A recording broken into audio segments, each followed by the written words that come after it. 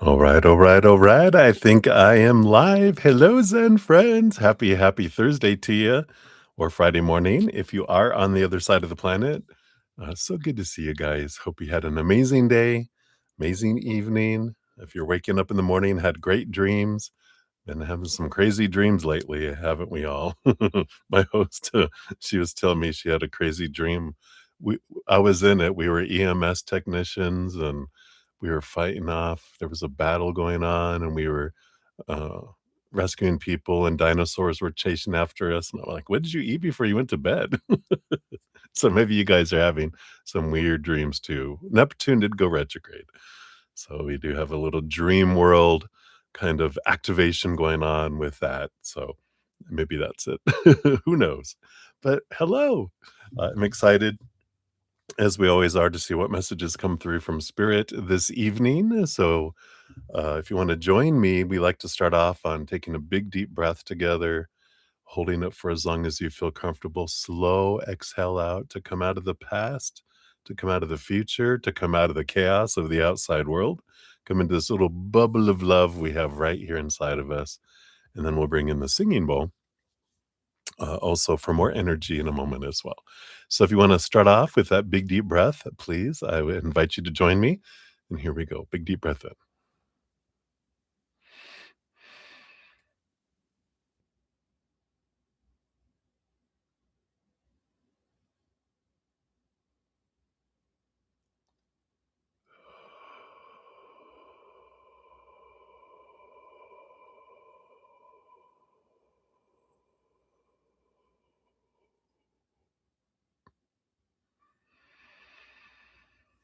Beautiful, beautiful. It always feels so good. We don't breathe deep enough on a regular basis, right? So I will bring in the singing bowl. We will hit it 3 times. As I hit that, just let that, beautiful unconditional love energy, let it flow out into our hearts and all of our emotions, up into our minds and all of our stories, all of our thoughts, all our beliefs, through our whole physical body and every cell in our blood, our muscles, everywhere, and into our energetic system through our chakras, our meridians, out into our auras, filling us up and then flowing out to the outside world, letting it do whatever it wants to do out there, right? To help raise the vibration of the planet. And of course, things that we can do in the moment. One of the big things is always gratitude. We talk about it all the time on this channel because it's so huge. It can be transformative for our life. Just focusing on one little thing to be grateful for in a moment immediately begins that switch, immediately brings us higher and higher in our love vibration, magnifying us and magnetizing us to receive more of what we're grateful for, but it opens us wide open for messages from spirit too, because gratitude is one of the frequencies at which spirit speaks. So we can do that. Also, after the third little gong, I'm going to bring in the feather, magical feather. We're going to send love energy out to the world. I'm going to continue to focus in on having this energy move into every governmental and like place of authority across the world, to fill it with unconditional love energy and see what it does for that. Because if we fill up the position itself, not focusing on a person or anything like that, but just focusing on filling the office, the place of authority, not the physical office. Could be the physical office too, but the energetic office of authority, that we can have this love energy just brighten it and fill it up. And things of lower vibration can't stand to be in that presence. So they either convert or they want to escape, right? So that's what we'll do when we get to that. So if you want to join me in doing that, of course, more than welcome it. All right. So let us begin. Again, I'll hit it 3 times. And remember, gratitude. Here we go.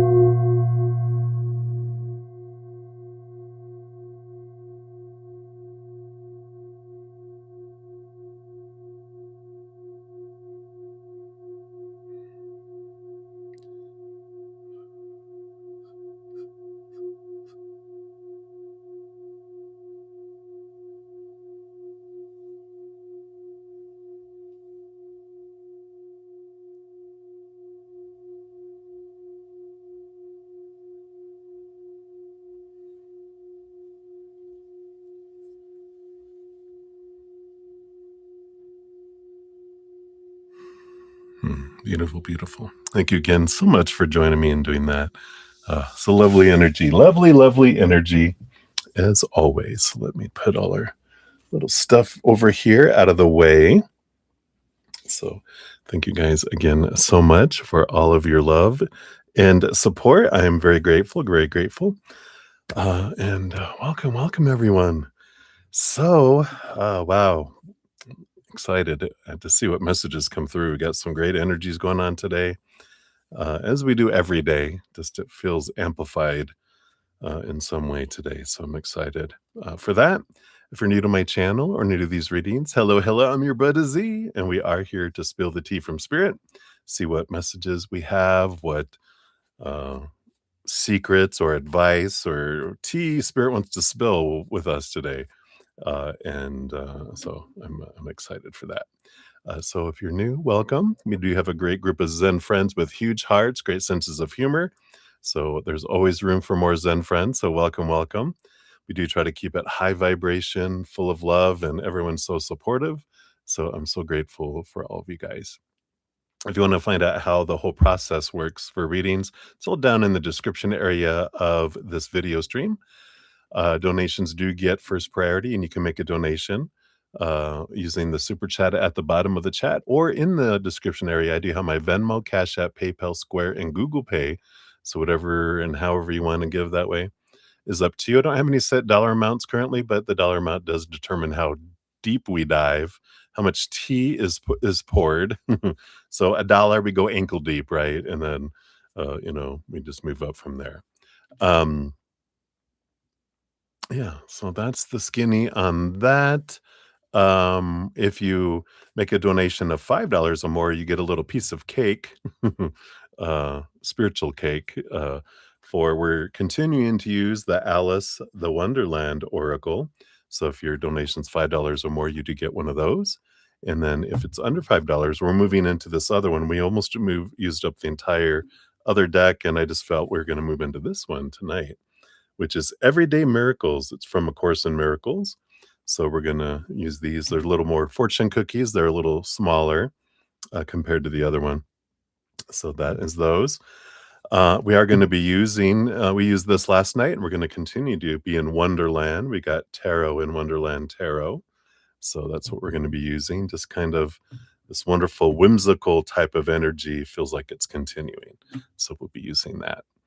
At the end of each session, I do post a pinned comment listing all of the readings completed with timestamps. And then I also mention in that if I got to all free readings or not. Last night I did.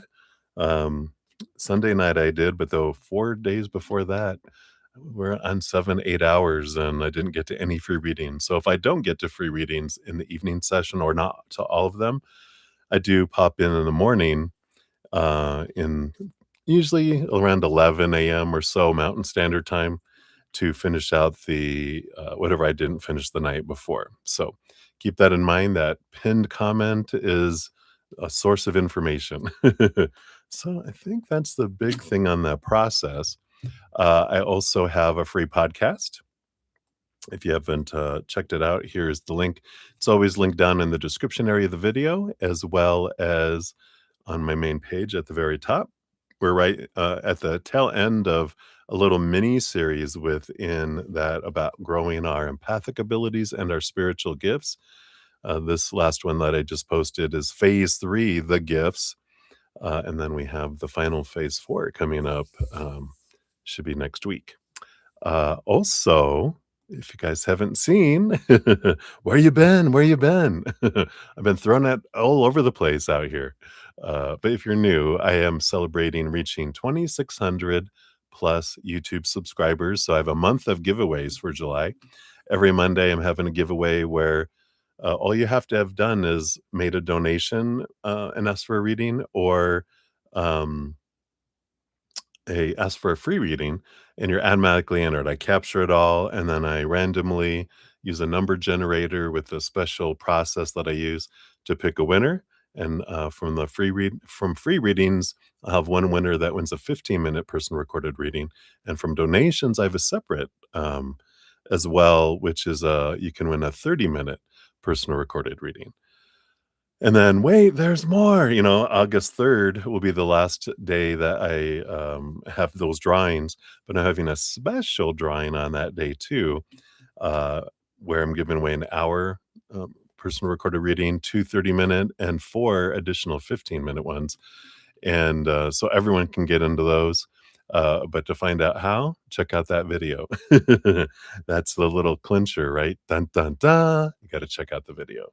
Alright, so I think that's all the skinny, the blah, blah, blah stuff.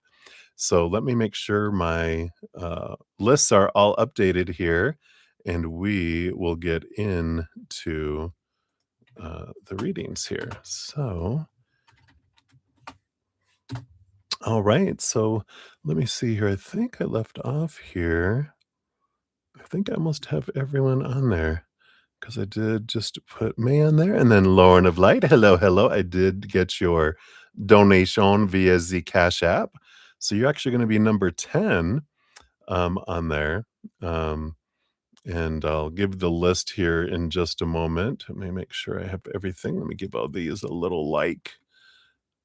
I was able to give them a love earlier, but it doesn't let me do a like till we're live, so I'll do all those.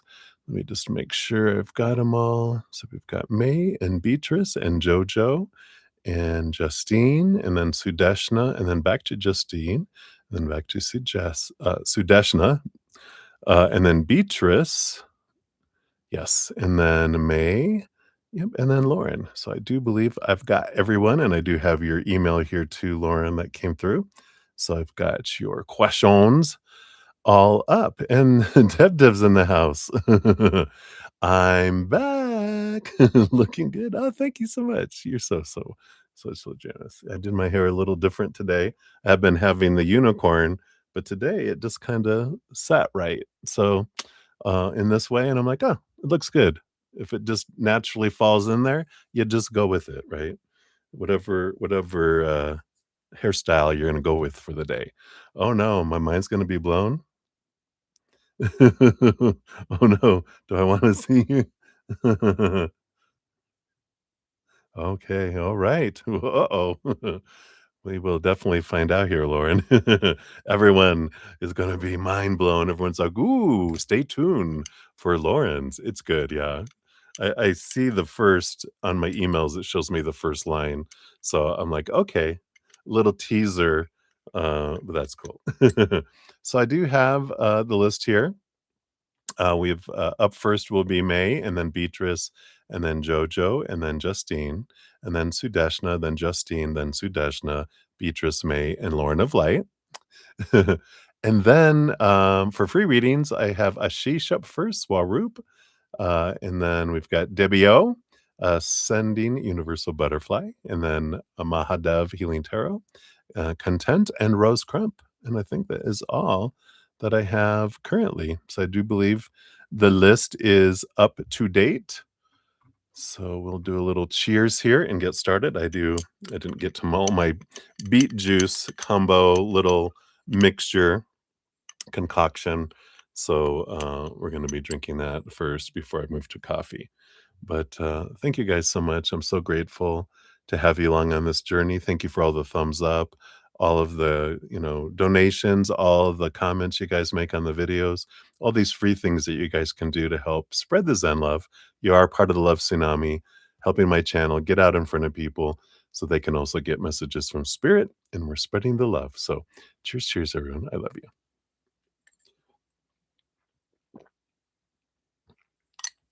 Yum, yum, yum. All right.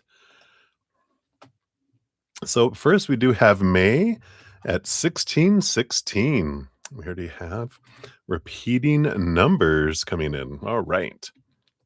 So May, thank you so much for your donation. We got me in the house too. Hey me, good evening. Please don't tell me you're killing animals. No, no, no. No, no, no.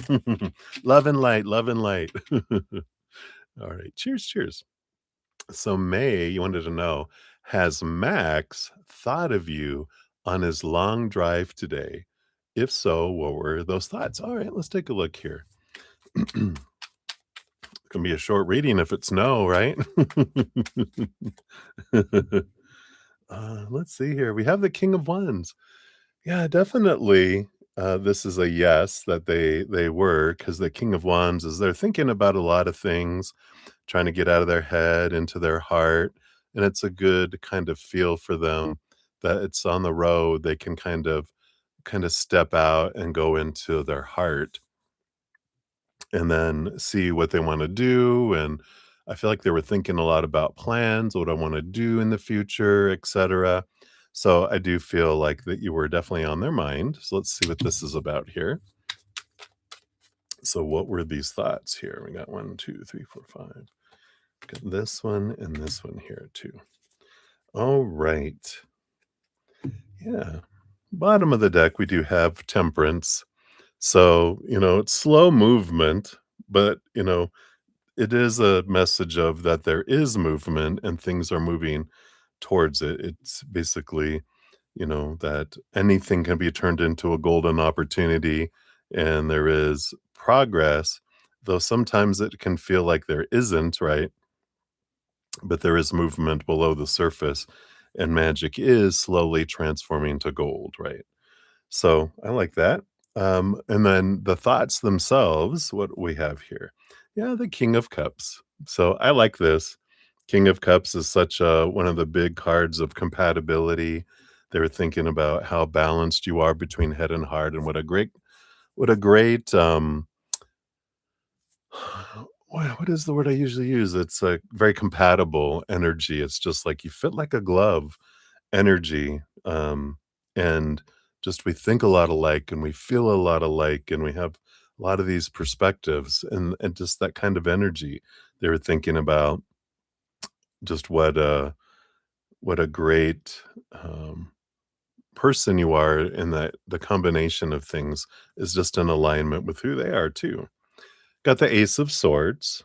So they were thinking about reaching out to you with the Ace of Swords here. It's new contact, new communication. So I do feel like there is that energy here. So they were thinking about that. Yeah, they're thinking about the Three of Cups. There's joy and celebration.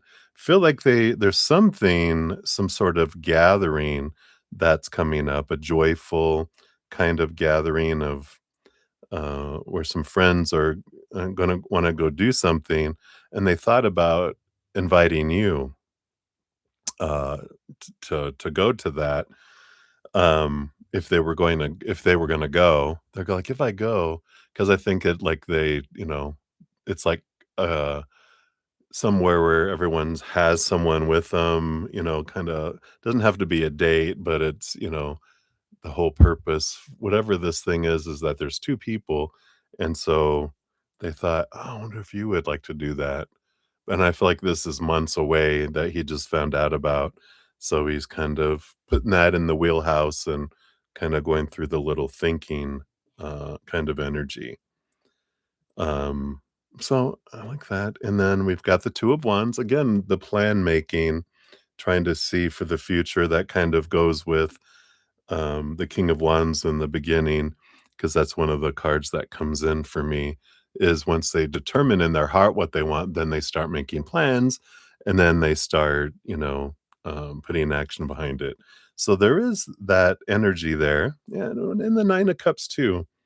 I love this dream come true energy, and I just feel like you know, things are starting to balance out a bit, it feels like in their life. Um, the temperance energy kinda brings that in too. So I feel like they're starting to think about the future, think about the future, think about the future a bit more instead of being overwhelmed in the moment with everything else they got going on. So I like this. Let's see what's 2 cards underneath the surface. Yeah, we got the 5 of Wands, so they're still in a bit of a firestorm. So, but I feel like they're moving to the eye of it. Yeah, still work with the devil card here. Still a lot going on with work in their life, but I feel like it's not raging like it was before. It's lightening up, and so you start to think, okay, if the storm's almost over, now I got to start looking at recovering from the storm and what comes after that. So I feel like that's kind of the energy that's happening right now. So I like it. Let's see here. Let me put these back in the deck here, and then we'll see what your fortune cookie brings in as well. But it seems good. Seems like they can see a break in the clouds, and so they're starting to go, I think this storm might have done its thing, and things might just be becoming easier, meaning more time, meaning they can invest more time in, uh, you know, moving forward, right? All right. And your fortune cookie is shine bright like a candle. I like it. And card number 36, you will make it through this. Yes. All right. There we are. So from the book, Alice in Wonderland, it says, "For it might end, said Alice to herself, in my going out altogether like a candle. I wonder what I should be like then." Says you are changing, and all about you, everything seems unfamiliar. You are changing so much that you may be wondering if you'll make it through this change. You may, like Alice, be thinking that if things keep going the way they are, that you could go out like a candle and end altogether. But Alice does not cease to exist simply because she is in an unpredictable situation, and nor will you. You have a bright and glorious light within you that will shine through all the changes in your life, through every opportunity and perfect decision. It will shine despite the mistakes and hurts you may experience. The brightness within you is eternal and cannot be put out so easily. So, despite the times when you fear that darkness lies ahead, know that the guiding light you seek is inside of you. When you receive this card, know that no matter how difficult or strange things seem to be, and no matter how much your life is altering, that you are a bright and shining soul, and you will continue to shine for a long time to come. Yes, you may wonder what will become of you, but do not torture yourself with unnecessary worries or contemplate disasters. It is natural to feel feel a little anxious and to prepare for the worst, but trust this card. Your light has a long time yet to shine in this world. It will only grow brighter as your soul continues its marvelous journey through the wonderland of existence. The divination for the card, your divine light is strong. You are radiant. Endurance, resilience, making it through a trying time, hopeful future, wondering about life and death, contemplating the purpose of your existence, and connections with the afterlife. The reverse meaning is no interest in life beyond the immediate and the material, questioning whether there is existence beyond this lifetime, the refusal to wonder about the next stages of your life or what will happen next, sureness that nothing at all will change. So, whatever resonates for that one. I feel like the big thing that stood out for me in the message here was that the brightness within you, and it's like it's a guiding light for you, and like during this time, what you have been doing and continue to do is allowing yourself to use this time to find your light and hear your self love in here, because that just opens up the ability to give and receive love to people in the outside world the more you increase your self love. So I like that for you. So that's what they got for you for this one here, May. And we have another one. You'll be number 9 for your next one. All right. So many blessings to you. Thank you again for your donation. And let me add a couple more shout outs and people to the list here, and we'll get back into them. We've got Kira Light. Hello, hello, my dear.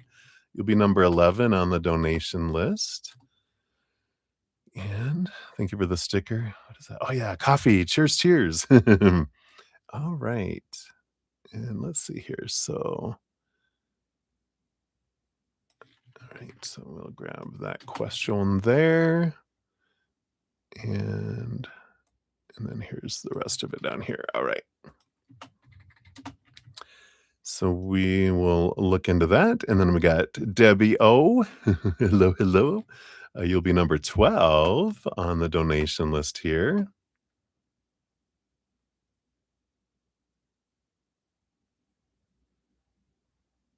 So this is for the first question in the chat. So whatever spirit, mama, papa, etc., etc. So I'll grab that, move that up here. And then for the free one, I'll replace whatever comes up. Where did you go? There you are. All right. So I will update that. All right. Boom, boom. We got it. So I'll give that a love and a like.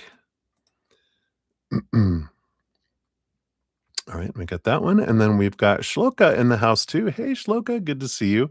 You'll be number 13 on the donation list, and so thank you for the cake. Yum, yum, yum. And I see your question there, so I'll get it added on there to your donation. All right, and we got Livia Vagata in the house today. Hello, hello. Good to see you. I'm doing well. I'm feeling really good today. More awake.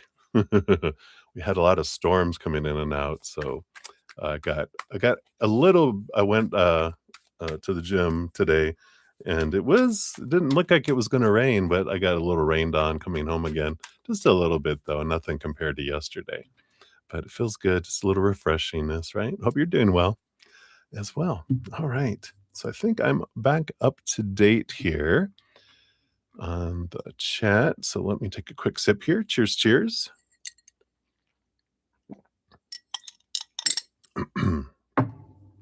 Forgot to mix it. Ooh, there's a little bit of extra on the bottom there. All right. So Beatrice, you're up 28 to 58. So Beatrice, here is your timestamp here. And your second one will be number 8 when we get to that one there. So you want to know, what was Eric's thoughts when you mentioned getting a nose job in passing? All right, let's take a look here. See what their thoughts were here. All right, all of those and that one too. All right, so what we got here. We got the Four of Pentacles here. Four of Pentacles is an energy of kind of solidity kind of energy that's coming in there. But there's also, because that is an energy around self-worth, and kind of had them questioning their own self-worth, but then wondering, and this whole thing of self-worth was in their head around, you know, um, defining ourselves by our bodies, defining ourselves by our, relationships, defining ourselves by our money, our jobs, our education. It kind of triggered some thinking about things, and that's underneath the surface of your reading here, which kind of triggers for all of us, right? Unless we're doing it to correct our nasal passages so we can breathe. It's like, what do we feel? I mean, I've got a big schnoz, which makes me, I think you got, who was it? Yeah, it was with Debbie O, right? When I blew my nose, and it reminded us of Chuck, because it sounds like a horn. If you do it too loud, if you do it too much. If I put too much air through it, it sounds like a trumpet. Let's see what else he had here. Yeah, Page of Cups. I feel like he was thinking, whatever makes you happy, right? Page of Cups. They're like, no judgment. And they're like, whatever makes us happy, right? Do what we want to do. I feel like is this first one here. There is 1 card, 2 cards, 3 cards that come up. So there's something building here. Yeah, we got the Queen of Wands, the Two of Swords. So again, there's this energy of, you're in control of your own choices, with the Queen of Wands. And the Two of Swords is about, like, the change of a story. And I feel like he was wondering, I wonder how you think that's going to change your story of your life. with it and getting a nose job? What would it change for you, you know? And so he must have been in a really philosophical mood because all this energy feels like, but he was like, not judgment, just more questioning. Because that other is like, yeah, everyone, do what you want to do, everyone. But I'm wondering, how do you think that would change things? So let's see here. And these three cards here, yeah, we got the Knight of Swords, which is the quest of clarity. We do have the Two of Wands. Yeah, and this is your plans. So, and then the Four of Swords. Yeah, the peace of mind and rest and stepping out of expectations energy. It's almost like he would say, so I've got questions, because I feel like he wants to inquire. He wants to understand more of what your plans are and the whys behind it, not out of to try to talk you out of it but I feel like he's genuinely curious of why you want to do that. And it might be that they've had thought about changing something on themselves and and I feel like they're kind of curious about why you wanna do it because they wanna do something on themselves. Maybe a different nose. But I'm Just kidding. The other nose. Oh, your spirit guides are a hoot nanny. Um, but the other cards here, you have the 3 of Cups, which is joy, celebration, kind of energy, and, the 6 of Swords is about, letting go of expectations, seeing things from a different perspective, and movement from choppy waters to calmer waters. And I feel like they're in this kind of camp of if that's going to make, if we're self-conscious about something, enough where we see it every day and it bothers us every day, I feel like he's like, "Yeah, why not? Why not do something, to adapt and change, um, what we want to feel better about ourselves in the moment," you know? And, so I like that. I like that kind of energy that's coming in there. It's funny, Debbie, the pig nose reminds me of this old, Twilight Zone, and I think it was the black and white one that was the old original ones, where there's this lady and everyone has masks on, like surgeons, and they're showing her always from behind that, she was getting a nose job, she was getting something done, and, and when they took off the bandages, still they showed her from behind and they were like, "Oh my god," and she was like, "Oh, no, no, no," and she was crying and everything like that, and, and, uh, then they eventually, showed her from the front, and she was beautiful, like Marilyn Monroe, right? And she was crying because her nose looked hideous, and when all the surgeons and nurses took off their masks, they all had pig noses. So she was trying to get a pig nose, but it didn't take, so she had a regular human nose. It's just what a whoa, they always did such twisted, like, whoa, made your mind, kinda happen, but that was funny that with that pig nose. But, so I feel like that's what they had, Beatrice. Let's see what your fortune cookie says here too.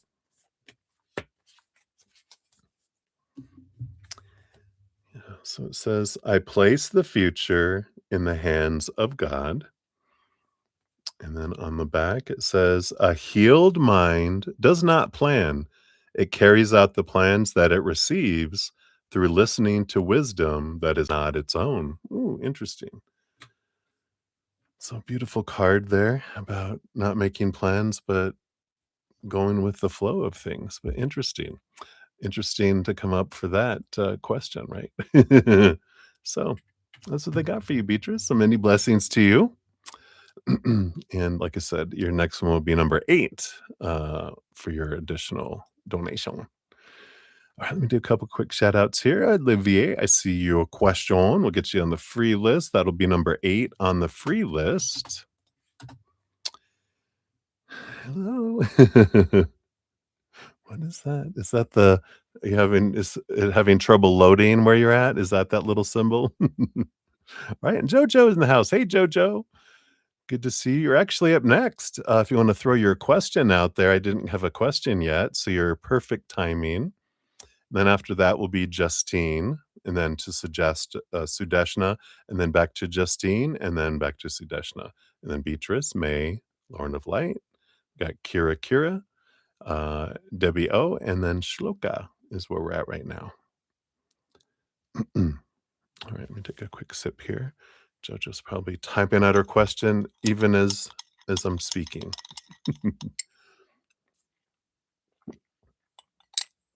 If not, I can come back.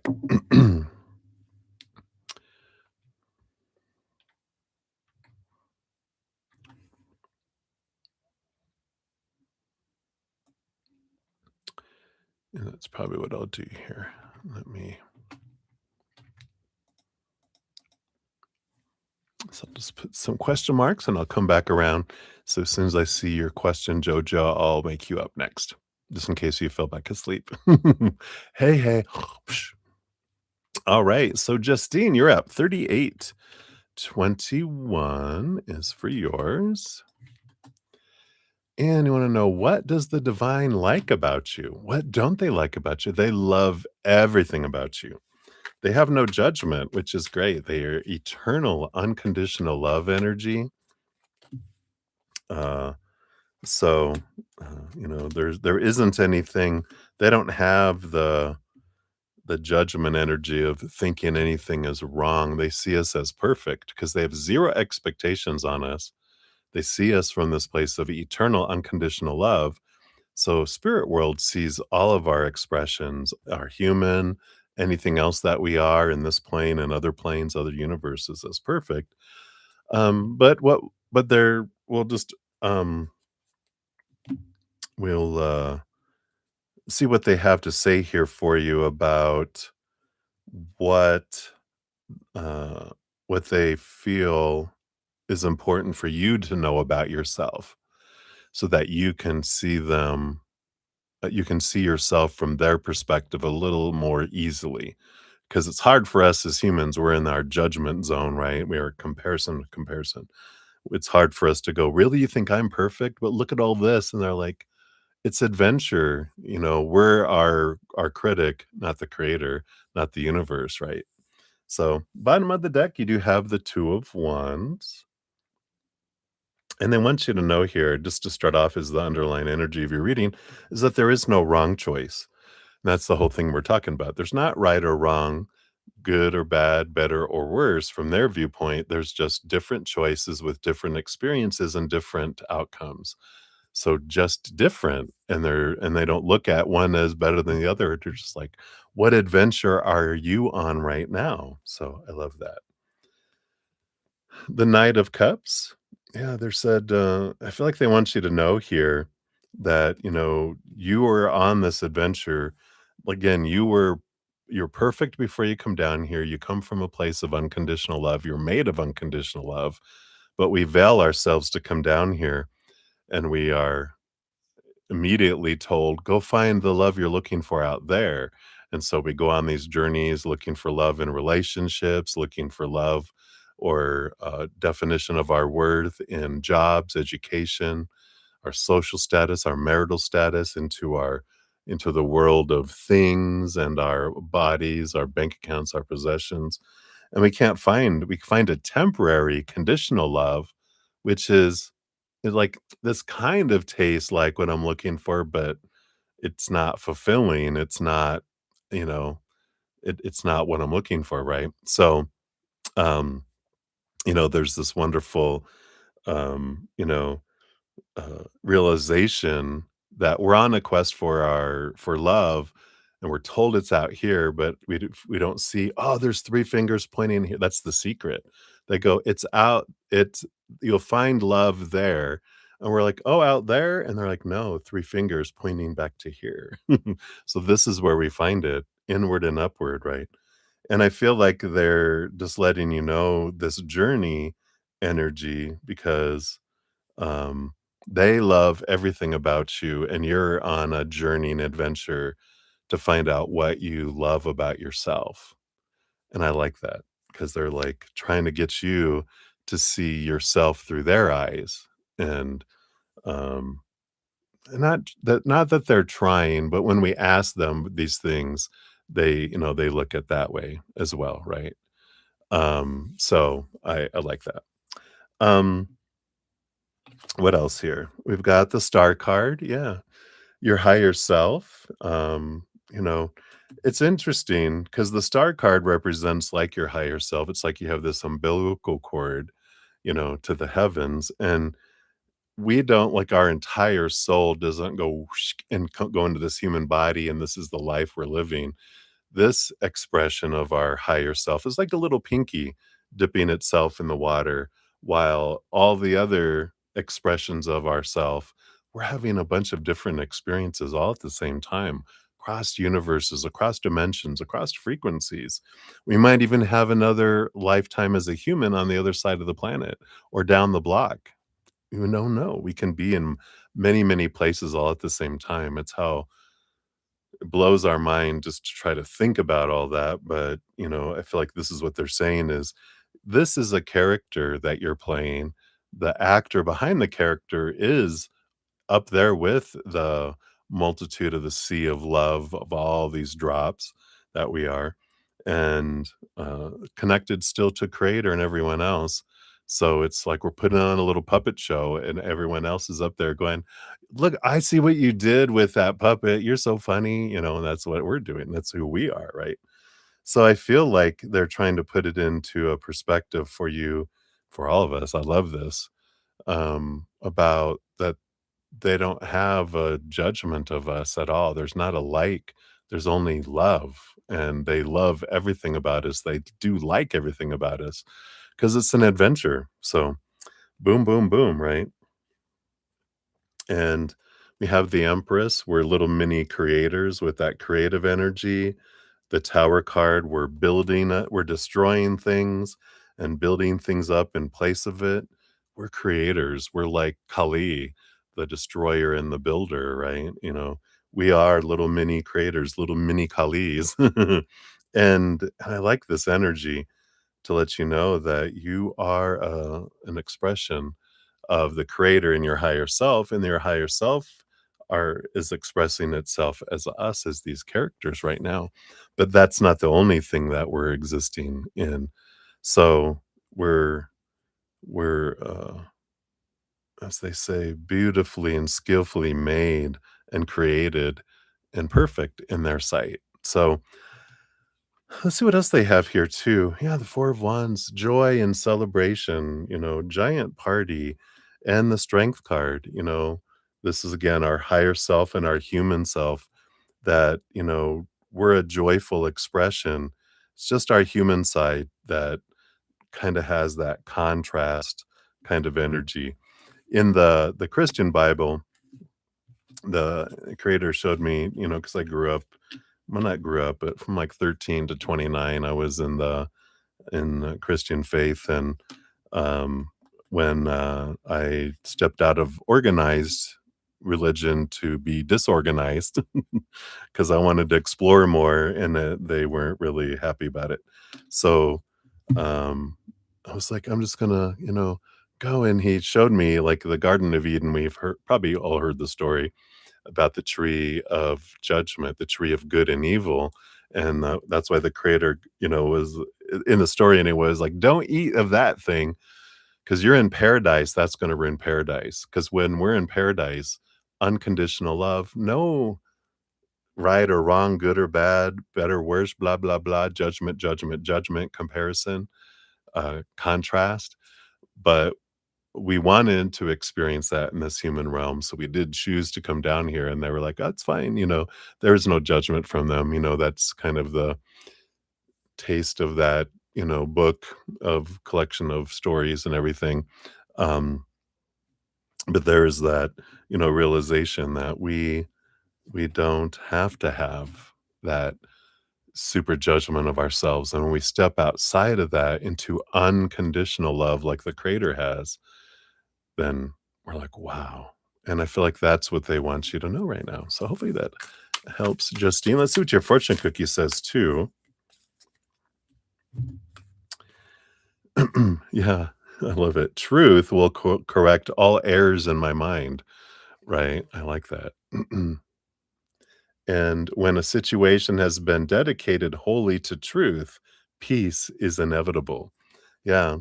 Because what causes us unpeace is that right and wrong, hell, punishment, I'm not good enough. But when we realize there is no right, wrong, good, bad, whatever, there's just unconditional love.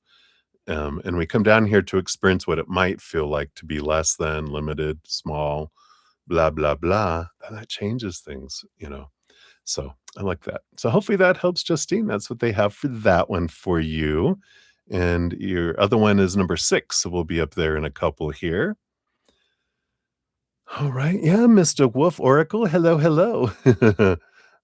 Love starts with the self. Yeah, I love it. Collective consciousness. Goddess Lilith got our backs. Yeah, that's right. I love it. Hey, Jojo, I see your question now. So we will get you up next here. Yeah, we just skipped one. We just went one ahead, so you weren't too far gone there. uh yeah, so we'll dive into that one next. Let me just take a quick sip here. Cheers, cheers, everybody. Let's mix this up so I don't get a whole mouthful of beet mix in the bottom of the glass. Blah, right.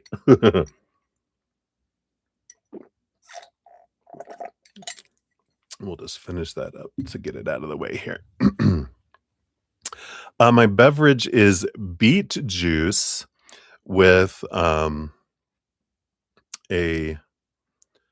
is it a tablespoon of lemon juice and probably 1.5 teaspoons of apple cider vinegar.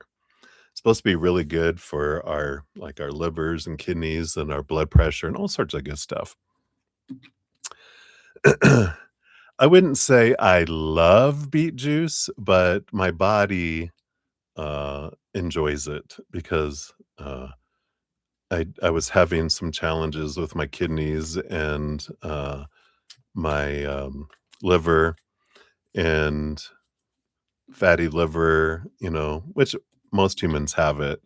But so I've been doing things to help cleanse out my kidneys and my liver, and just to tell my body that I love it. I know, right?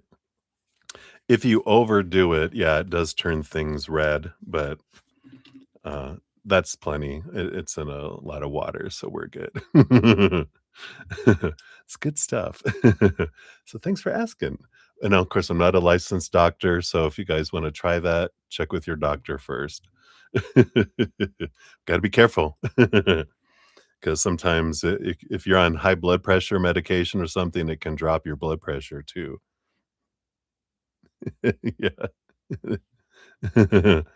Yeah, and it's not bad. It's pretty good because the beet juice by itself can be a bit tart.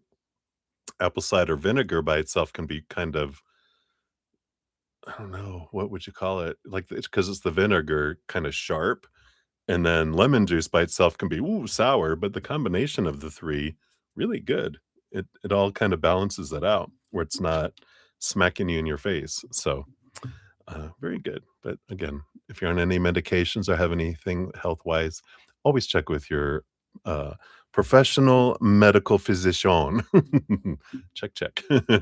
All right, so let's get into it. Yeah, isn't that great? So Jojo, 5115. Oh, look at that. You got your little mirroring going on there. So thank you for your donation. And your question is, why do you feel suddenly like reaching out to your a former classmate? Haven't even thought about him like ever. All right, let's take a look here. So, what is the purpose behind this nudge? No, none of those. All right, got that, and we got these. All right. So, bottom of the deck, you do have the 8 of Pentacles coming in here. That is it's funny, that is school study kind of energy that can come in with that. So there's something about school that got triggered for you, because it's bubbling below the surface. Let's see what we got coming in here. You do have the Sun card, you do have the 10 of Swords. So there is something here. The 10 of Swords is letting go of expectations and kind of a free flowing energy. The Sun card, your Leo energy, is coming in here. There's something, it does feel like you had a situation because it's not a situation itself that triggered, you thinking of them, but it's the emotion you felt in a moment reminded you of an emotion you felt before.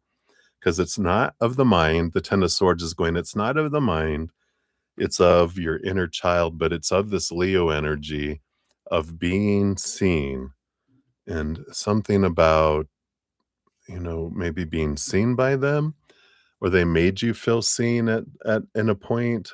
The 9 of Wands felt like there was a block of some sort, um, and this feels like they're trying to tell me the situation that triggered the memory, the emotional memory, but it felt like you were feeling blocked at school, feeling blocked and kinda like, I don't know if ostracized, but kinda different, and there's something I feel like they did that made you kind of feel like not such a like you're from the island of misfit toys, if you ever saw that old Christmas program. Let's see what else we had here too. Yeah, because we have the 5 of Swords, the Death card here. It's like they did something that helped you put an end to an internal conflict that you were having. It does feel like there's something that they somehow contributed to this. They didn't break up a fight, right? I feel like it's an internal fight, not an external fight. Yeah, and there's something about, again, the 8 of Swords is about letting go of mindsets that made you feel blinded and bound and trapped and restricted and small and powerless. And then the King of Pentacles made you, feel different about your worth. So I feel like there's something, it's the emotion of feeling supported in a way, possibly, that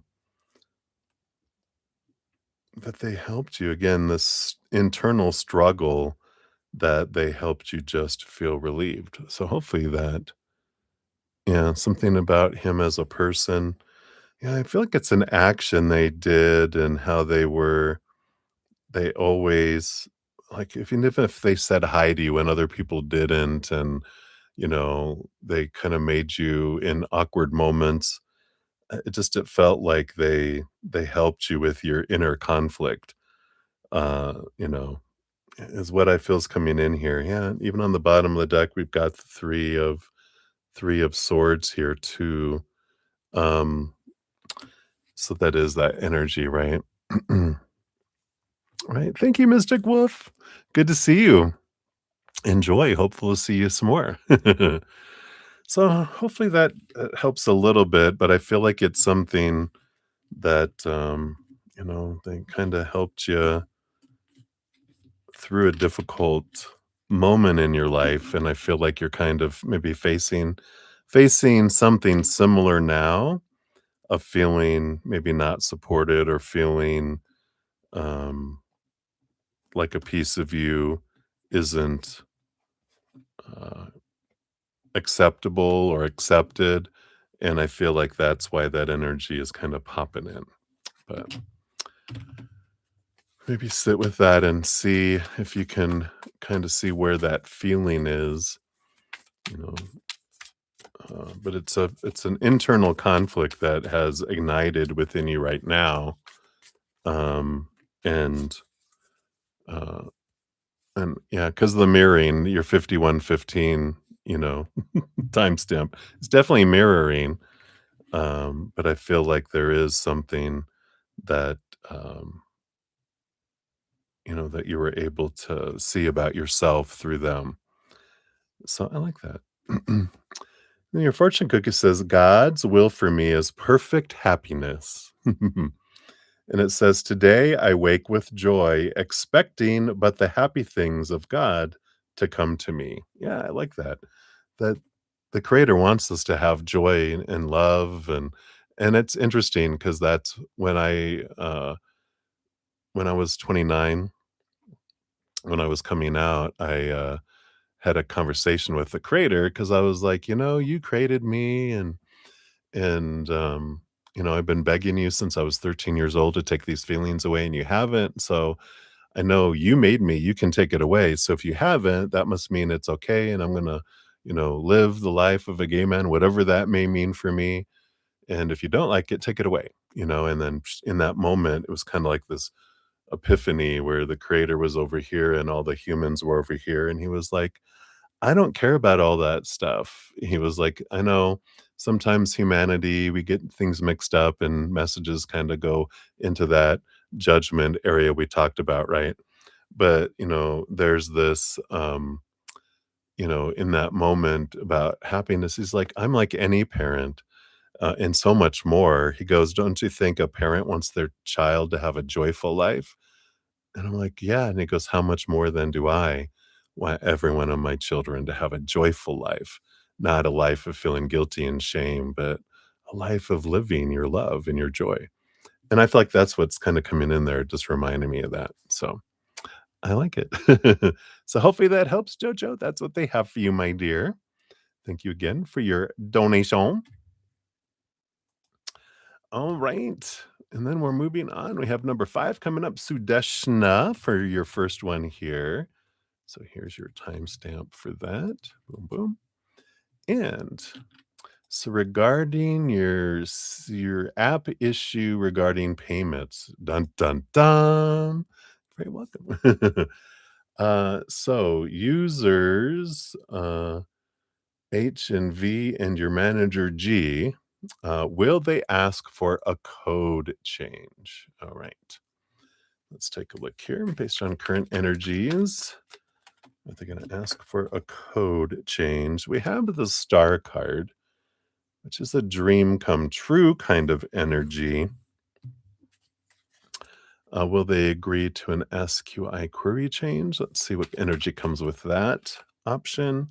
King of Wands, I feel like they're kind of still uncertain with that one because that's about possibilities.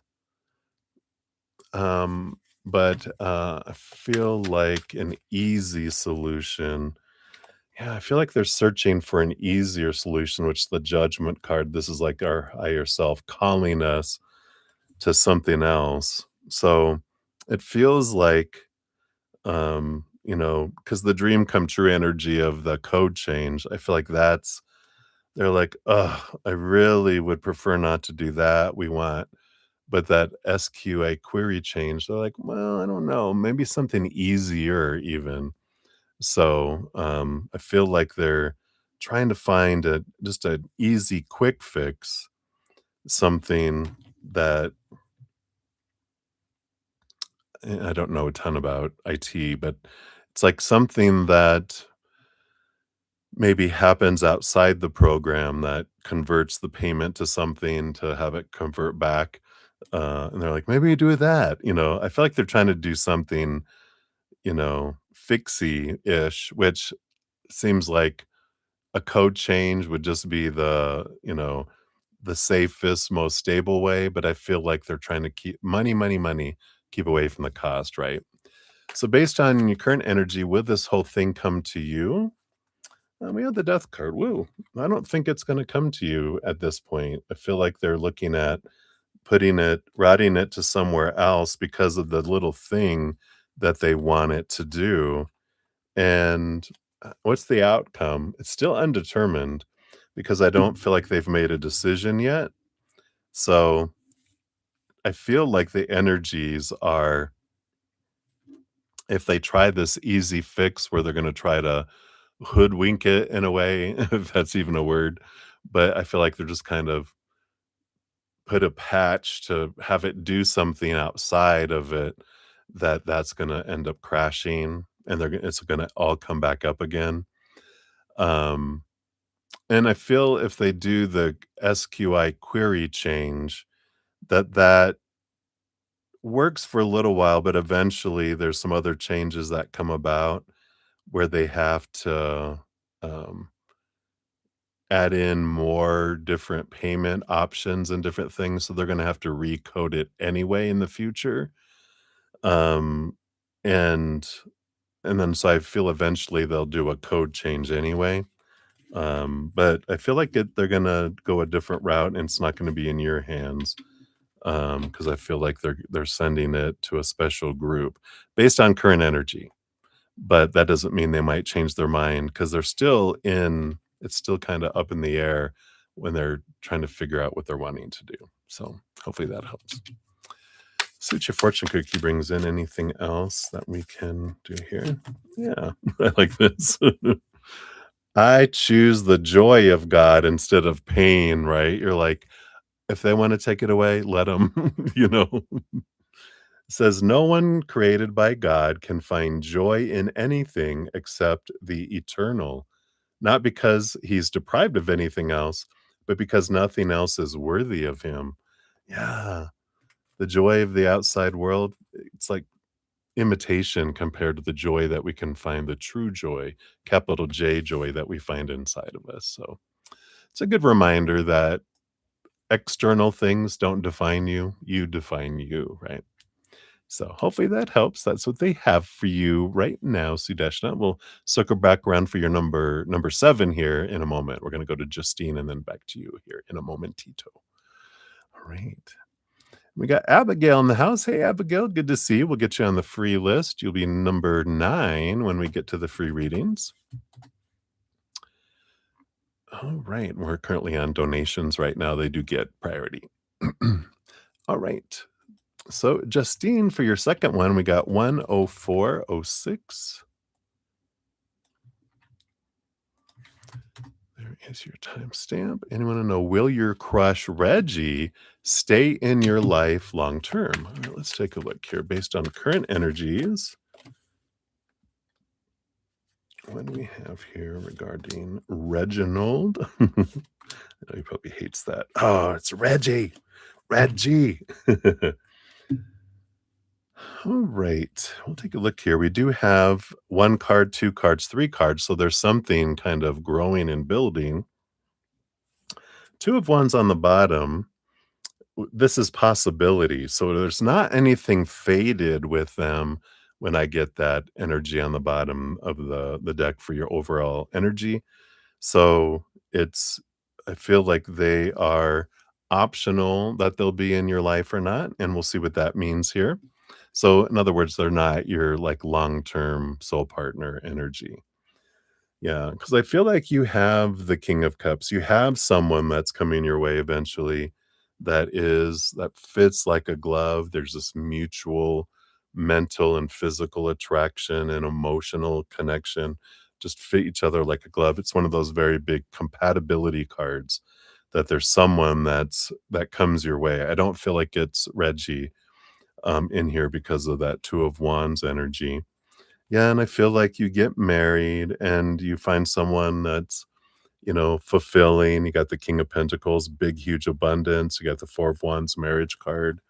So I do feel like you find someone else that's even more amazing. I know you think you have a crush on Reggie. Wait till you meet this other person. It's like, wow, King of Pentacles, abundance galore. Uh, and it leads you to, yeah, the King of Wands. You have a choice to keep them in your life or not. You got the Devil card. I don't know, do you know them at work? Um, and then the Seven of Swords. Yeah. So there's this clarity with the Seven of Swords, which because that's the lying, deceit, and how are we lying to ourselves? How do we keep ourselves, you know, from having something more by focusing on something that's really not available to us? And I know it sucks when the heart is attracted to who it's attracted to. Um, and it just is until it isn't anymore, and it does change. I had some huge crushes where it was almost like, uh, I don't know if it was on the border of animalistic, where it was just like, gosh, I can't, uh, um, you know, handle myself around these people. I gotta avoid them because it was like so much. The attraction was so much there. Um, and like someone was in a relationship, someone else, one of my friends, really had a crush on them, and they were friends, and and it was like, "Whoa." So it's like you're like, "Alright, I gotta get out of here." And so it does change because eventually later when I met these individuals again after they weren't in relationships and weren't in all those things, it was like, nope, I changed. It wasn't there anymore. So I feel like they can be in your life long term, but it's not gonna be as your soul partner. It'll just be as a friend or a workmate kind of energy, but, it's more of a I don't feel like your feelings are gonna change when you meet this other person, so I know, it's hard to see it now when we're in our little crush zone, I remember, but just know that it's not because you're like, "Oh, I'll settle for this person," it's because 'cause you're like, "Who is that? Reggie who?" You know? Yeah. Your fortune cookie, I am entrusted with the gifts of God. And it says, you can wait, delay, paralyze yourself, or reduce your creativity almost to nothing, but you cannot abolish it. Yeah, this creativity, this gift you have within you can't lose. And I like it. There's like this message whatever is meant for you will not pass you by. And you can trust that. So if Reggie passes you by, that means they're not the one for you, and you're not the one for them. There's someone else that matches your energy just so good. All right, so that's what they got for you, Justine. So many blessings. Thank you again for your dual donations. And then we have Sudeshna 10909. Look at all these repeating numbers tonight. I love it. Here we are. And so, regarding your career and your job opportunities, will you need to go to some other cities or any other place? Let's take a look here. Is it going to be moving to somewhere else? I'll have to take a look at that here. Or will you get opportunities in your hometown? All right, let's see here. What is the energy around Kolkata? All right. Yeah, it does feel here you have this death and this rebirth that's coming in here. So that definitely feels like there is a change energy. Let's see what these other cards are here for you as well. Yeah, because I feel here. So you've got the Seven of Wands, which is about you being true to your authentic self, just shining bright, not defending what you want to do and where you want to go, etc. You do have the Five of Cups too, which is an energy of transforming your emotional energy. This is all about the other cities in another place. And you've got the strength card, which is having the internal strength to step forward. And the Ace of Cups is, that thing of your heart that's drawing you. I feel like the thing of your heart is what will draw you out of city to another place. So I feel like that's why they wanted to have this here is once you have that transformation and this change where you're being true to yourself, that takes you to another city, to another place. But when you're looking for job opportunities in the field and things that you're doing now, will you get opportunities in your hometown? Yeah, the Eight of Pentacles. See what else we've got here. You've got the Seven of Pentacles and the King of Swords.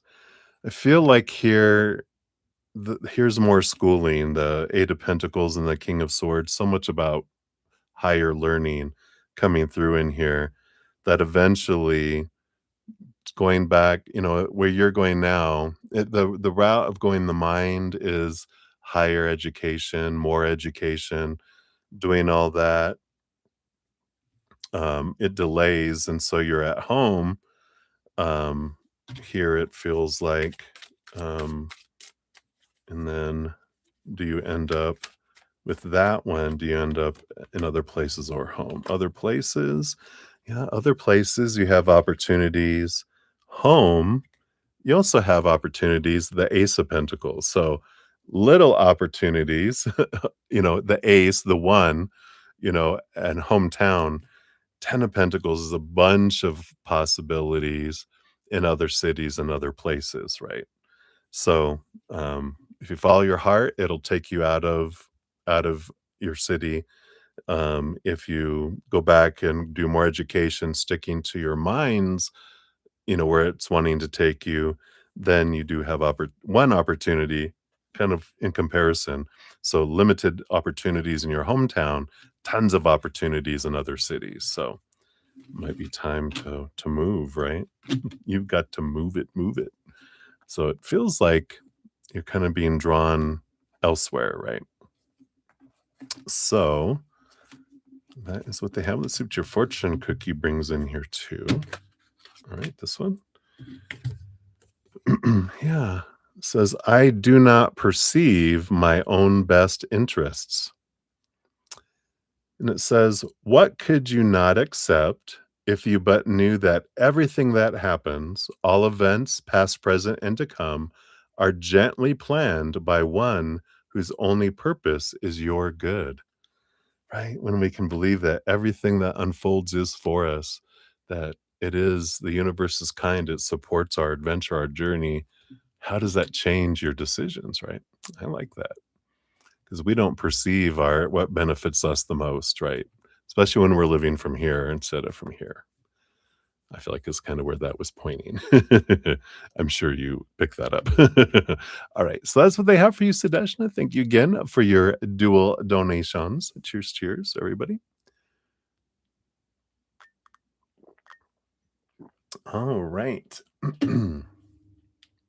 So Beatrice, we are up 114.09 is yours. This is for your second one. So thank you for your dual donations. You want to know, does Kay know that you're upset with the way things were handled? All right, let's take a look here. So does Kay know that you're upset here? All right. We've got 1, 2, and 3 cards here.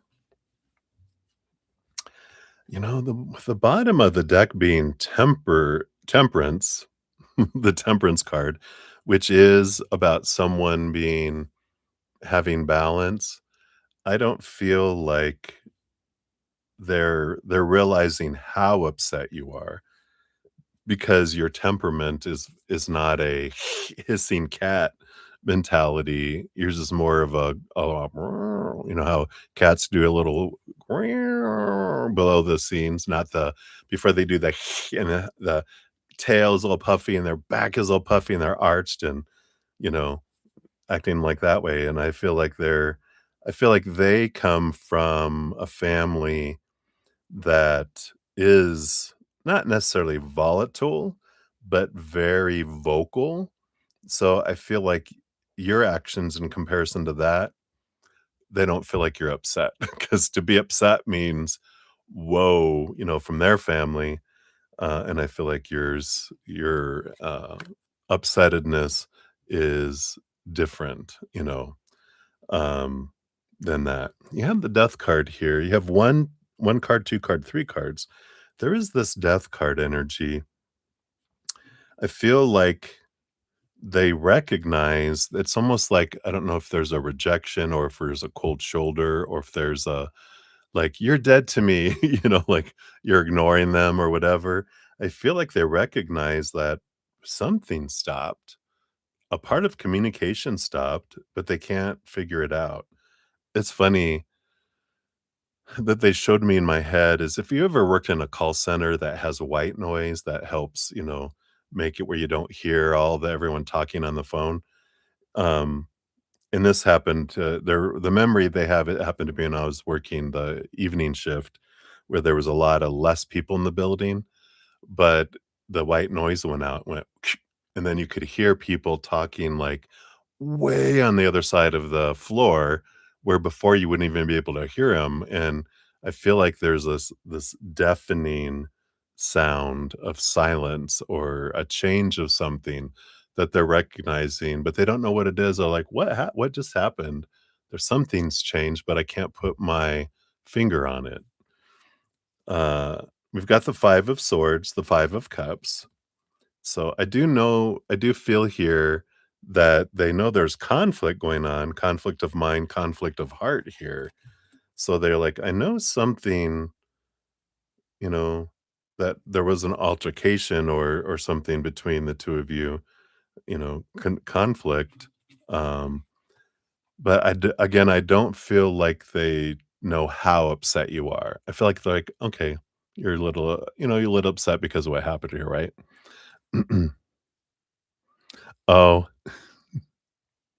so he stopped talking. I mean, they stopped talking to you and you stopped talking to them. Okay, so that's the death energy then. So, yeah, and then the conflict is here. Okay, that all makes sense. So thanks for clarifying that. Um, yeah, I feel like you're the Queen of Cups. You're more emotionally aware than they are. That's why I feel like, you know, um, we've got the Wheel of Fortune, we've got the Four of Pentacles, that I feel like in your heart, this is probably the best thing for you anyway, um,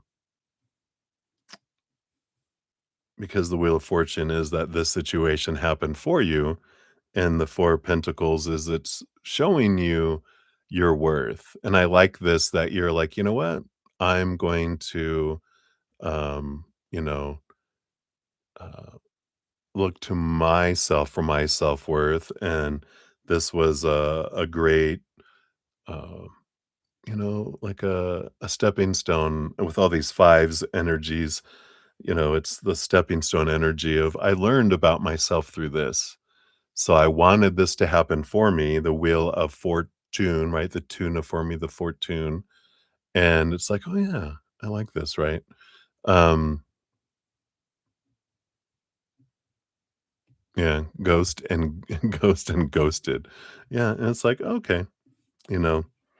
But I don't I don't feel like with that the queen of cups here, that's your energy of your emotional awareness and your ability, with your empathic ability and everything. I don't feel like they're that aware. Again, I feel like they're coming from the kind of the family and experiences they had when they were growing up, right? Um, and there's this uh, subtle subtle doesn't work for them, and also they're just not very they just think it's normal, their behavior, so they are like, "It shouldn't upset it, people do this all the time," and it's like, not everyone." In fact, it might be a pocketed group, that's there, right? Yeah, that, they're used to, um, just being able to, you know shrink and run away and withdraw and I feel like when someone comes from a home of where like if the parents are only thinking about themselves and they don't, they come first and the children, if they get the scraps and they get treated certain ways, they just that behavior seems that's what's normal for them. And then when you don't grow up that way and you're like, "That's not," or we do our inner freedom work and then we realize, "Oh, that behavior is not loving and not what the way I want to, be," then we change, but if someone hasn't done their inner freedom work and hasn't, doesn't realize that what they're doing is not your normal, then, on his planet, that's normal. On your planet, it's not, right? And so we are like, "Okay." this isn't about me, this is about their planet, you know? So, hopefully that makes sense. But it's like, all right, people there is always a reason people act the way they do perfectly to match what's going on inside of them. Always. There's not no one's ever dramatic. We have a belief that people are dramatic or they act certain ways that are not correct, right? But when we realize every human is always when because if they our inner child feels unsafe, out of control, or uncomfortable, boots out our loving, compassionate, intelligent side, and we revert to the age of when we had our first trauma, which is normally 7 years old and younger, and so then they act like a fool. They act stupid and unloving and uncaring and uncompassionate, and that's what a child does. "If I don't get my way, if I feel scared, I'm taking my ball and going home." And you're like, "Bye." So your fortune cookie is, "Let me remember what my purpose is." And it says, "Child of God, you were created to create the good, the beautiful, and the holy. Do not forget this." I love it. A boom. You get to create your life. And I love it. It's always a good mirror reflection, for you to remember who you are and what boundaries you have and going, okay, it allows us when someone acts uh, differently than we think people should, that helps us see our expectation and sees our belief and going, oh, I feel I shouldn't ghost people because humans don't ghost people. Well, they do, obviously. So when we're like, oh, people do, and I can ghost someone if I want, but I don't like the way I feel or felt when I was ghosted. So I'm going to choose usually not to ghost others unless someone really, I don't want to deal with them. And then I can just drift away if I want, knowing that saying something to them is not going to make a difference anyway, from our perspective, anyway. All right. So hopefully that helps, speeches. That's what we have for that one for you. Thank you again for your dual donations. And I love that you know your worth. Boom. All right.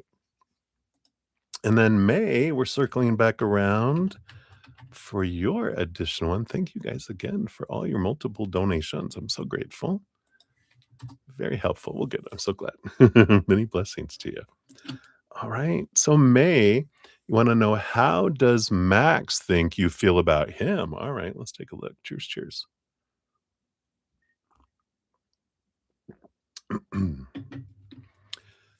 So,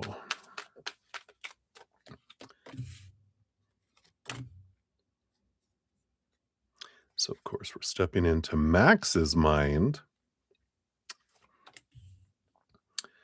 Uh, and this is about so so first of all, right, you're asking Max's perception of how what he thinks you feel about him.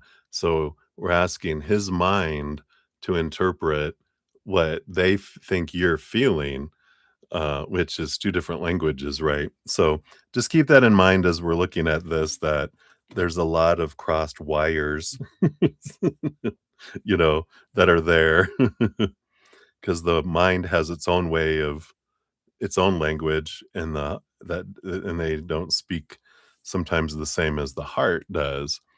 Um, so we'll take a look here. So Max thinks you feel about him. Underlying energy, yeah, I feel like, wow, look at all these pentacles energies here.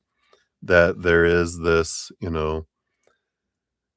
uh, Ace of Pentacles, the King of Pentacles, the Wheel of Fortune. I feel like they feel like, and again, this is their mind going, and it's a positive thing from the mind standpoint that you see them as someone that's financially secure. And because the mind has a belief that, uh, women like security. That's what men, that's what the big thing that men provide women is security, financial security. specifically, kind of energy. And there's that underlying the mind going this, right? That's the mind for you, right? Let's see what else their mind thinks you feel towards them. Oh, yeah. So we've got the Lovers card coming in here. So I feel like they think that you still feel like they are a good possibility for a relationship, and that Devil card represents the work, after I feel like Max thinks that you feel see how it gets into that. She said that he thought that she was, but, that once he gets his work under control, that the relationship is coming. So I feel like in his mind, he's like, "You understand, and you'll," and I feel like you are waiting for that to happen. So I feel like that's what he's thinking in his noggin. We got the 7 of Cups. Yep, they feel like you have a bunch of different emotions, and the 6 of Cups, and one of those is that you'll be coming back. So I feel like he trusts in his mind thinks, "Yeah, I'm coming back for you when I'm done with the work," kind of energy. Even the Devil card can be working on our inner self, but it's Capricorn, Saturn energy working over the house of career, but it can also be, that energy of cutting away old ways of thinking as well. He has the Page of Wands, yeah, and and the Queen of Swords, that you see that you feel passion toward them, like attraction, physical attraction, energetic attraction, and that you think that you guys are a good fit with that Queen of Swords, energy. So I feel like there's all that energy coming in here. Yeah, even on the bottom, there's the King of Wands and the King of Cups. I mean, not king, knight, Knight of Cups, Knight of Wands, which is movement of romance, movement of passion. So I feel like he believes that, you want all this from them. And so I feel like he still thinks that there is this draw that's there. And I feel like in their mind, they're just like, and I'm coming back. And it's like, well, that's what we kind of mentioned, but uh, are you just going to appear one day or what? Right. So interesting. But I feel like that's where they're coming from right now. See what the fortune cookie brings in here.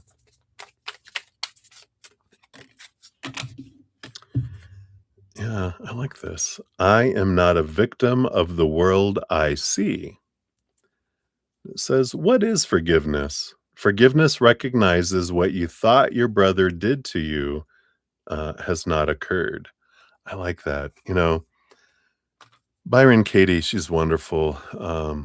Wonderful soul. Everyone is. Just her process, the work, or it's the Judge Your Neighbor worksheet, but her website, thework.com, it's an amazing thing because she talks about like we learn forgiveness, by releasing people from, you know, us thinking that they needed to do something that we weren't doing for ourselves, and that eventually forgiveness is realizing there's nothing to forgive in the first place because we created a rule and a law that they didn't know about, that we held them accountable, arrested them, took them to the judge. We were the judge, the jury, and then we're the punisher, and then we want them to ask for forgiveness. And it's like they didn't even know, that there was something that they were supposed to be doing, right? So it's a beautiful transformational energy, with that card. I like that. 2 different authors and everything, of course, with all that, but, I love that. So that's what they got for you, my dear. Thank you again for all your donations. All right, then we got Lauren of Light. You are coming in here. So Lauren, thank you for your donation. We got your email over here. So let's dive in. Hey, Blueberry, good to see you. So it's going to blow my mind, huh? Here we go. Let's see what we got going on. Maybe I should take a sip here first, right? Let's buckle up, get some caffeine in here. All right. So Jake, he was telling me that he loves you all night and day. Oh, wow. And he needs you. And he's coming to see you within 2 weeks. I love it. I love it.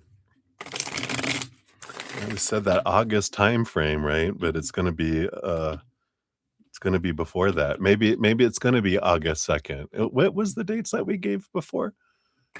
Was it August 2nd to something date? So we'll see. I like it. So what happened? What happened to trigger all this, right? Let's find out.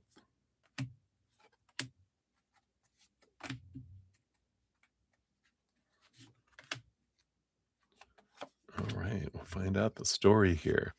And he was so sweet and lovely and supportive and kind and thoughtful. I know, are we in a new timeline? Did something switch overnight? Well, Neptune did go retrograde on Tuesday, so maybe we did go into a new timeline. I like this. All right. So let's take a look here. Let's see what happened here. We'll dive into that first. Let me just highlight here. There we go. That'll tell me where I'm at. We got the judgment card. He got the calling. Like, from, Whoopi Goldberg in, Sister Act. When did you get the calling? The calling? Oh, the calling. So I feel like he this strong pull from his higher self. I feel like there was this, you know, again, this giant pull of their heart, this nudge with their heart, right? Let's see what else we have here. We got the full card, the star card. I love it. I feel like it suddenly finished computing in his brain that you are his dream come true. He's ready to make the leap with the full card. Something free of expectations. And I do feel here, you know, we talked about how once you gave him his space and you gave him no expectations and you didn't pursue, you didn't anxiously attach, that when you gave him the space to choose, that he would, right? And I feel like this is what this is because without the expectations, without, all of that, uh, you know, drive from within you, he feels safe. He could be himself kind of energy, right? So I like this so far. Let's see what else we got here. Yeah, we have the death and the rebirth energy that's coming in here. So maybe the Jake of April is gone, right? So I definitely love all this. We have the Five of Wands. Yeah, there's something here about drama, uh, but change of energy more so. Because I feel like the firestorm, and I feel like being around his friends, and then, being at home with whatever was going on, and then going to, um, spend time with friends, and when he went back, he realized a lot during those periods of time of the difference in energy with you, how you would interact with him, right? How he realized how, I don't wanna say shallow, but let's say emotionally shallow, that a lot of his interactions were with family and friends compared to what he has with you, and he just realized, wow, contrast, right? I feel like there's something to do with that here. Yeah, and then the Emperor, energy, which is they got out of their head and into their heart, right? I love that. And then the Chariot, here's that moon energy behind the scenes and the power of choice energy. So it does feel like they got out of this, all of that to get into the heart, and I do feel here we'll ask here what caused this, and, but I do feel like it had a lot to do with your change, your, alteration of you got out of your that anxious attachment pursuing, and you just were like, "I'm releasing it."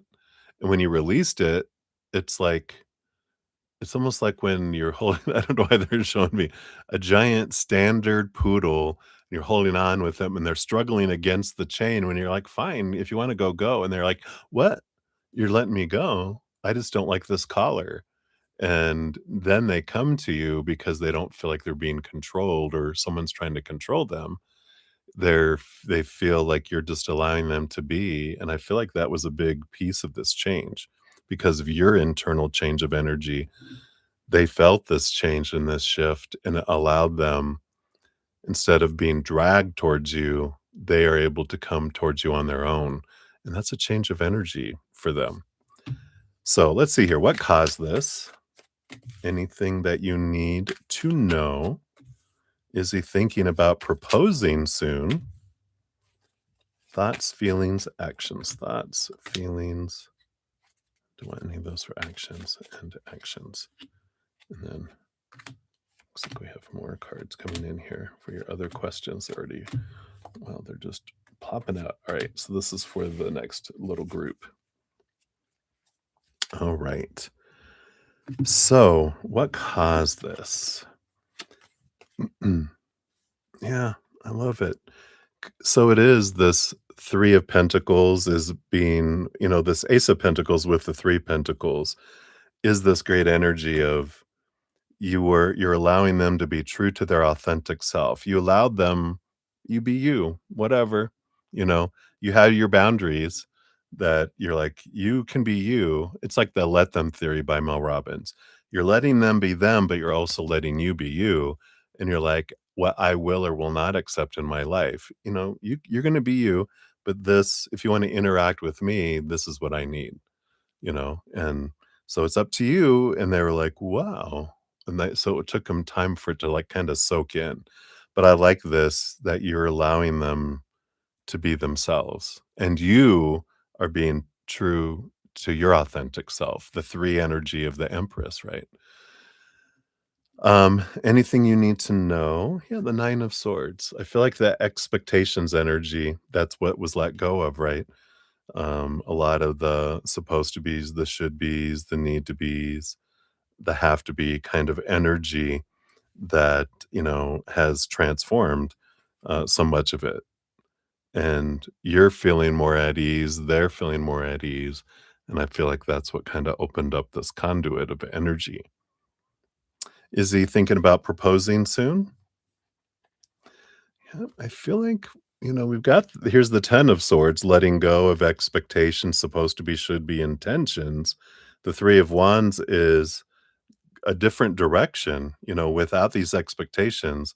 I feel like they are taking it a different direction here. Um, so I feel like, there is this, our immediate, oh my God, here's that connection you were looking for. It's really hard, right, not to go back into our addiction to connection and going, "All right, now is the connection gonna be permanent? Let me grab onto it." And they're like, "Give me back my hand. I was just handing you something." You're like, "Oh, good. Come here." And they're like, "No," So it's important to allow, things again, allow them to be, you know, uh allow them to lead it, right? And not try to control it, because I know that's hard for us, right? It's like, "I wanna control this." It's like, "No, I'm just gonna enjoy it. I'm gonna let it unfold," right? Because what are their thoughts right now? We have the 6 of Wands, so they feel like this is a victory. There is this mutual attraction, right? This draw, I like this. The feelings they have, 8 of Swords. Yeah, they're letting go a lot of their thoughts and beliefs and mindsets that used to make them feel blinded and bound and trapped and restricted and small, which is bringing their action of the 7 of Wands. Yeah, being true to their authentic self, standing tall, not shrinking, not running away, not feeling like they have to defend things. So that's the biggest thing, is they don't feel like they have to defend because they don't feel all of those expectations from before, right? So I like this. Let's move these out of the way and move into the second part here.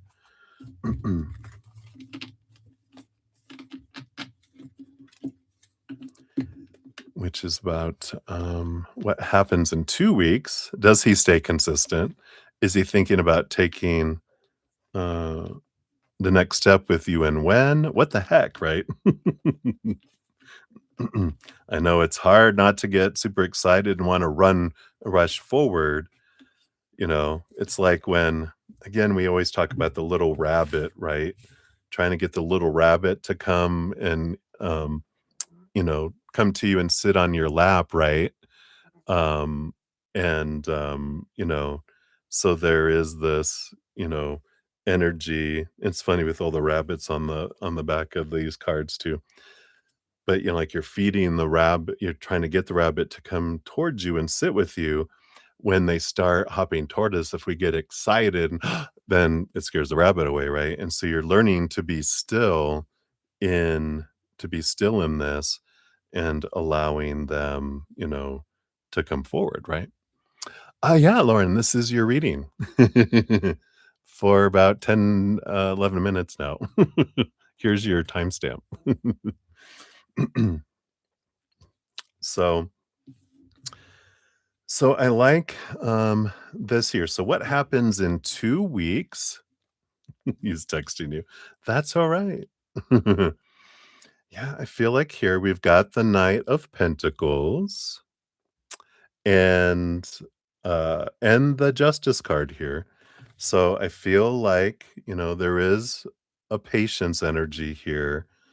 Um, there is a little bit of slow, and maybe it is that they're not able to be there in 2 weeks. Maybe it is that August 2nd to that. Maybe we'll pull a when card. I'll just put these over here to remember that.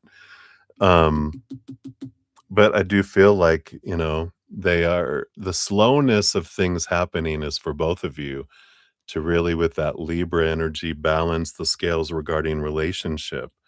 And so I like this. It gives you time to calm and not, and to do that, energy of, um, you know, attaching and wanting that, I love this connection. I don't want it to end. It's enjoy it for what it is in the moment and not try to attach to it, right? It's allowing it to unfold, right? Does he stay consistent? We got the Lovers card. I believe so. We got the Lovers card with the 7 of Cups, a lot of different emotions, and the Strength card too. So, does feel here very solid internal strength energy with these. So it does feel like the consistency is coming here. And I feel like they're saying, if you are if you're consistent as well, right?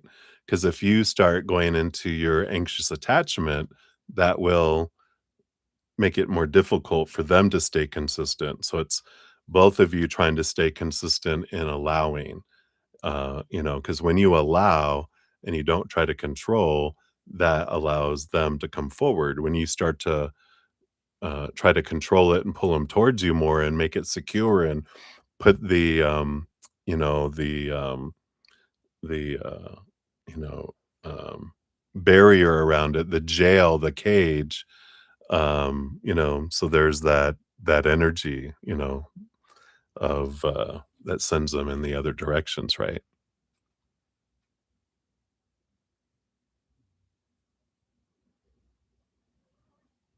Aw, I didn't know it was his girlfriend. That's cute. Let's see here, you also have here, is he thinking about taking things to a next step with you, and when? What the heck? So what is this here? We've got the 10 of Cups. Yep, so here is joy and that wonderful relationship energy. I like that. We've got the Page of Swords. Yeah, I'm definitely seeing things from a different perspective. And I do feel here the Two of Swords, like that's a story from a different perspective, and the Two of Swords is ready for a change of story. So I do feel like there's something coming here. Let's see what this change of story is. Yep. So the Four of Cups, moving from something that felt kind of, stagnant and stuff before. Yeah, I feel like the King of Wands. Here's that getting out of their head and into their heart energy, right? And what are these things here? Oh my gosh. Yeah. So we've got the Judgment card, which is that calling, that pulling energy we had earlier. Yeah, and the King of Swords and again, this is the master storyteller telling a different story about relationship. So he's proposing for sure. Yeah, you're like, "Mhm, mhm." I feel like it's just letting it unfold. Let's not rush ahead. Enjoy it, enjoy it. I know it's hard. I know it's hard, but it's that loving what is and being grateful for what is. Because as soon as we start to go to those expectations of the future, right, um, that starts sucking the life back out of it, right? So it's like when you're drawn into that, "What's next? What's next? What's next?" That's gonna start to that's what slows things down, right? So it's like, I'm just gonna focus on all these loving things that he's doing and all this wonderful energy that's coming in here. So let's see here. When is this next step? Let's see what we got here. Oh, yeah, Page of Cups. September 23rd. We got September 23rd to December 20th, but we also have um, Scorpio, Scorpio energy, which that is Scorpio energy. September 23rd. No, Scorpio's November to December, right? But this timing goes all the way from September 23rd to December 20th. So I feel like, you know, maybe they're not going to propose when they see you in a couple weeks or a few weeks. Um, but I feel like between September 23rd and December 20th is the current energies of this next energies, right? All right. So, anything else the spirit wants you to know? Yeah, yeah, exactly. All right. So, anything spirit wants you to know? What else comes in? Right. And then any secrets, any tea. Yeah, right? You feel like you're in a new timeline. You're like, what happened? And it is, you truly are, because you're in a freedom energy. And that's what living without expectations can feel like, because you're not, like we talked about before, yeah, on the bottom of the deck, literally. The 10 of Swords is when we have expectations, it's exhausting for us and it's exhausting for individuals that we're trying to control, as well as individuals that are trying to control us and trying to control themselves. It's exhausting. And when we stop trying to control each other and we free ourselves, then there's freedom and then there's flow. Instead of all these things holding stuff back, we're free. And in freedom, then we're free to choose instead of feeling like we're trying to cage ourselves or cage someone else. So I love it. So anything else spirit wants you to know? You got the 10 of wands, the 9 of pentacles. Yeah. So this was the big change, the change of energy from what felt like a burden to what felt like gratitude, and the 9 of pentacles, both of you realizing, in order for me to be happy in a relationship, I have to be happy with myself and be happy alone, and then I can be then I'm not and again, that's that anxious attachment. I can be happy and I don't need them, but I want them, but I don't need them. So the desperation, the anxiety, the pressure is gone, right? And that's what changes things with that. So I love that. What else comes in? You got the Page of Cups. Happy, happy, joy, joy, energy. What's below the surface here? What is this happiness? So there's something that makes you very happy. Yep, tons of different emotions coming in, like we said here.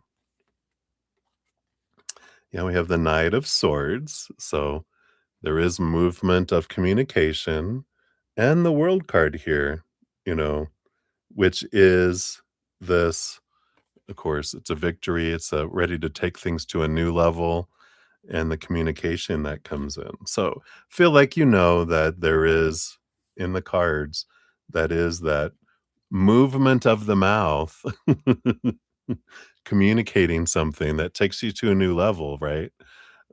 Which is, that next step, taking the love to a new level, which I do feel like there is that's the proposal energy that comes, later here.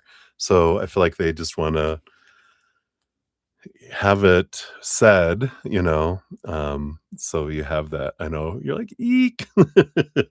Any secrets? If it won't be a secret if we if we don't say something, right? But we do. We have the 5 of Pentacles and the Sun card coming in here. And I like this. This is the secret I feel here is to remember that it's not humans that bring you what you need in each moment. It is creator, it is source, right?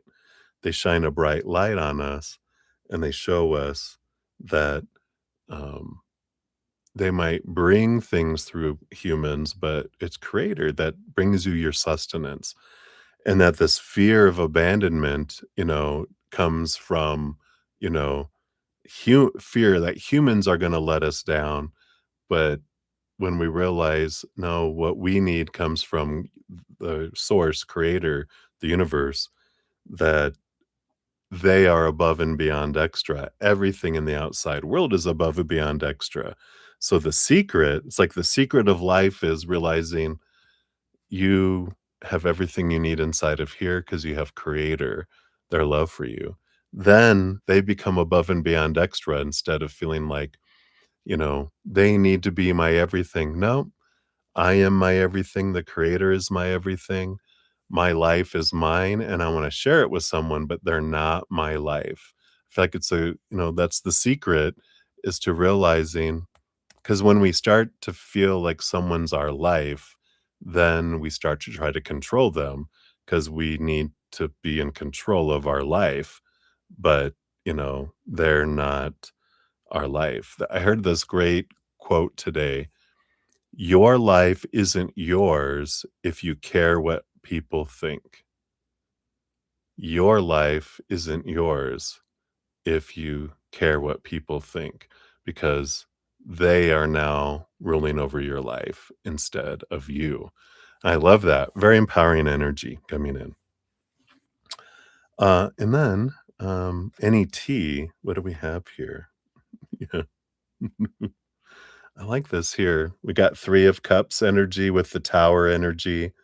We've got joy, we got celebration. Just know that with the Tower card here, I feel like the fear of third party energy is removed. I feel like there's whatever this confidence thing that I feel like really triggered and kind of kicked in with Jake, that he is like, I'm not afraid that you're going to leave me for someone else. I feel like through everything and all the stuff that's been going on, it wasn't a test.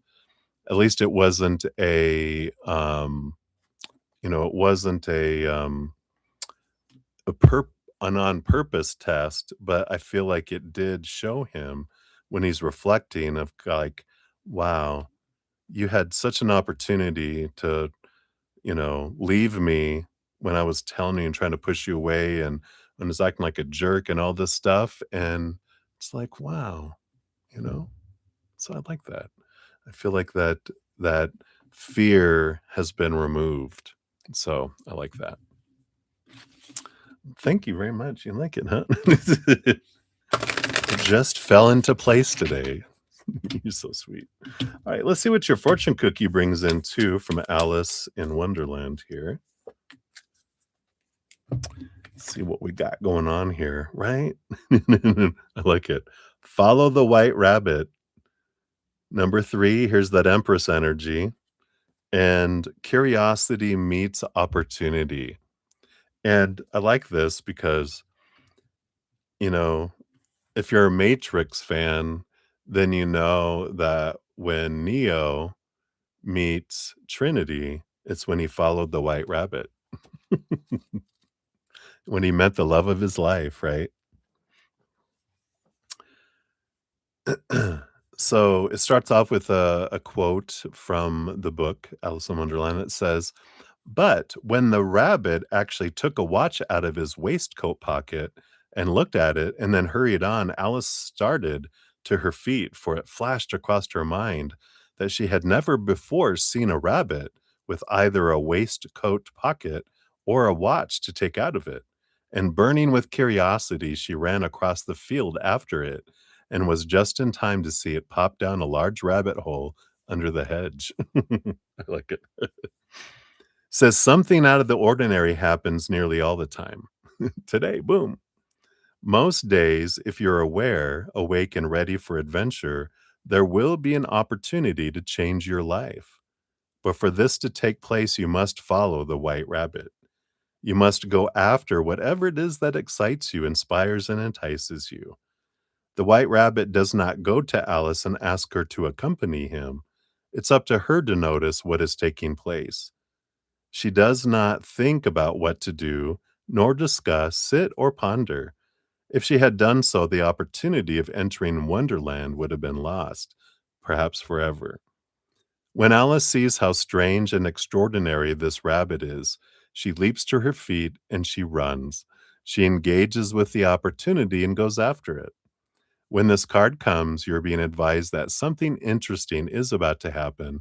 And when it happens, be ready to go after it with all your passion, all your might, and without hesitation. Say, yes, yes, yes, right? Be awake and aware. Wonder at what will happen next. And when the extraordinary takes place at the heart of the ordinary world, be ready to leap to your feet and run towards enchantment and adventure. I love it. The divination says a wondrous opportunity is going to break through your ordinary reality and give you the chance to change your world and your perception forever. I love it too, right? The reversal is opportunity after opportunity, chance after chance to have adventures, but not feeling ready. Thinking you must think on it, take more time, or even that the opportunity will come by again. Hesitation is costing you a more exciting, dynamic, and enchanted life. This feels as if that was Jake's energy, and this is what has changed too. So I love this. So I feel that was all your questions there.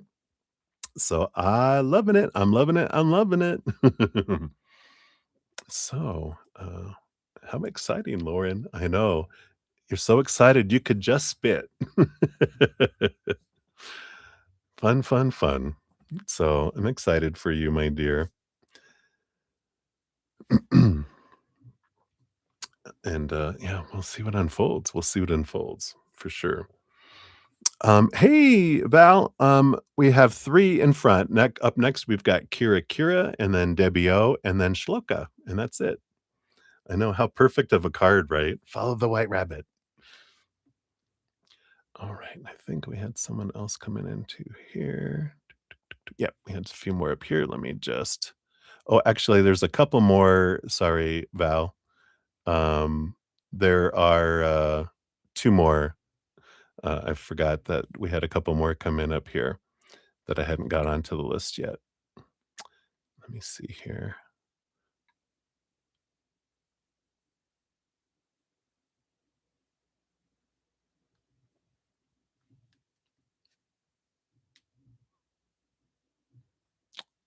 All right. So we had Blueberry. I got your free question here. We'll get you on there. Let me just catch up here. That'll be number 10 on the free readings. And then we have Justine. Here is yours. So that will be number 14. and number 15. So I got both of those.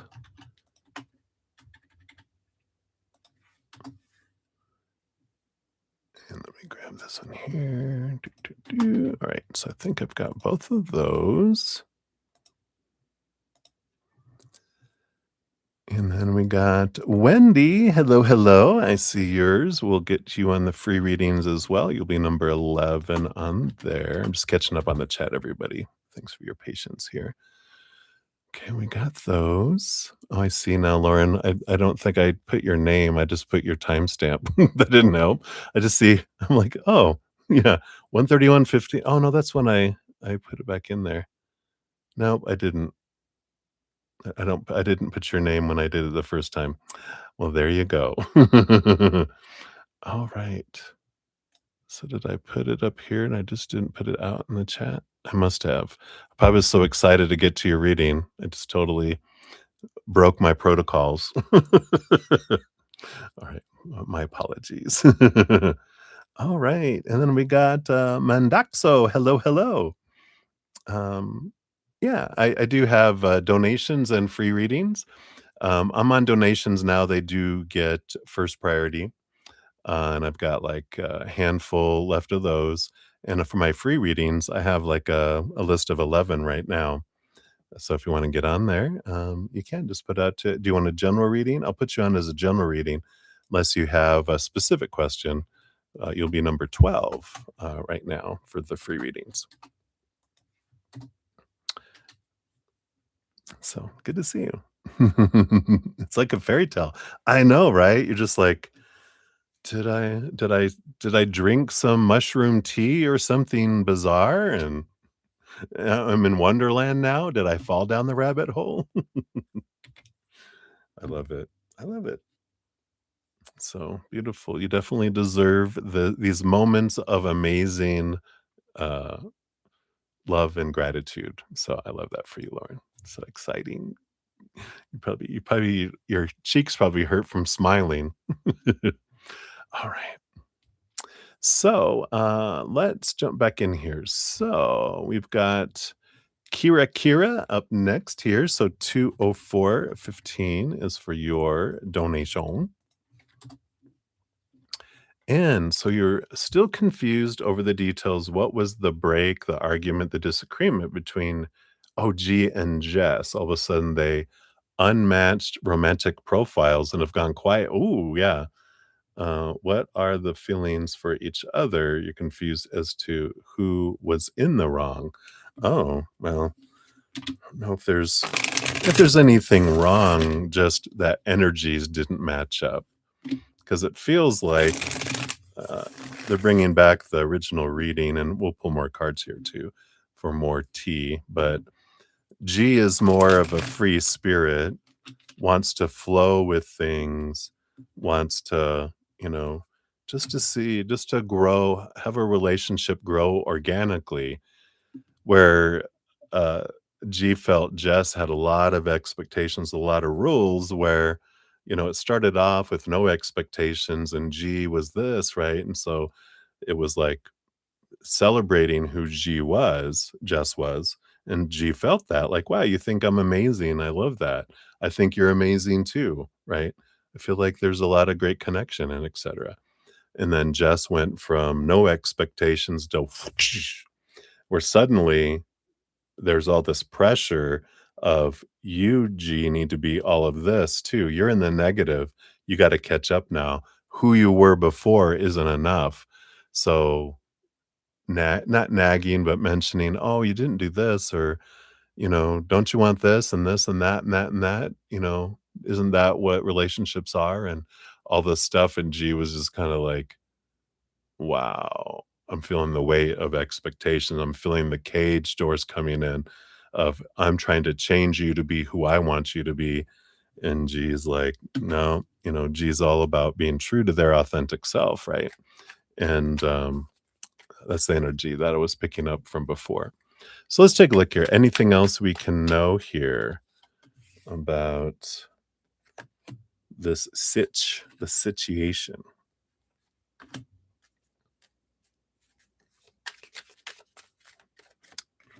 Let me this too.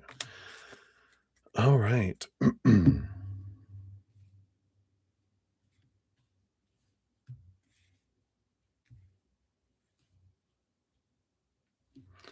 Yeah, and it's interesting because we've got the Knight of Wands on the bottom, and there is this kind of dream come true energy of, fast, fast action, of wanting to move in, wanting this, wanting that, just about, again, they wanted to accelerate, Jess wanted to accelerate the process, and G was like, "No, no, no, no, no, no, no. You're trying to get me into, you know, marriage." And I don't wanna bring the U-Haul to the 1st, 2nd, 3rd, or 4th date or anything like that, right? I just want it to unfold, right? So let's see what we got here.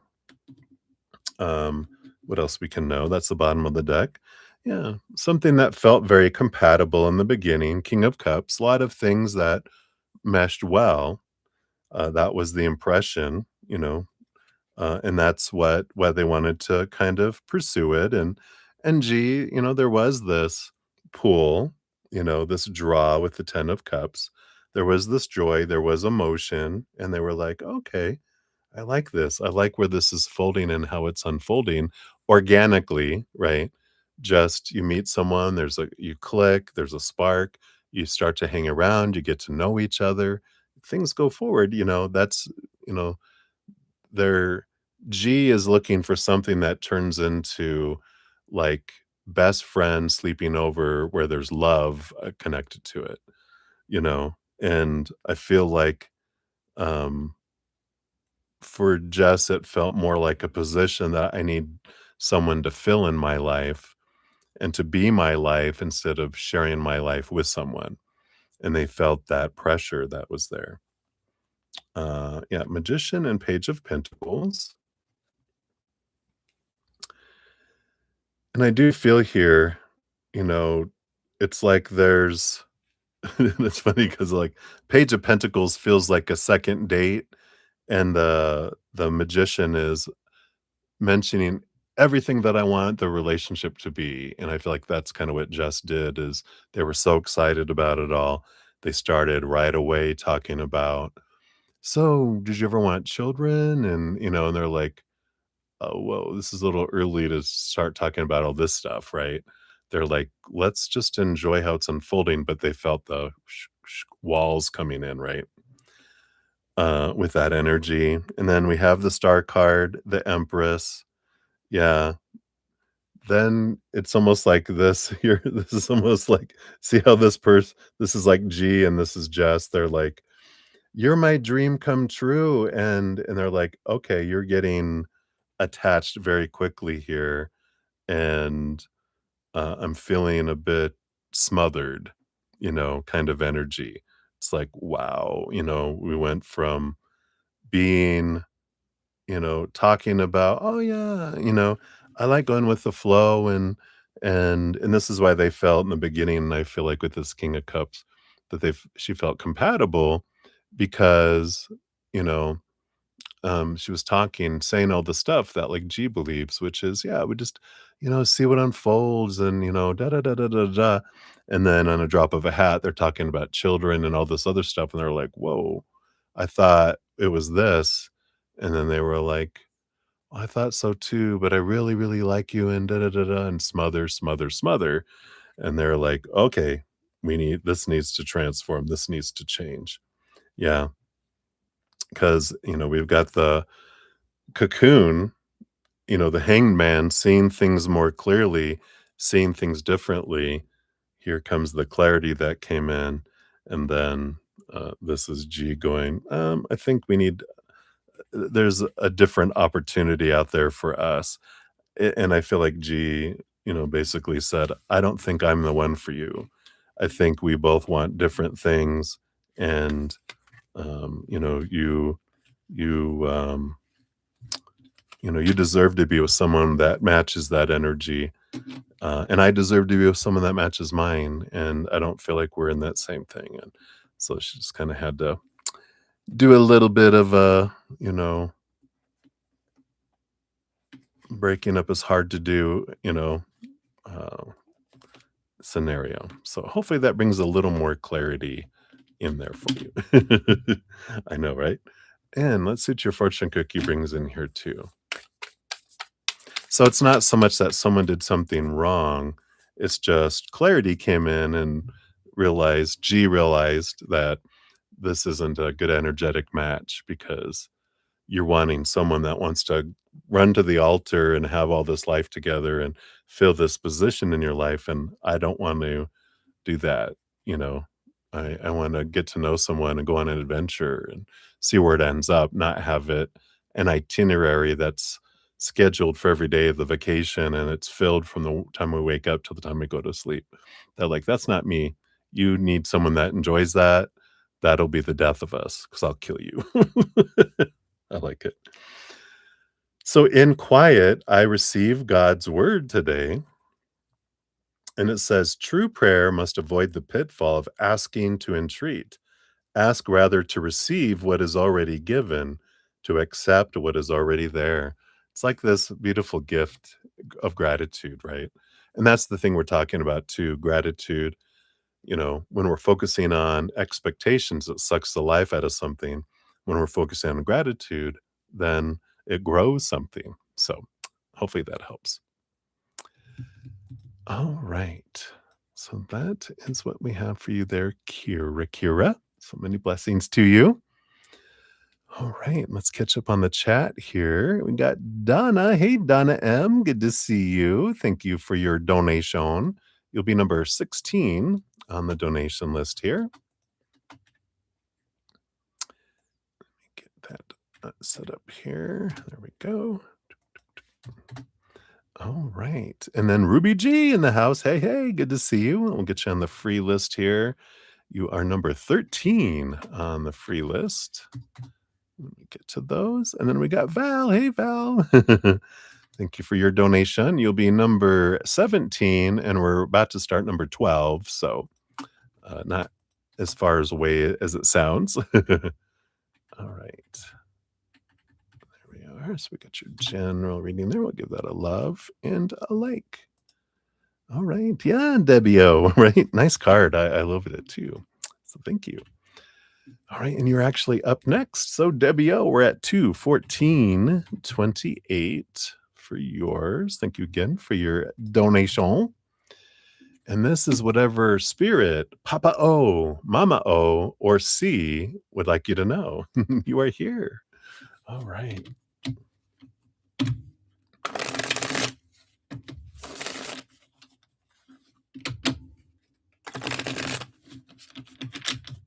All right. So let's see what we have from Spirit for you first. I feel like they all kind of want to just chime in a little bit here. And then anything from Papa O. Okay. Mama O.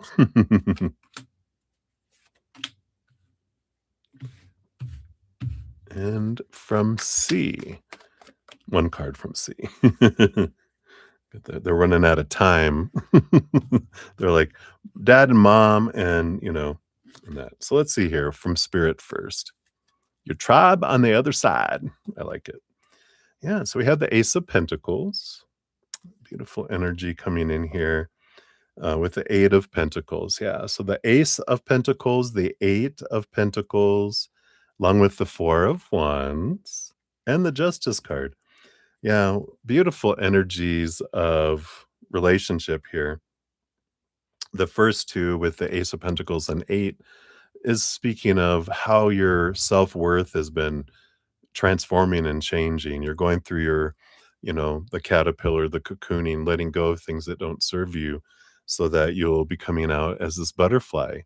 And then here you have the marriage card with the Four of Wands, the Justice card, which is you're clarifying a lot, letting go of a lot of things around relationships that don't serve you anymore, beliefs and mindsets. That's kind of the caterpillar letting go of things that, and it can be even thoughts and beliefs and energy around marriage itself, around wedding, different things. I feel like you're clarifying a lot of what is your thoughts and beliefs and mindsets and what is someone else's. What are the opinions you had growing up? And you're discovering more about what you want. And spirit is like, yeah, you're in this journey, you're on this adventure, and the more raise your love vibration and you let go of the old expectations, the small t truths rooted in fear, then the bigger your uh self-love becomes, and the faster things unfold. And of course, we talk about the bigger your capacity to give and receive love to people in the outside world. So I feel like they're saying, you're in this process, checking in with the energy, just letting you know. And then Daddy O steps up, Papa O, and he says, yeah, you've been letting go of expectations, and you're released from my expectations. He had a lot that he wanted for you, that he told you, that he grew you grew up under his law, he says, and he's like, "I release you from all those. I don't have those anymore. That was that human character, dude, but I don't have those. I love you unconditionally. I want what you want. So don't feel like there's anything that would disappoint me or anything that would make me upset or unhappy. I'm all for your self-love and you and your love. That's all, nothing else." So I love that. Yeah, his rules under his roof.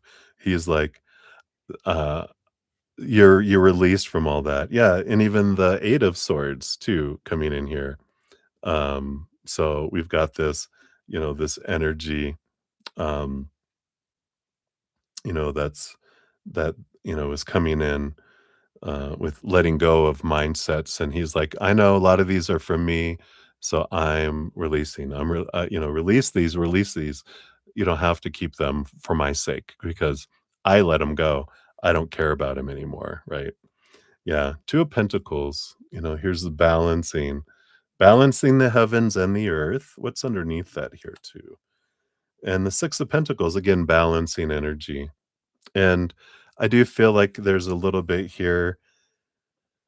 One of the big things with the Six of Pentacles is, the beliefs that you formed about what you feel you have to give to deserve back, that rate of exchange. He's saying, "The all of that came from me, and I want you to balance that out. Please forgive me for not giving you the love you deserved. You gave so much, and I didn't give you equal in return.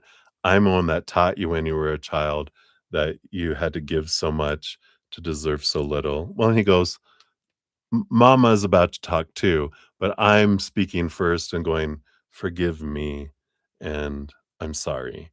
So you can take that, your little, and he's speaking to your little inner child girl, the little baby girl, 7 years old and younger. He's like, "You deserve to have one to one. This, this is the balance he's talking about. You deserve one to one, not 1,000 to 1. So please forgive me." And he's asking your little inner child to forgive him. That's what's going to allow you to come from that and get that balance more. So I love that. Yep, he knows. He's like, this is all part of your adventure. So that's what he has to say in this moment. Now he's handing the mic. Now, here, speak to your mom. Talk to your mom. So Mama O is coming in now. And she says, yeah, the Two of Wands energy coming in, the King of Pentacles energy, and the Six of Cups energy too. So, in a way, uh, in her own way, she's also saying that, with the Six of Cups, that's your childhood energy. And the King of Pentacles is talking about your sense of worth. And the Two of Wands, she's going, yeah, I coulda handled things totally differently as well growing up, and she goes, "Not gonna give you any excuses, not gonna give you anything." "I know, are you okay? Don't be too shocked." She's funny. "Don't be too shocked, I'm not giving you excuses. I'm just telling you I could have handled things so much differently, and so please forgive me, and I love you. Because I feel like she feels like a lot of your self-worth also came from her. So the two primary suspects, the usual suspects, they're saying that we're the ones and we're letting you know we love you so much. And those humans, you know, they had their own issues, and, uh, we are sorry. And I feel like we're kinda going back to that they don't wish they would have done things differently because we did do everything perfectly to form this beautiful person you are today, and you wouldn't have been this way had we not made all the, you know, um, less than unconditional love and unconditional acceptance and unconditional time that you deserved, that, you might be a spoiled brat right now, but you're not. They love your soul, they love who you are, that they're cracking up. But, they're just like, "We love who you are today, and you wouldn't have been that without, our screw up, so forgive us, and we love you." I like that. And then they're going, "Now here, talk to Chuck." They're throwing the microphone to him. He's funny. Yeah, and of course, he's like, "I get to be the one to bring you your card, your Cancer Moon energy. We were wondering if you're gonna get it right." He's like, "I'm the one that gets to show you." And again, that is that moon card. Just he brought that through in a lot of your readings, right? About, the thing that set you apart from everyone is your ability to give so much love, and that's why you were the love of my life. Everyone else, was an imitation or, um, fell short. I always compared everyone that came after you to you, and you were the love of my life. You were the one that gave me the oceans of emotion, and and it's funny because he's also like, and I already apologized, but I'm gonna say I'm sorry too. Since everyone's saying they're sorry, I don't wanna be the one that doesn't say I'm sorry, because I really am. Forgive me for my actions. You deserved the world. You deserved the moon, so I gave you the moon now. They're so funny. So, I like that for you. So that's what they have for you. See what your fortune cookie brings in here too. See what we get from Alice, the Wonderland Oracle for you.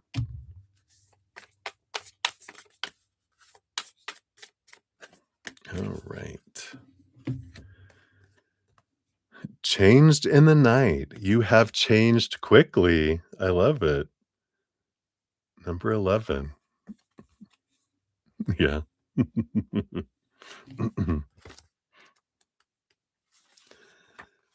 So it starts off here. I know, right? I would be too. So we've got, from the book itself, Alice in Wonderland. It says, "Dear, dear, how queer everything is today. And yesterday things went on just as usual. I wonder if I've changed in the night."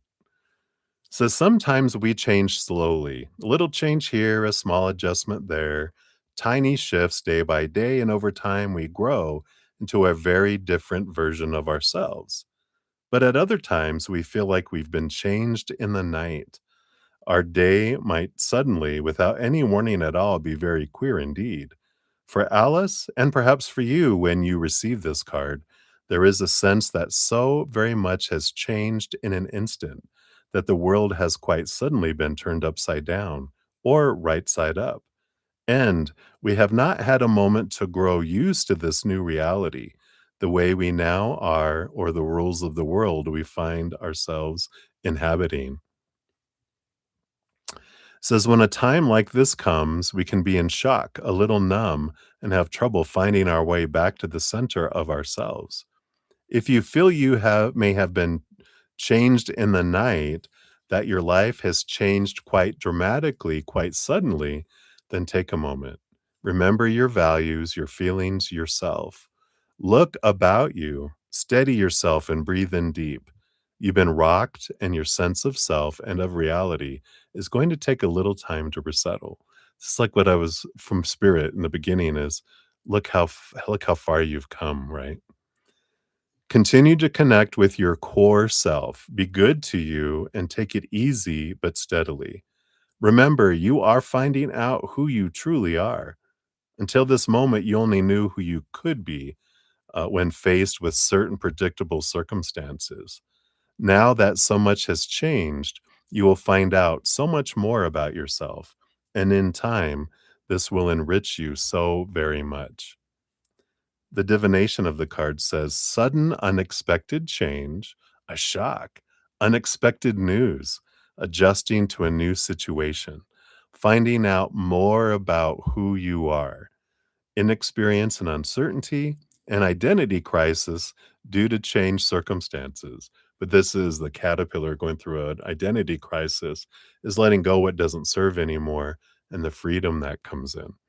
So, especially with your dad and even your mom saying, all the stuff that we taught you about who you're supposed to be, should be, need to be, that was our opinion, that was made up stuff that we read somewhere. You can let all that go. You get to decide, and we support you 100%, right? The reversed energy says feeling that you're not growing as a person or that you have stayed the same for a very long time. You may be looking at introducing some new and exciting challenges into your life to help you grow and discover more about all the wonderful selves you have within you. I love that because you kind of feel that way sometimes, but they're confirming you have changed a lot, in comparison to your life. It's been overnight, right? It's like a lot has changed over this last year. So I love that for you, Debbie O. You are very welcome. Yeah, absolutely. Just send me an email with your questions and we will take that. You still have 30 minutes left, right? I think so. All right. So I love this for you. Love it, love it, love it. You are welcome, welcome, welcome, my dear. Thank you again for your donation and all your love and support, my Tech Zen friend, and stay cool down there in Texas. All right, and then, of course, your free reading is number 3 when we get to the free readings as well. All right, let's catch up on the chat here. We did have some more people come in. So we got Maria P in the house. Hey, we'll get you on the free list. You'll be number 14 on the free list when we get there. Oops, mouse gone wild. All right, there we got there. Let me see here. And then we do have here Ruby G. Thank you for your donation. You'll be number 18 on the donation list here. All right, I'll give that a little bit of like since I know I have that on here. And then footwork, you said, oh, your reading is a general, but a little more not as general. You want it to be around your second lawsuit. I get it. So I'll add that in here. Gotcha. Got that updated here. And we got Aquarian Light in the house. Hello, hello, my Aquarian friend. Good to see you. Very good. And then I did get Maria. I see a Z PayPal came in as well. So we'll get you on the donation list here. Come on. You'll be number 19 when we come to that one there. All right. So I think I've got it all updated. So for donations, up next we have Shloka, more for Justine, and then we go to Donna M, then Val, and then Ruby G, and then Maria P. But I drank a lot of liquid before I started this. I normally take a break at 2:30, but I need to go right now so my eyes don't turn yellow. And how am I doing? I'm still got plenty of coffee. So I'm going to take my quick break right now and I'll be right back and we'll jump back in. So thank you guys for your patience. I shall return.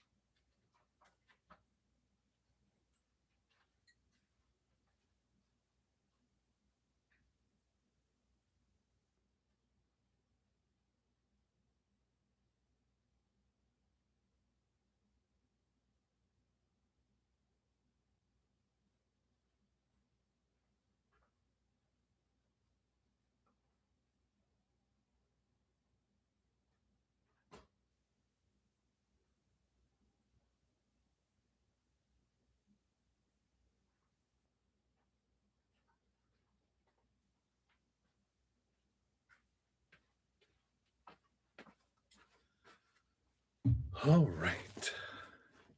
Thank you guys so much. Yes, yes, yes. Much better. Now I can concentrate more. All right. Just get on my pillow here.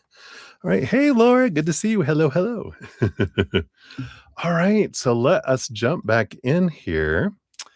So we've got Shloka. We got 234.45 for you. Number 13 on the donations. And you want to know, is the will written by your mom fair to you and your brother, or is there an imbalance or lack for you? All right, let's take a look here.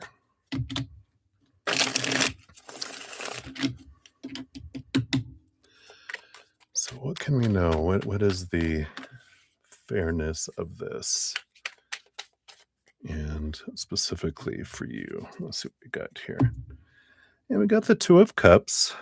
Feels like a good relationship energy on the bottom of the deck there. Feels kind of equal. We've got the Ace of Cups. When we're talking about, is it fair to you and your brother? Ace of Cups is again, it's almost, it almost looks like the Two of Cups in a way, because there is the one cup, two cups, and it's like the cups look different. And I like this because what they're saying here is, you know, it feels like the will is designed specifically to suit each of you, and it is fair energy because I feel like someone would want a goblet and someone would want a teacup kind of energy that would come in there. So I feel like that's the energy that's there. Um, so what do we want to know here about um, specifically for you? Yeah, we got the Six of Pentacles, which is again a balancing energy. And the Nine of Wands energy is about perseverance. Um, so I like that energy. Underneath that, you do have the Page of Pentacles. Yeah. So you have the abundance energy with the Page of Pentacles. You have the Ten of Cups, which is your joy, celebration, the feeling of fullness and things like that as well. And the Seven of Pentacles. Yeah, I feel here that, it is the last thing that grows on the fruit tree is the fruit. Um, so I do feel like there's some things that you get right away and some things that take a little bit of time to come in, whether it's a sell, like a house needs to be sold or, and then the money split or something like that. So are things you get fruit right away, and then there's other things that the fruit comes later. Um, so hopefully that makes sense. But it looks really good. I feel it feels fair and balanced there. So there we go. Unless it's your fortune cookie says too. Yeah, I like this. Just remember, you are sustained by the love of God. And on the back here, it says, put all your faith in the love of God within you, eternal, changeless, and forever unfailing. This is the answer to whatever confronts you today.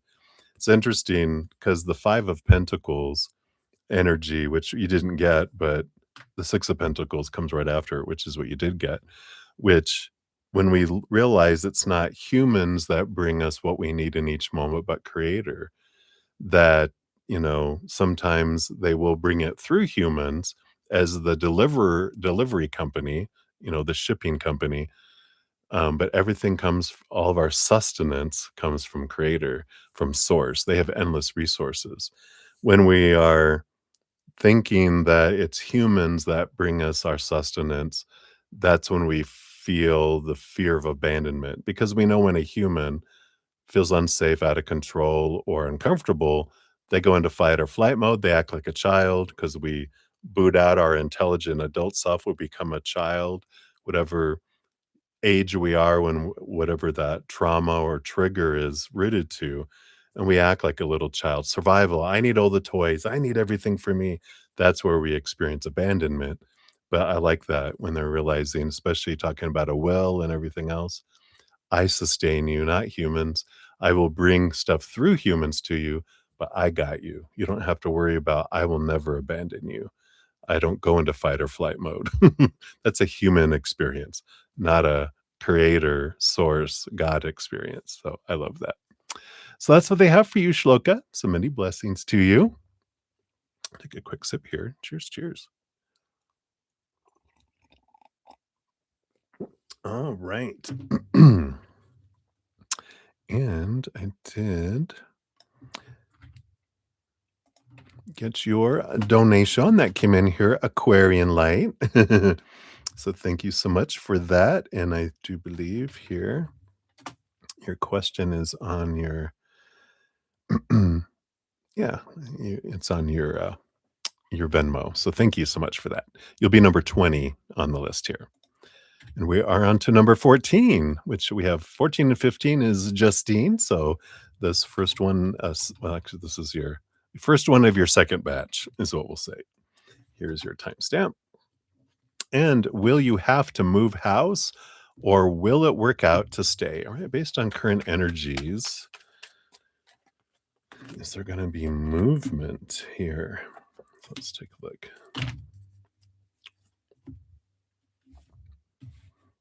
All right. Well, at the bottom of the deck, you have the Seven of Cups. There is some mixed emotions here. Do you feel like you have the Judgment card underneath that, which is this is your higher self calling you to somewhere else? So I feel like they're saying here you might have mixed emotions about this, and we'll see what's gonna if this situation's gonna work where if you have to move or not. But I feel like they're starting off with your underlying energy on the bottom is going, We are pulling you to go somewhere else. So you will eventually move house, but it's them drawing you to somewhere else that's more in alignment with your energy and where you're wanting to be and what you're wanting to do. So they're saying, just so you know, you can start sorting and start preparing to move eventually anyway. But let's take a look here. Will you have to move house with this particular situation now? I feel like it works itself out with the sun card here. Yeah, there's an like a death and a rebirth energy in the Knight of Swords is clarity that comes in. So there's an ending to the situation and a new beginning energy. But I feel like that's why they were going to tell you that you are going to be moving eventually anyway. Yeah, and even you got the Empress, this creative energy, this Ace of Cups. So I feel like this place that they're drawing you to, the Empress, very emotional energy. She's 5 parts emotion, 1 part fire, 1 part air, 1 part earth. So 5 parts water. And then you got the Ace of Cups itself, which is water energy. I feel like where they're having you move to and where you're being drawn to is and you're being pulled by your heart to go somewhere. And so you probably been feeling a little tug, and a bigger tug, a bigger tug. It'll just continue to get bigger and bigger anyway. So I feel like the situation that you're in right now gets resolved, but you're going to want to move, and your heart is having you move somewhere. So whatever this is on your heart that you're being pulled to, that is your higher self. That is the spirit world drawing you to go into that place. So I like that. Yeah, your fortune cookie is let me be still and listen to the truth, right? Turn down the fear noise, focus on your love energy. And it says, sit quietly and close your eyes. The light within you is sufficient. It alone has power to give you the gift of sight to you. Exclude the outer world and let your thoughts fly to peace within. They know the way. I like it. They know the way. So hopefully that helps a little bit there, Justine. So thank you for that donation. And then for your second batch, you got 243.54. There is your timestamp. And want to know what's coming towards you in career. All right, let's take a look here. So thank you again for your multiple donations. This one's a little bigger than the others, so we're going to dive a little more into this one for you. We'll go more than ankle deep. We'll go shin deep. Let's see what we have here for career. We got that and that. And then the bottom of the deck. All right. Yeah, we have the Six of Swords. Yeah, I feel like you got a lot of movement going on in your life, right? Because you have the Six of Swords as your underlying energy around career. Letting go of old ways of thinking allows you to see things from a higher perspective. And so you move from choppy waters to calmer waters, and it is a movement card. So you will have movement in your career, and it might even be changing of careers as well, if not, a changing of who you're working for, staying within the same kind of field. But let's see what we got here. That's the bottom. Your first cards here. You got the Hermit. So there is a bit of stepping away, maybe even working remotely or working at home, maybe even working for yourself. Let's see what we got here. Yeah, I feel like here you do have the Page of Wands. There is some new energy being introduced into your career.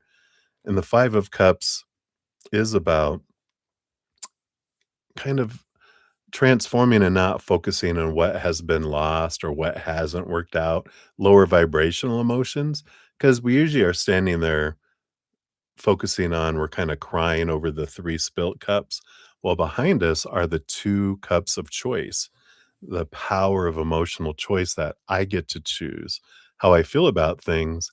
And when I've mourned enough, when I've kind of, as they say, what is it? Rolling around in the quagmire of my despair, after I'm done feeling all that, I can be like, I'm done. Now I'm ready to move forward. And I feel like as soon as you're ready and you make that switch emotionally, then you have the spark, you have the stuff that starts changing in regards to your career.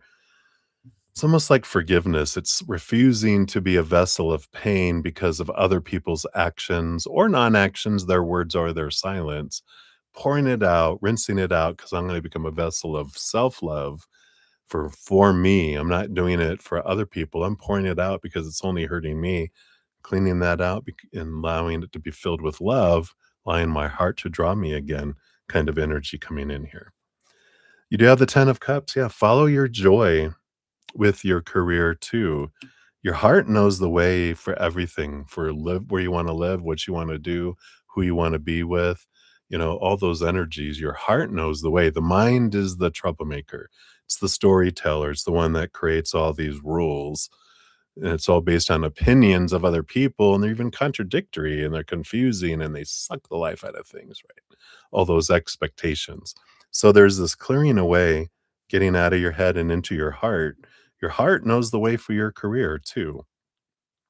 So I like this. Yeah, again, you have a death card energy. So there's all this ending and beginning energy that's coming into your life right now, and it is for you.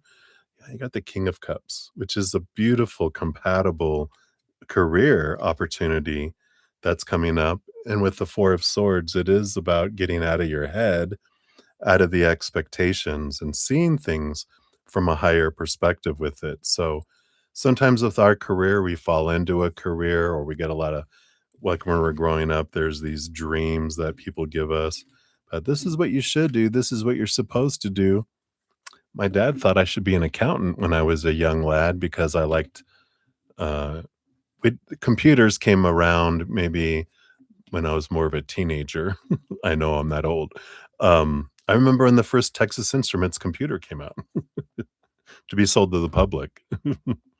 But I was not meant to be an accountant. No offense to any accountants, just wasn't my thing. Um, but when we realize when we wake up going, "Oh God, I got to go live my dream today." That's not our dream. That's someone else's dream. When you wake up excited about what you're going to do and enjoy in life, then you're living your dream. So I feel like there's some transformation that's coming in for several different areas of your life, and career feels like it's one of them that you're ready to do something and alter it to match something where your heart wants to take you, not where your mind wants you to check off, something to say, this is what I'm doing. I like this. I like this. In my defenselessness, my safety lies. and it says, "It is not danger that comes when defenses are laid down. It is safety, it is peace, it is joy, and it is God." Yeah, because we small t truths rooted in fear, our expectations, our conditioning, those things we feel need to be defended. But real truth, capital T truth, doesn't need to be defended.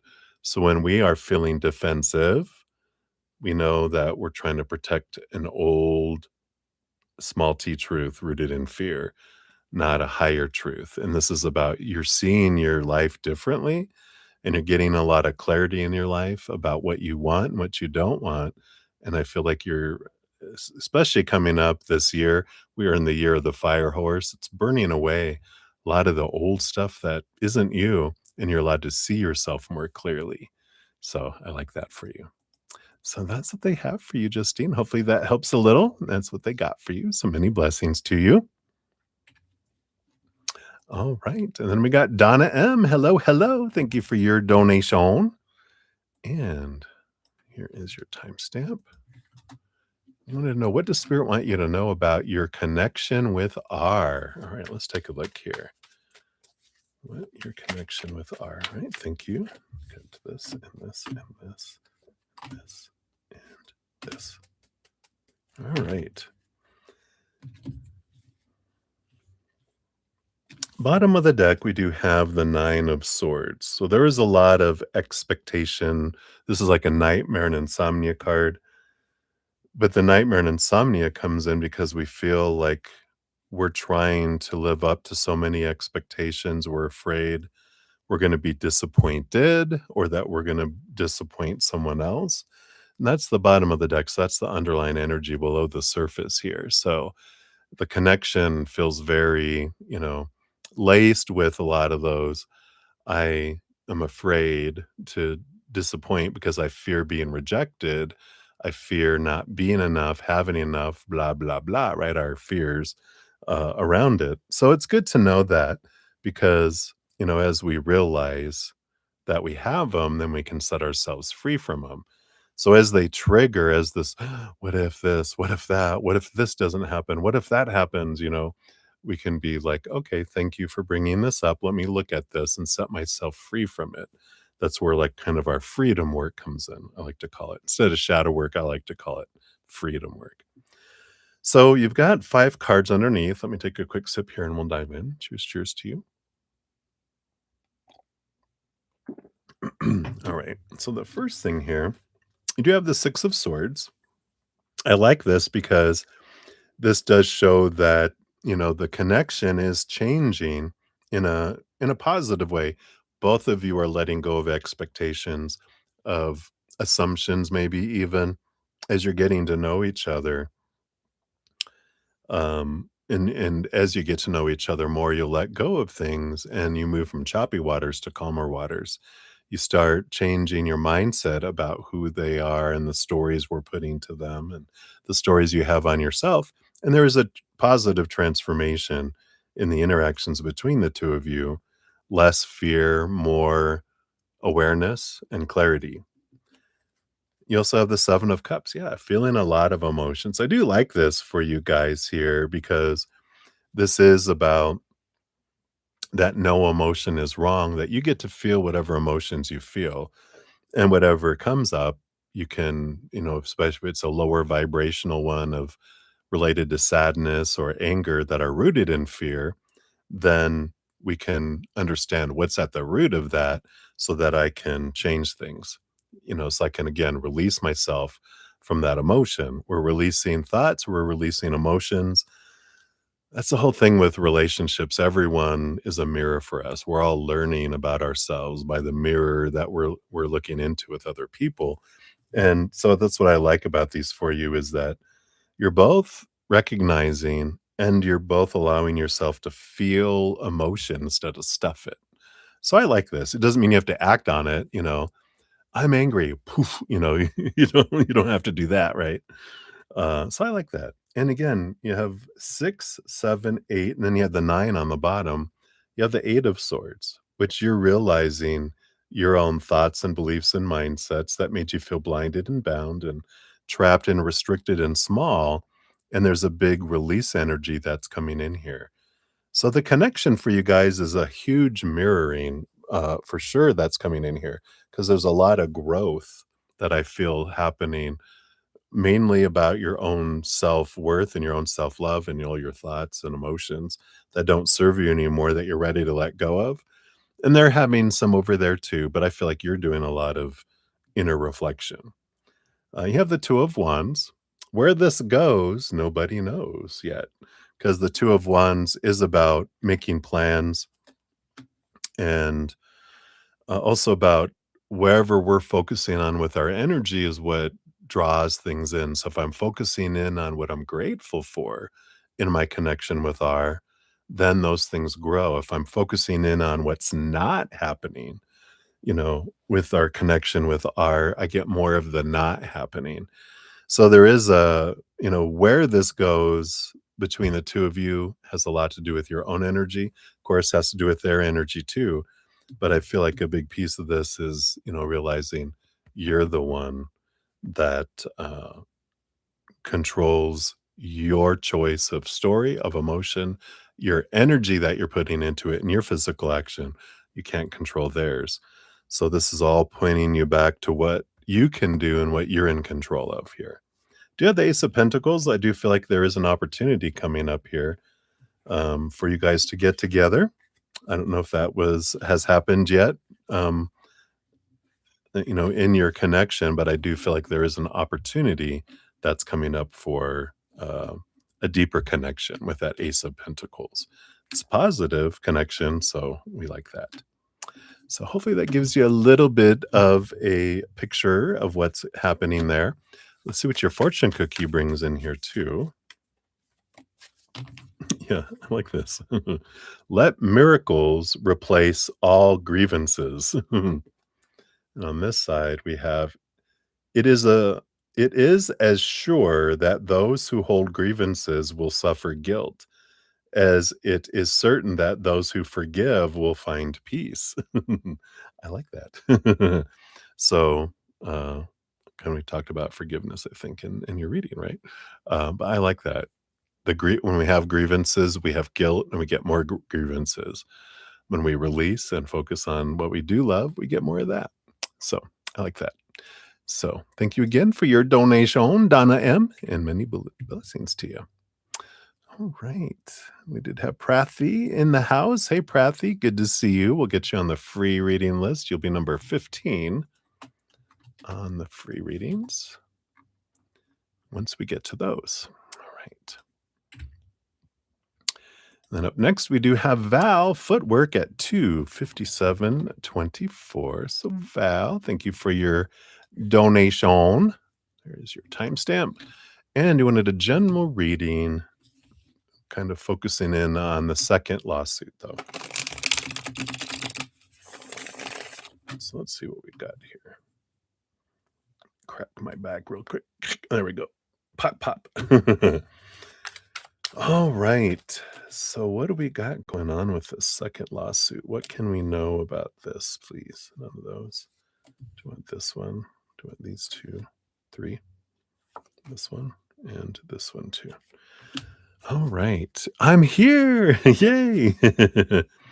Yeah. We've got the 4 of Swords that's coming in here. Yeah. This is your daughter's lawsuit, right? Maybe. I don't know. But we do have the 4 of Swords. There is a bit of a peace of mind when it comes to the 4 of Swords.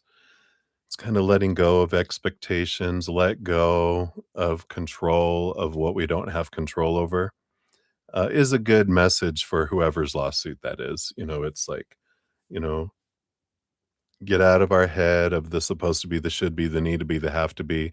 Focus our energy on gratitude for what is and what has happened. That allows our mind to be at rest, and it also allows energy of higher favor to flow toward us too, to match that gratitude energy. Let's see what we got here. We do have the 9 of Pentacles, the 2 of Pentacles.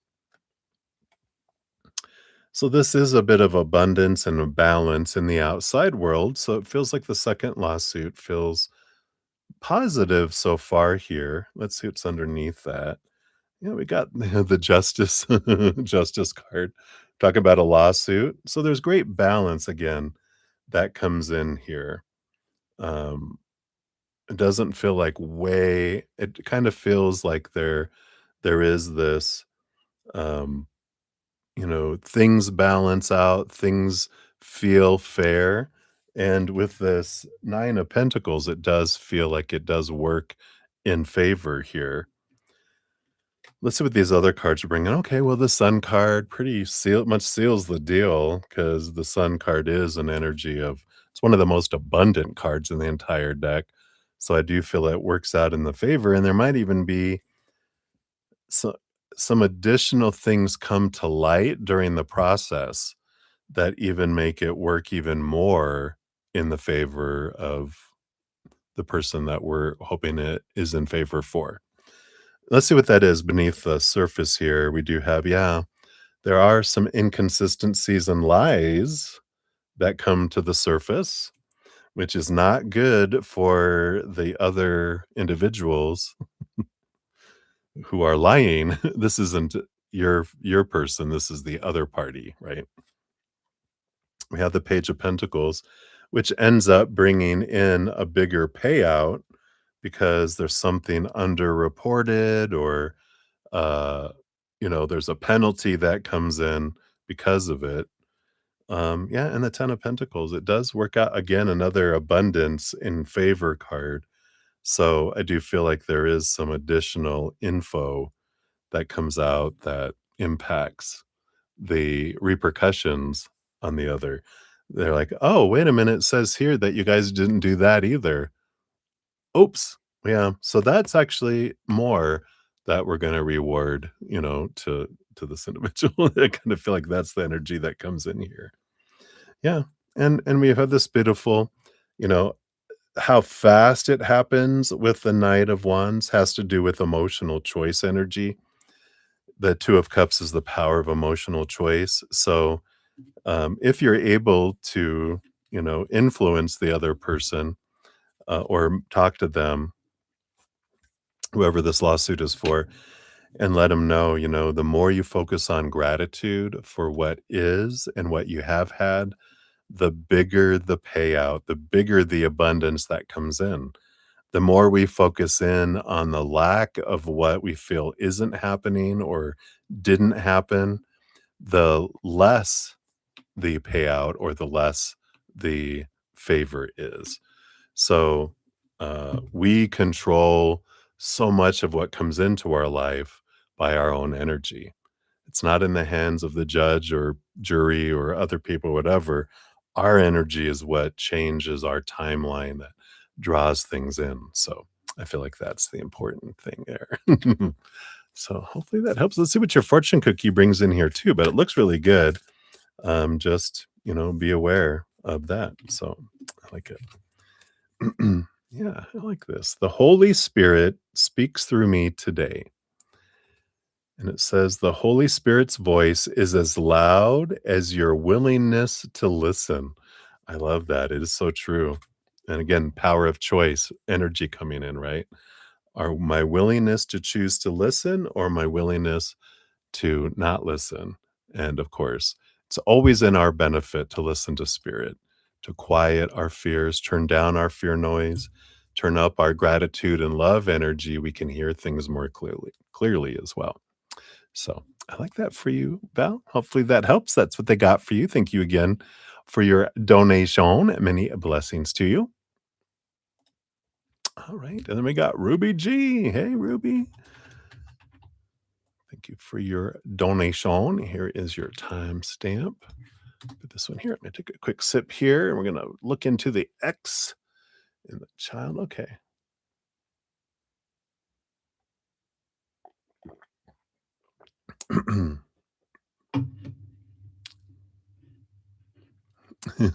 You're trying to stay high vibrational. Today ain't it. You can change it at any moment, right?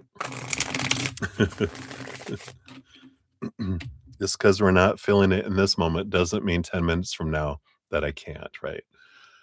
But, you know, when we, you know, when we, um, you know, wanna switch our energy, gratitude journals are amazing, you know, even if you do a gratitude, like, a cookie jar kind of energy, and, anytime we're feeling down, we can, put, if we're putting in like a daily something we're grateful for, then we can reach in there and go, I need help. I need to remember some things I'm grateful for because sometimes it's hard. But when we do like a cookie jar or some sort of container that we can put all our or a gratitude box, like a suggestion box, then you can open the box and go, we need some gratitude. Let's see what's in here, right? So that could help too. Yeah, absolutely. So I'll get you added on there, Val, here in a sec. All right. So Ruby. So let's see what's going on here. So what's up with the X? What's the energy that we can find out around the X here? This, this, and those. And then what about the custody and the child support?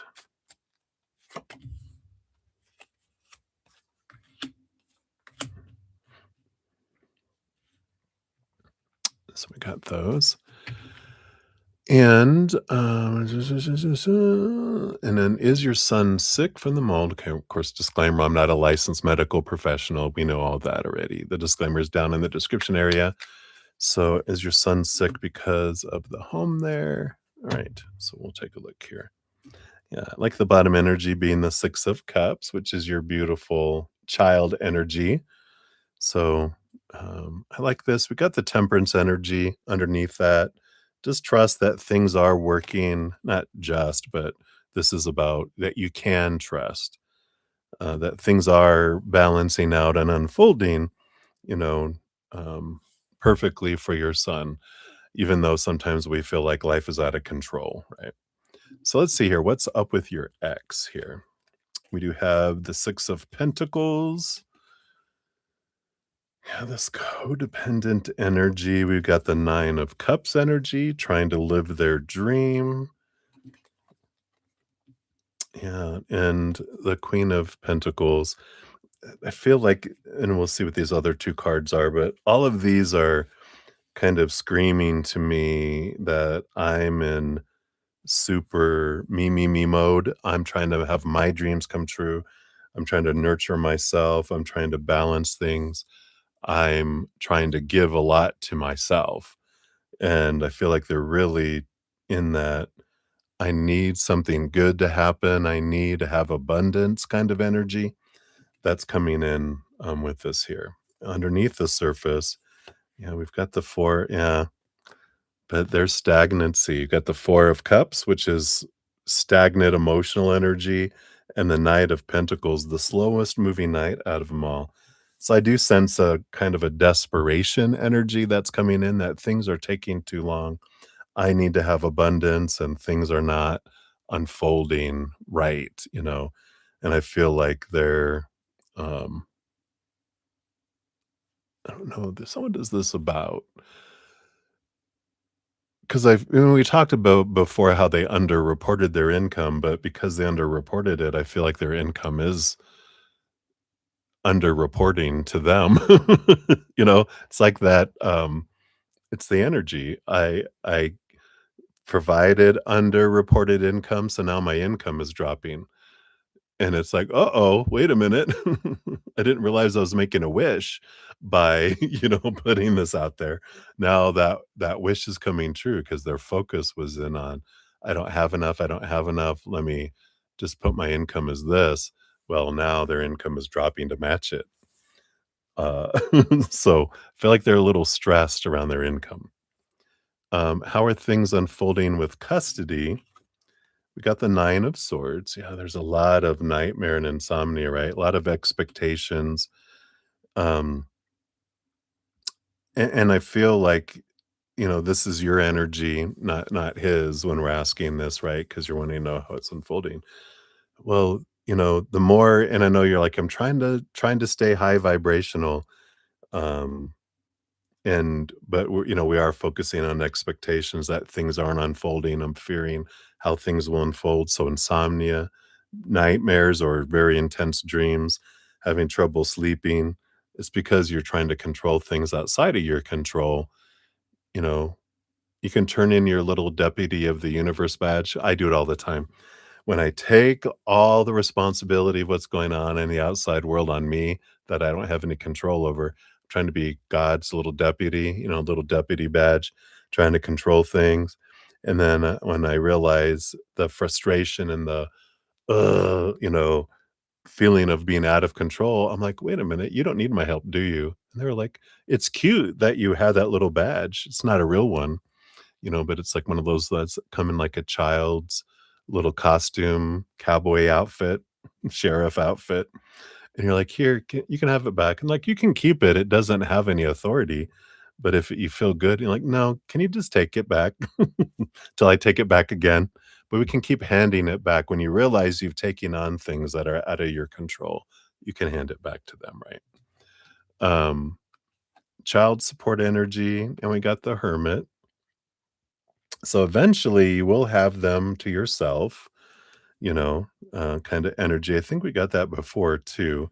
The energy under both of those, yeah, there is about, whoa, you got the moon card, which is the hidden is about to be revealed, and the judgment card, you know, there is going to be, I feel like there's going to be a calling back to court regarding it to change things with that. The judgment is about it will be changed.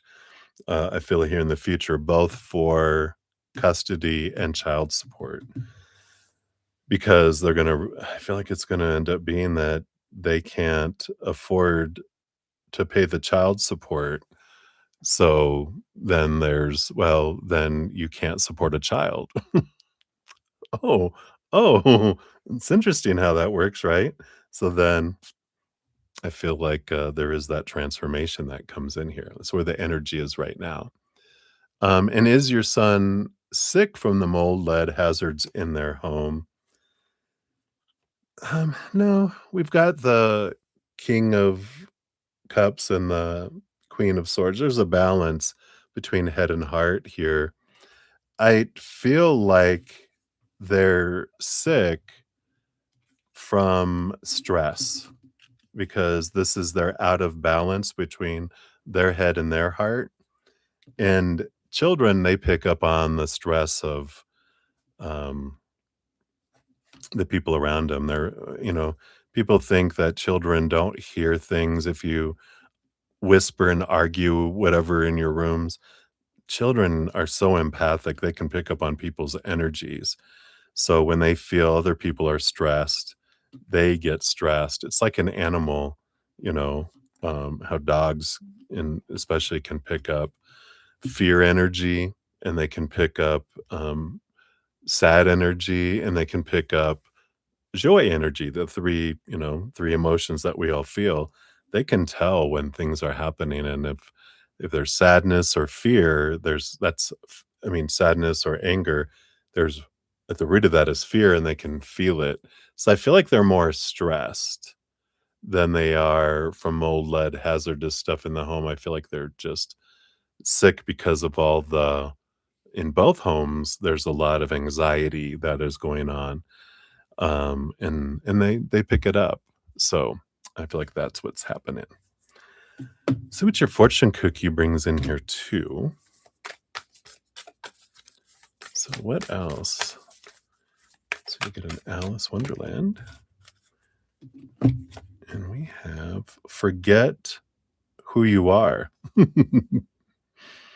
like this because this talks about conditioning falls away, memory no longer defines you.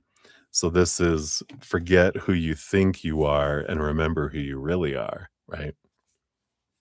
Well, so let me take a sip here. It starts off with a large portion from the book Alice in Wonderland. So let me read that here real quick. Cheers, cheers. So it said, "What do you call yourself?" The fawn said at last, such a soft, sweet voice it had, this little fawn. "I wish I knew," thought poor Alice. She answered rather sadly, "Nothing just now." "Think again," it said, "that won't do." So Alice thought, but nothing came of it. "Please, would you tell me what you call yourself?" she said timidly. "I think that might help a little." "I'll tell you if you'll come a little further on," the fawn said. "I can't remember here." So they walked on together through the wood, Alice with her arms clasped lovingly round the soft neck of the fawn, till they came out into another open field. Dot, dot, dot. It says you are amidst a new experience, one in which you have no idea of who you are anymore. Paradoxically, this apparent loss of self is a beautiful gift. The loss of memory of the self, the absence of the conditioning that defines us, means we can approach new people and situations with an innocence and freshness. This is an opportunity to connect from the heart, not from this, right? So it is with Alice when she enters a looking glass forest with magical powers. All who enter forget who they are. Thus, not knowing he ought to be frightened of a human, a fawn approaches Alice. She responds with an incredible fondness for the fawn, and they meet in simple affection, connection, and friendship. When we forget what we have been taught to fear or hate, it brings the opportunity for a whole series of beautiful relationships to blossom. This is the situation you find yourself in now. Forget what you tell yourself you are. Forget what others have said you ought to be. Forget the enmity, the avoidance, the fear we live with far too often. Forget who have, forget who you have been taught to be. Instead, reawaken the innocence of the soul. Unknow thyself. Accept the mystery of you. Within that open space, within that forest, where we all return to our ancient, most natural self, we can all be one again. Interesting. The divination says you're discovering what can happen when you rely less on conditioning, memory, and civilization, and more on heart, receptivity, and nature. New friendships, new connections, new gentleness, and new joy will be yours. It's kind of amazing because that's talking about letting go of the expectations of this is how I'm supposed to react and what everyone is supposed to be. And there's this getting out of our head kind of energy, right? And getting into, getting curious, understanding. I know it's difficult with your ex because of history and everything, but it's like being in anger and being in sadness and being in fear with each other isn't going to bring resolution. It's just going to bring more fighting, more battling, right? And it's almost like, is there a way that we can approach it with more heart, more receptivity, and more nature and see what we can create together instead of battling, um, each other to the extent that we are anyway. The reversed energy of this card says believing everything you've been told you are, defining self through labels, cultural programming, rules, and laws, missing out on beautiful, heart opening opportunities to connect due to conformity and rigid beliefs. Interesting, right? So, that is what they have for that one, Ruby. Hopefully that helps, my dear. And many blessings to you. Hang in there. I know it's not a fun experience for Sizzle. All right. So we got here. So Val, you'll be number 21 for this one here. So it doesn't matter. So you did a paid one, so you don't want a free one. Is that what I'm picking up there? So we'll do a general here for this one. All right. So give that a love and a like. Let me just check over here. Okay. All right. So, yes. Okay, good. Thank you. Pour moi, pour moi. I'm probably not saying that right. All right. So, Maria P, we're at 319.28 for that one here. And let's see, you're over here. Let's bring up your question here. All right. So we got a fire south of town here, and I can taste the smoke. I'm like, can smell it. It's funny how we as humans, when we smell, it's different from a fireplace fire. It's you can tell like a forest fire and smell, and you're very aware of it. You're like, "Do you smell that?" "Yeah, I know." I'm like, "Be calm, little one. We know there's a fire. It won't reach us in this far in town. You're okay." All right. So, Maria, you want to know Wally's thoughts and feelings towards you today. What is coming for you guys? What would he like you to know? And then what is it that he misses the most? And then Dr. Laura's thoughts of you on how you work, anything she would like you to know. All right. So Wally's thoughts and feelings towards you today. Yeah, he's feeling a little down today. So he's a little in the sadness energy. Um,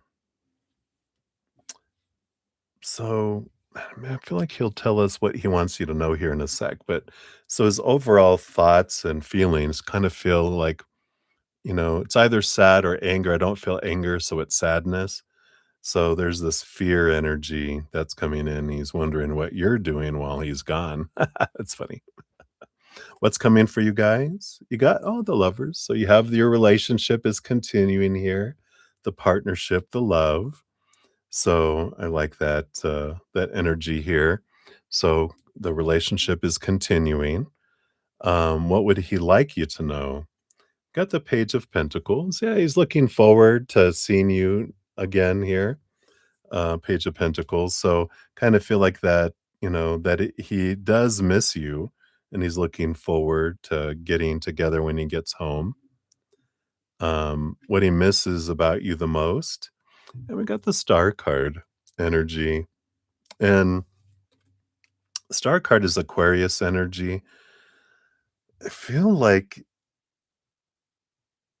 you know, they're the water bearers. So he misses the emotion, but I feel like the Star card has a lot to do with communication for some reason, and he misses talking to you in person, and because he loves your energy, he loves because this is one of the big things that really brought you guys together in the beginning was the conversations that you guys had, and that he could talk about anything he felt with you, and he misses that, the most, because I feel like there might be a little bit of, "We don't talk like we used to," it's kind of gotten into, you know, talking about relationships and this and that and, you know, futures and those types of things instead of, with, talking about the fun things that you guys used to talk about and, this and that and everything else. It feels like it's become serious and he misses the fun talking, the exciting talking that started at the beginning of your guys' relationship. Dr. Laura's thoughts on you and how you work, and Knight of Cups. They like this with the Knight of Cups. This is movement of emotion, and I feel like, especially when you talk to people and they notice how you interact, like with clients or with people coming in, that, they like how you, um, create a I would say, like a relationship with them. When you're talking to your customers, when you're talking to your clients or whatever they call them there. I just feel like they like that. They've noticed that you've really enhanced your ability to connect with the client, so they like that. Anything she would like for you to know? Yeah, the 5 of Wands. She really hates office conflict. Drama. There's the drama card. She really, really, really hates drama, and when there's friction between coworkers and where she has to feel like she's a mother or a babysitter, because she would say, "Oh my god, you guys are freaking adults, get along with each other." So that's what she would say. If she could. That's what she would like you to know. She would never say it that way because she's so professional, but I feel like she was one of these days she's gonna, like, explode. "Oh my god." Alright, I like this. "I rest in God. Rest in peace." Says, "There is a place in you where nothing is impossible. There is a place in you where the strength of God abides." I love that. A beautiful saying. All right. So that's what they have for you, Maria. Thank you again for your donation. And then we have Aquarian Light, 325, 36 coming in. So Aquarian Light, here is your timestamp. Thank you again. And your questions over here in your Venmo. So thank you so much for that. I'm take a quick sip here. Cheers, cheers to you.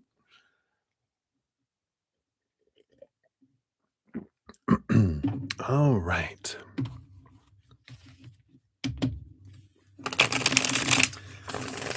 So you were wanting to know here if your client will get a physical evaluation sooner. So we'll take a look here first. Is it going to be sooner? And if they do, well, and then will she pass the physical exam? And I've got this and this. And then what else do you need to know about this client? All right. Let's see here. So we have the Six of Pentacles. Usually clients can get a physical as 3 to 4 weeks. Oh, right. Yeah, because the Six of Pentacles is an energy of balance, energy. So it does feel this is like a balancing of scales. So I feel like what feels like it's out of balance comes into balance. So I do feel like they get it sooner here. Um, and do they pass the physical exam? Yeah, we've got the Queen of Cups here. We got the Five of Swords and the King of Pentacles. It's interesting here. I feel like so they don't get an emotional evaluation, just a physical one. Because I feel here the King of Pentacles is that they do pass the physical exam. The Five of Swords is a conflicting energy, and the Queen of Cups is an energy of a lot of emotional energy. So, it almost feels like, that there's some stress. This makes sense now because I feel like because of her emotional state, she's a bit stressed, and so there's some conflict in the beginning because I feel like she has, like, high blood pressure. I know, right? There's high blood pressure and some things that come in, and they're like, "Calm down, breathe, and we'll retake your blood pressure, or we'll retake this," whatever. And because I feel like they're stressing out that their blood pressure is, like, extra high, and it's like, "Calm down," right? Um, yeah, and then they're like, "Okay," and I feel like this is normal because 'cause they're reminding me, like, before I got my blood pressure under control, when I went to, I used to give blood a lot, and when I went, they were like, they've got this energy of they were like, "That's too high," and they're like, "Well, here, just let's do this other stuff, and we'll redo it in a minute." And while sitting there, and they're making me laugh, and my blood pressure calm down kinda energy, right? Oh, she has stage 4 cancer. Oh, okay. Um, so, I do feel like here that, they do pass with this King of Pentacles, but I do feel like there's something emotional in the beginning that feels conflicting. That's the energy I'm feeling regardless of what they have here. That's the kinda what I'm picking up. It's interesting, the bottom of the deck, we do have the Chariot, which behind the scenes is Cancer. That's funny, Cancer sign, though, moon energy, and, there is that power of choice energy, but a lot of emotion that is coming in here with them. So, interesting. And then we'll take a look here. We pulled extra cards, so maybe this was to answer your, will is Dr. J going to give the physical? We got the Queen of Wands. No, it feels like unless Dr. J is a female, I do feel like it's a female person with the Queen of Wands that's given it here, and we have the Star card. So here's this balancing energy of, Aquarius here that comes in here, right?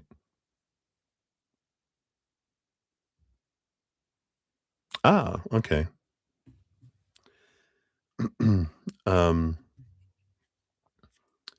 so to pass the physical, so it could be that if their blood pressure's high, that could be a concern, maybe? Um, but but I feel like it calms down with whatever this comes in here because they do have this balancing energy.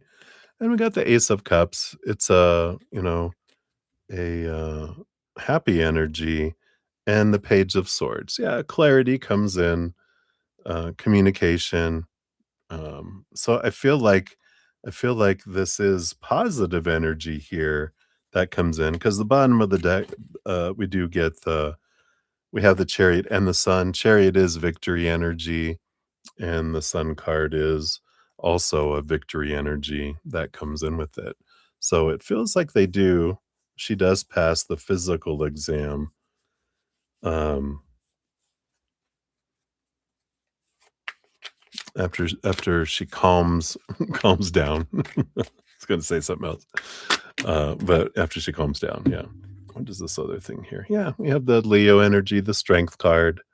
So I feel like it does, uh, they do kick in, with this courage that comes in there. So it looks good.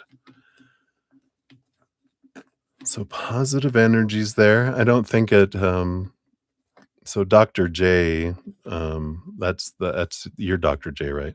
I feel like it's a female that gives the exam. Let's see what the fortune cookie brings in here too. You do get an Alice in Wonderland or an Alice the Wonderland Oracle.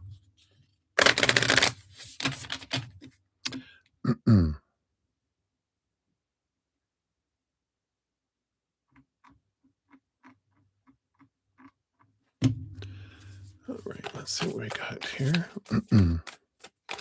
No female doctors though. Is there a gay doctor? It's strong female fire energy, or it could be someone that's very fiery. So let's see here. Yeah, set your course, number 22. And that says, know where you wish to go, have a plan, the right direction. So let's see what comes in here with regarding this here. So from the book Alice in Wonderland, it says, would you tell me, please, which way I ought to go from here? Well, that depends a good deal on where you want to get to, said the cat.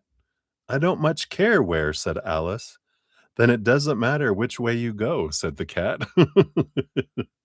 So Alice, like so many of us, wants to know which way she ought to go. You too may be asking yourself which way to go, what direction to head in. This can include questioning what your sole purpose is or asking for advice from others on what you ought to do which way to take your life and what decisions to make and what you need to do next. Alice is rather lost in Wonderland, and when we are lost, it is only natural to ask those who seem to know more than we do for advice on what we ought to do and where we need to head. But as the Cheshire Cat points out so cleverly, the right direction for Alice depends on where Alice wishes to go. It is the same for you. So now you must spend some time focusing your thoughts towards knowing where it is you wish to go. Once you have a better idea of your desired destination, the ambition you wish to achieve, or the dreams you wish to create, you will know what to do. Until you know that, it will be very hard for anyone to offer you any advice at all. This also applies to the advice you give to yourself.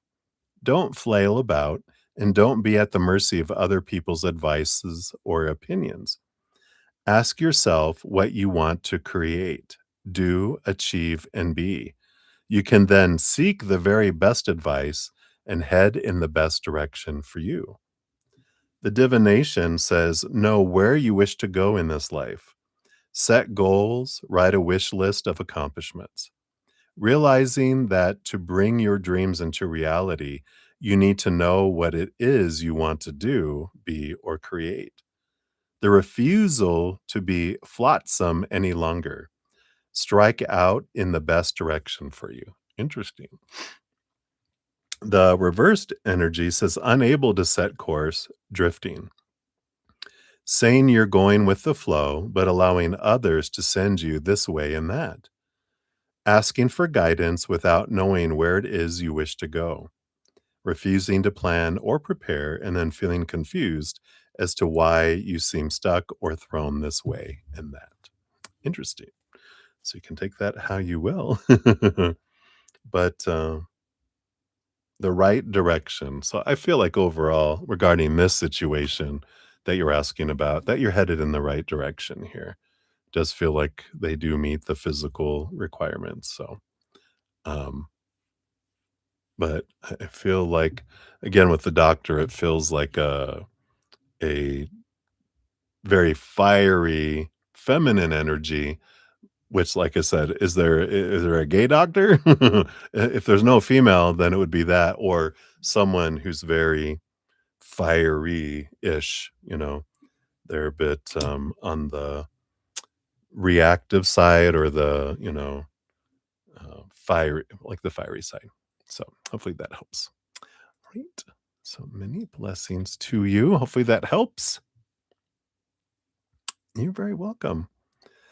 All right, and let me see here. So, Shloka, thank you for your additional donation. We'll get you on here. You'll be up here after Val. And here's your question here.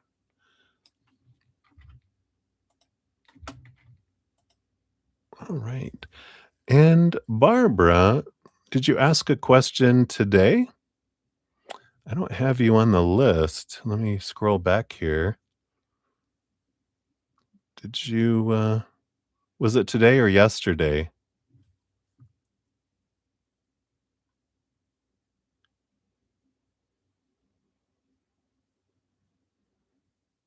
Yeah, because I can see all the way back to this morning. So I don't see you on the list, tonight. If it was last night, I got to all the readings last night. Um, so if it was last night, then I did complete it. But if you have one for tonight, I can get you on there, if you are wanting to, because I don't have you on there, Miss Barbara. And we got Divine Soul in the house. Hello, hello. Good to see you. Hello, hello. Oh, a couple of days ago. Oh, yeah. So I completed all of those. So if you go back to whatever night it was, if you go to the pinned comment, you can scroll down. And if I didn't get to it that night, there's even a list at the bottom of the ones I didn't get to with a link to the morning session that I did. So if it wasn't Sunday night, I got to everything in that night session. But Wednesday, Thursday, Friday, Saturday, I came back in the mornings, that we went on there. So, be sure to go check those out, as well. Yeah. And I can get you on here for tonight as well. So I'll add you in there. Let's see, did I run? So I'll add you on. You'll be number 17. We do have Divine Soul. I see your free question. You'll be number 16. You, you got in there. So general reading for you, Barbara. I'll get you on there. Let me make sure I didn't miss anyone here.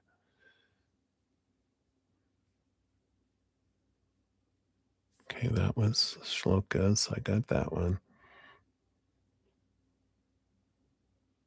Yeah, absolutely. All right. So I think I'm all caught back up here. So we'll get it. Only have like a couple of donations left. And if I don't have any others that come in, then we'll move on to free reading. So cheers, cheers.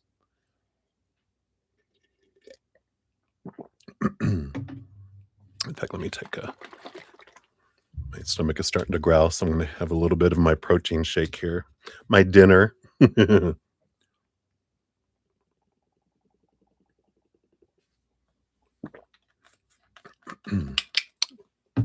Fills up the stomach so it stops growling. All right. So, Val, we are up for number 2 here for you. So thank you for your both of your donations. And you wanted a general read. So let's take a look here. What does Spirit want you to know here?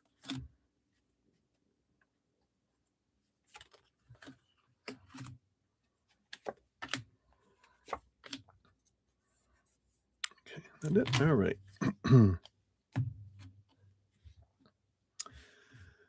All right. So what do we have happening here? So on the bottom of the deck, we do have the 7 of Swords. 7 of Swords, it's an interesting energy because you can see that they're I don't know if you can see it here. They left 2 swords behind and they've got 5 swords in their hands.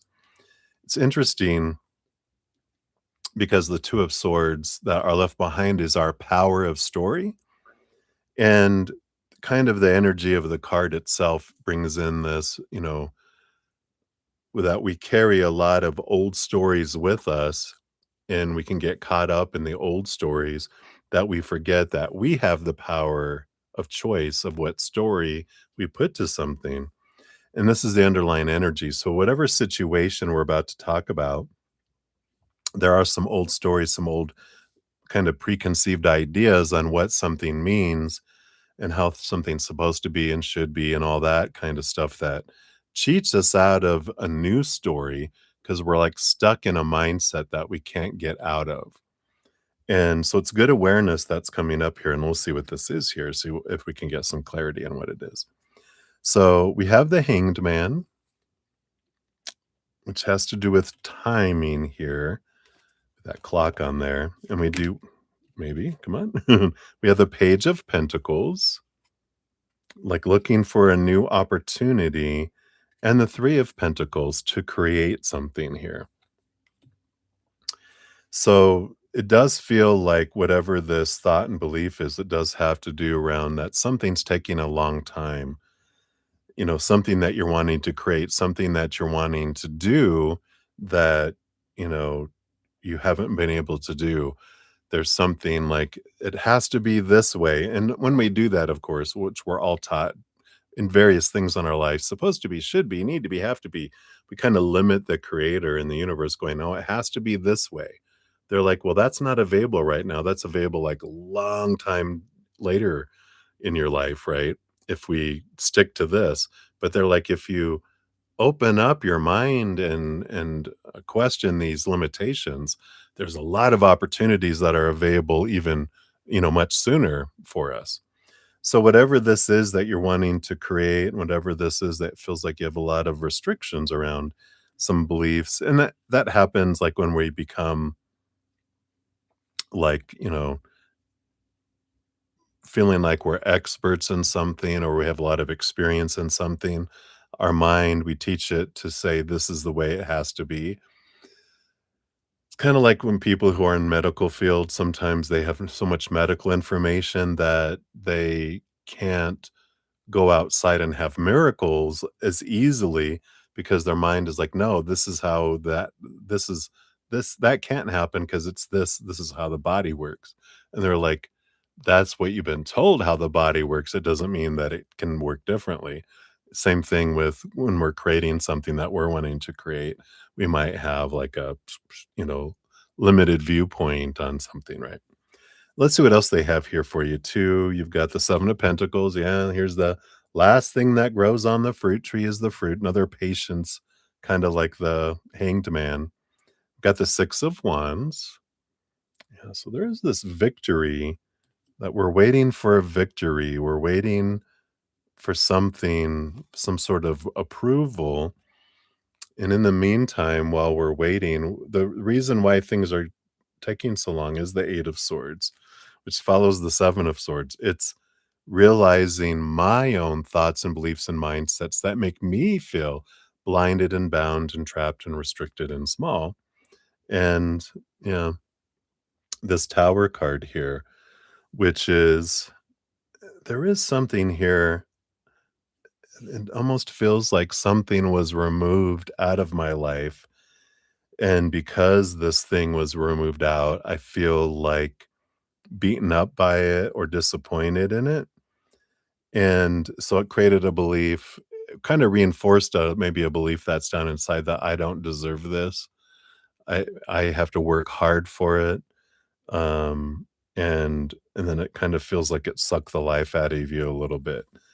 But it's that mindset that if we change that and we realize, no, this was happening for me, the tower was removed out of the way to make space for something that's more in alignment that matches my energy instead of something I feel I'm supposed to do and should do.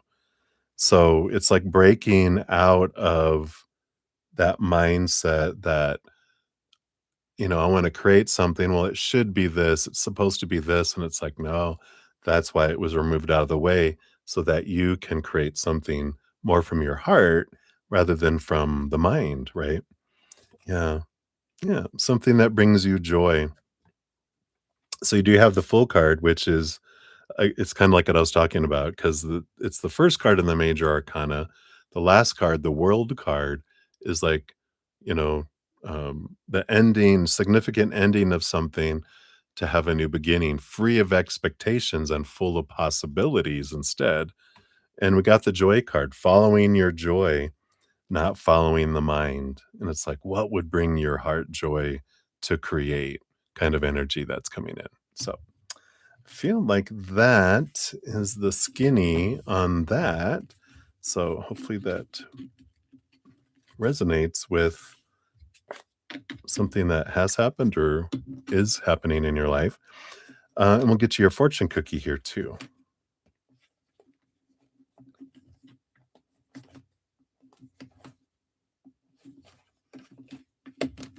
All right. So from Everyday Miracles, from the Course in Miracles, let's see what we have here, right?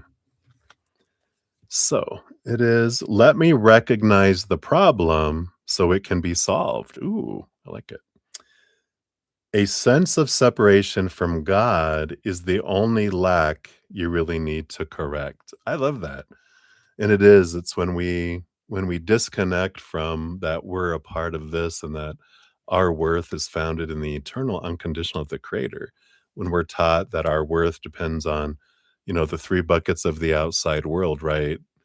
Relationships with people, situations, and things, that's when we feel disconnected because we're looking here instead of here for our definition of our worth. So I love that.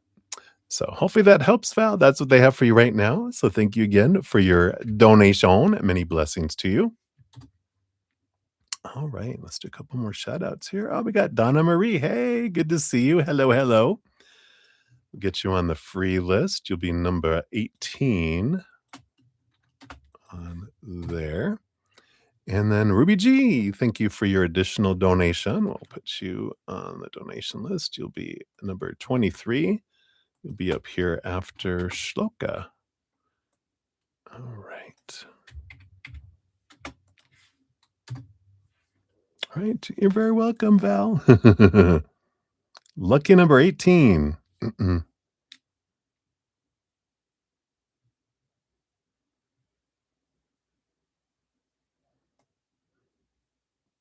All right. Let me grab that Ruby.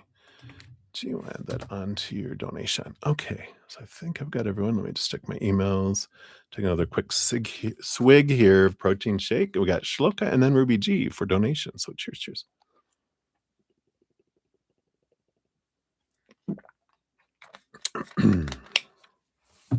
All righty.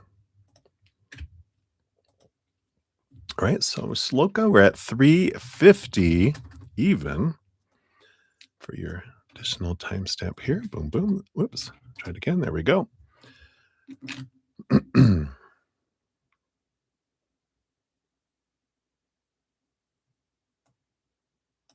All right. Yeah, right. So we'll take a look here. So with spirit, there's like not shoulds. Because for them, it's just different choices with different experiences, different outcomes, not right or wrong, good or bad, better, worse. It's all about adventure. So what we'll do is if you go forward with the registration today, what kind of energy is around that? Because they'll let you choose what energy matches what you're feeling, right? Or make some changes, wait to make some changes for you. What kind of energy comes with that? And like I said, you're having some intense abandonment and identity issues. Right? So it's great that they brought that up. Don't you just love spirit? Yeah, again, the bottom of the deck, 7 of cups, just a lot of mixed emotions. That makes sense here. There's no wrong emotion, just different emotions, like, kind of that energy with this. But if you go ahead and register today the energy you have, the 10 of Pentacles, there's a feeling of abundance and fullness here. Underneath that, you do have the Queen of Cups and the Two of Wands. They're saying, follow your gut, not your fear, but follow your gut. The Queen of Cups is an intuition energy, and the Two of Wands is your power of choice, that there's no wrong choice. And if you're like, you know what, I would feel more comfortable and my gut is telling me not to do it today. It's not, there's a difference between fear and the gut instinct. Fear comes with, of course, uh, fight or flight energy. So if we're fearing it, we're like, I just want to run. I just want to, or I'm angry. I'm either angry or sad. I want to fight or I want to flee.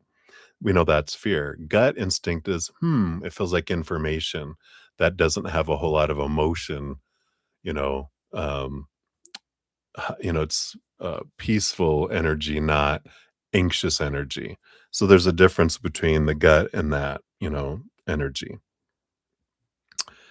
Um, if you wait, what kind of energy do you have here? Yeah, you have the 5 of Cups. So that is the lower vibrational emotional energy. You have the Star card, you have the 3 of Cups. It does end up feeling like a dream come true and joy, joy energy, tribal energy that comes in. Um, so I feel like, there is this, you know, and either way it turns out fine for you. But I do feel here with all this energy, with this feeling of fear that you have, that's where the intense abandonment, that's the fear, right? That, why not wait? I mean, you have a power of choice, so will it hurt to wait and make some changes for you so that you can uh, feel good about it and not feel as much fear around it? Then why not ask for it, right? And I feel like it's okay to do that, that any emotion you're feeling is a 100% accurate to what you're experiencing on the inside. So, um, I feel like it's important for you to follow your heart and where you're leading. And I feel like when I'm tapping into your energy, I feel like you are saying, let's wait, let's wait, let's wait, right? Let's make these changes. So I feel like you would have a sigh of relief if you just said, can we wait? Can we make some changes? And I feel like that is what their advice is for you. Of course, you get to follow your gut, and there's no wrong choice. But I feel like that that feels like where you're leaning to when I'm tapping into your energy directly. So yeah, yeah. Because here your fortune cookie is it can be but myself I crucify. Why do you want to crucify yourself? Why do you want to sacrifice yourself? Because I feel like that's like, well, I don't want everyone to wait on me. You know, get off the cross. We need the wood. That's an old Jesus joke because it's like you don't need to crucify yourself. You can step off, right? And it says, you have no idea of the tremendous release and deep peace that comes from meeting yourself and your brothers totally without judgment. So when you don't judge yourself and look at this, it's like, okay, I can do this for me. And I feel like I would feel more comfortable if I waited. Um, is that okay, everybody? Can we make some changes? And if they're all in agreement, then we do that, right? So I like that. Hopefully that helps, Shloka. Um, so many blessings to you. Hang in there. All right. And okay, let me add that onto your question there, Ruby. Boom, boom. All right. And we got Happy Pill in the house. Hey, Happy Pill. Thank you for your donation. You'll be up here after Ruby G, which is next. So I got your donation there. Give that a love and a like. And then I got your free reading request as well. We'll put you on there. You'll be number 19 for those. All right. All right. And I think that is everyone. So we'll jump back in here. And we got Ruby G for number 2. So thank you so much. I think maybe it's number 3. Could be maybe it's just number 2. Yeah, number 2. So 35701 is yours. So here is this timestamp. Let me read here. So your friend and you took your kids to the lake beach, and we saw a mama duck that kept swimming around us with her babies. Was there anything spiritually significant about it? Ah, okay. You thought it was funny, the mamas with their babies and the mama duck with her duckling last week. Your husband found a baby duck at work and couldn't find its mother. They also seem significant, so I'm wondering about the ducks. Maybe they just liked us. Yeah, let's take a look here. So, tell us about these ducks. So is there spiritual significance for these? Imagine if we get like the Empress or the Queen of Pentacles, Mama Duck. All right, let's see what we got here.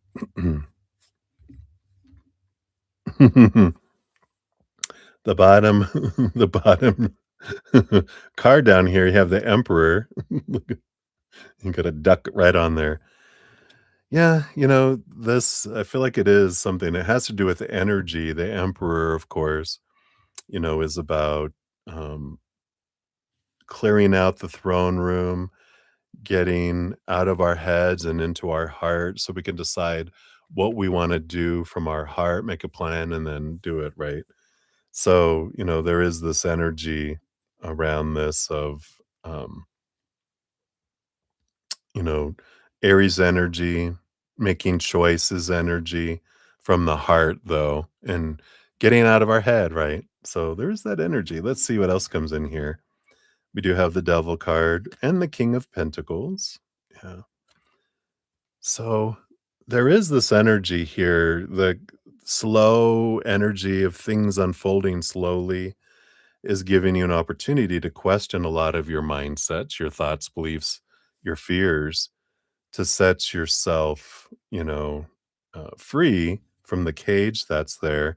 Yeah, and underneath the 5 of Pentacles, the fear of not being enough, of not having enough, the fear of being abandoned, being left out in the cold, right? And so I feel like this energy of the baby duck that couldn't find its mother, that's that abandonment energy, the fear of a child losing its parent, right?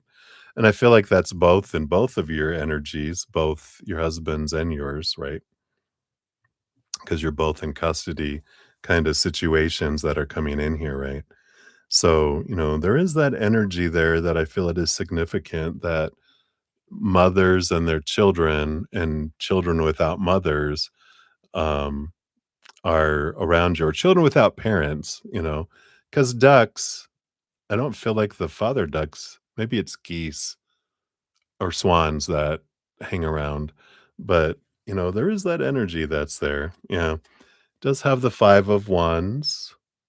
So there is this is energetic, this is the circling of the firestorm around us and the drama that's around us, right? So it is representation of that. Yeah, we got the 9 of Cups and the Ace of Swords. So it is bringing clarity around what a dream come true is, right?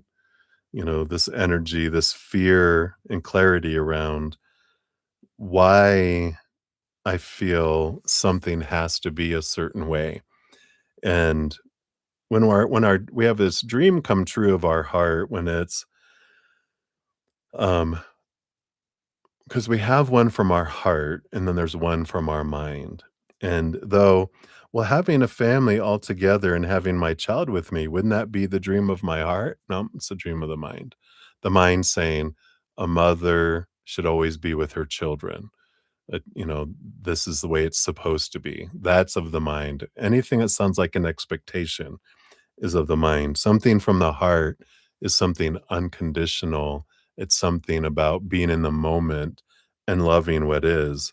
When there's fear of the future or fear, lower vibrational energy of the past, usually it's fear of the future, sadness of the past.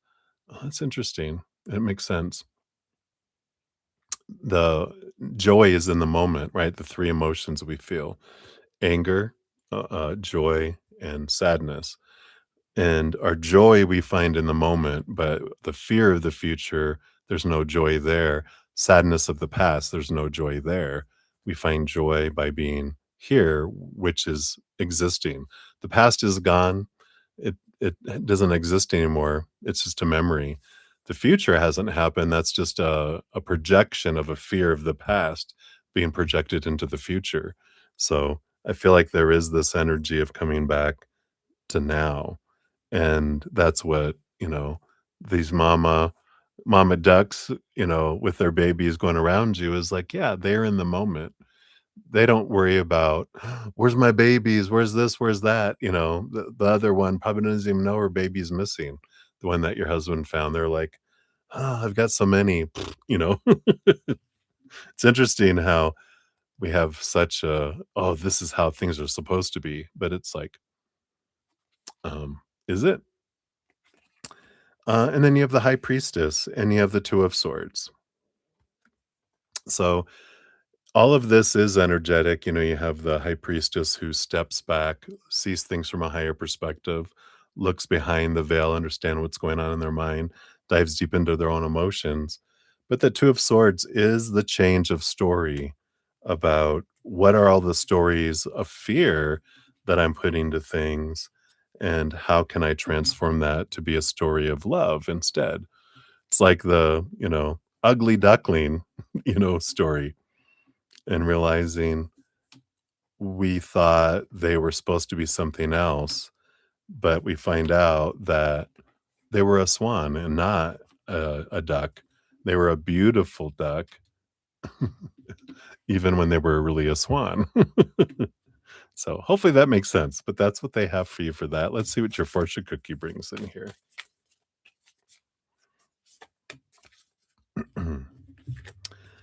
All right. Yep. Under his teaching, every relationship becomes a lesson in love. Says when you meet anyone, remember it is a holy encounter. As you see him, you will see yourself. As you treat him, you will treat yourself. As you think of him, you will think of yourself. Never forget this, for in him you will find yourself or lose yourself. Right? I like that. And then we're kinda going back to that energy of, from living from a place of love, not from a place of fear, as much as we can. Unless we wanna have a life full of fearful rides, right? And there's no right or wrong, just different, right? So, that's what they have for you, my dear. Hopefully that helps. Many blessings to you. All right, and then Happy Pill, you are up for 0508 is for yours. There's your timestamp. Anyone on July and August read? All right, let's see what we got here. So for July and then for August. All right. Yeah, bottom of the deck, you have the Two of Wands. Good reminder that whatever you're focusing your energy on is what grows and expands and what you draw to you. Underneath that, you do have the Ten of Cups, which is focusing on joy and focusing on gratitude. You got the Wheel of Fortune. Sorry, you got the Wheel of Fortune coming in there. So, the underlying energies is there is such great possibilities for great joy and abundance in those, but it depends on what we're focusing on that determines how quickly it comes in and how big it is.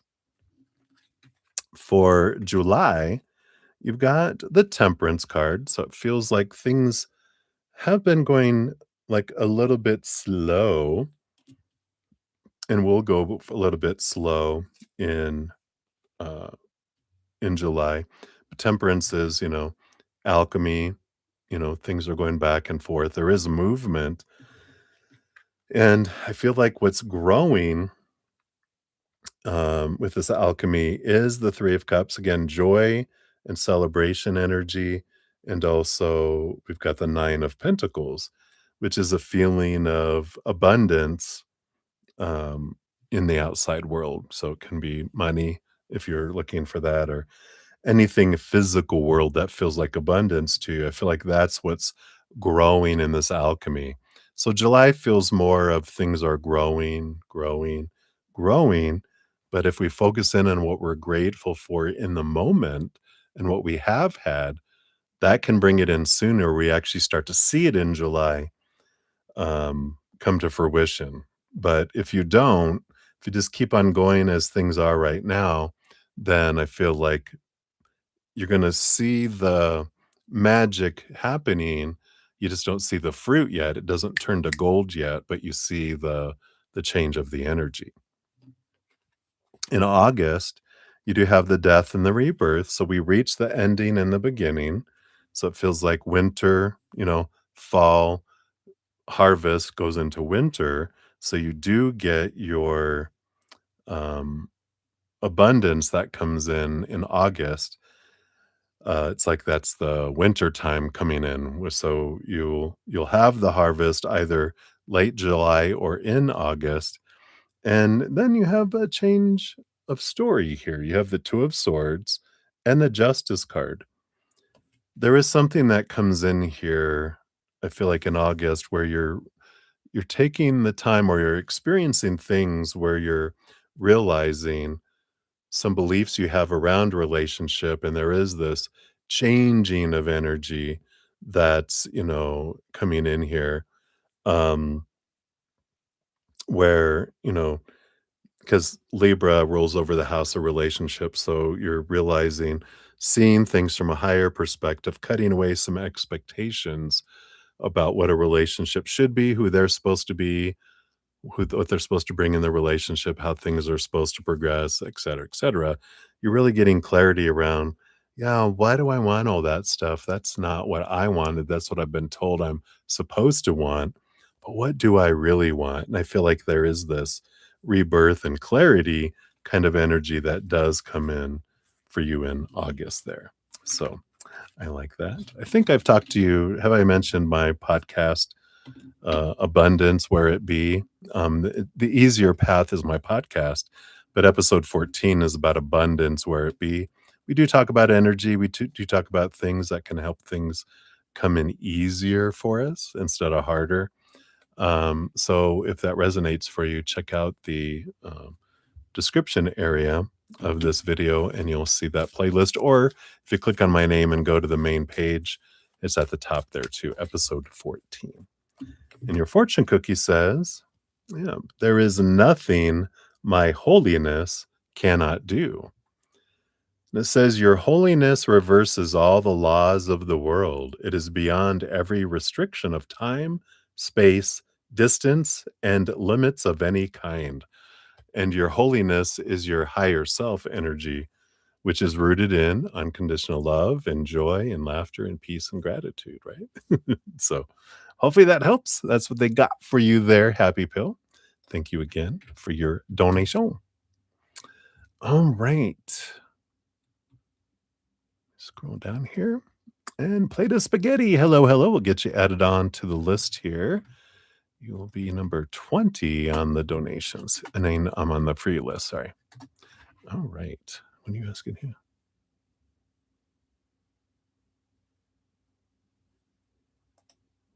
All right. We will take a look at that. All right. So I think I've completed all the donations up to this point. So we'll head in here to free readings. Let me just drink some more of my shake here. So my stomach, I don't know if you guys can hear my stomach growling.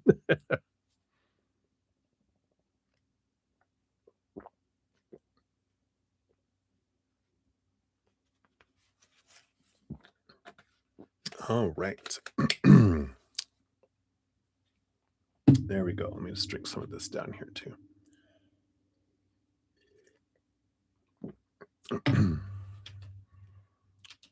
All right. So let us dive into the free readings here. So up first, we do have Ashish 411. 35 is for yours. So here is your timestamp. There we go. And so timeline when you move to a different country. All right, let's take a look here and see based on current energies. All right. So you do have the Three of Wands. We do have March 31st till April 10th. Three of Wands is about a change of direction as well. So I feel like this is next year is where your first opportunity could come up. But with the sun in Aries, I kind of feel like Three of Wands is you get new information where you were kind of thinking, I want to go this direction. But instead, I feel like this happens between March 31st and April 10th, where you're like, okay, I think I'm gonna move here. And then you're like, ooh, something happens. And you're like, you know what? New information. I'm gonna go this direction and go that way instead. Pushes it off a little later, I feel, than this date. But I feel like the timeline of where you really start to get a lot of information and clarity, where I feel like you're kind of uh, what is it? Not isolating, oscillating.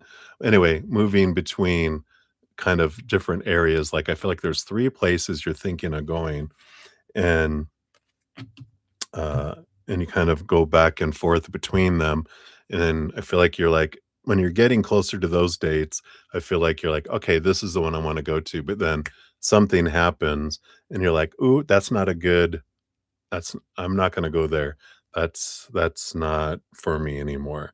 Clarity comes in and makes it a no-brainer of, "No, I don't wanna go there." So now it's between these 2, and I feel like you whittled down which one you wanna do there, and then I feel like by the end of next year is when you're making that move based on current energy anyway. So, hopefully that helps, Ashish. That's what they have for you. So many blessings. Right, and then we got Swaroop is up. So Swaroop Bobby, hello, hello. And let's grab your timestamp. Oh, come on. There we go. User error. There we go. So any messages from Spirit? All right, let's take a look here. What does Spirit want you to know? You've got the Four of Wands and the Seven of Swords. I feel like there's some great clarity coming in here for you regarding marriage because the Four of Wands is this marriage card energy. The Seven of Swords is this energy of, realizing what of my own thoughts and beliefs and mindsets cheat me out of opportunities, these restrictions, these supposed to be's, who are they supposed to be? How is it supposed to happen? How is it supposed to unfold?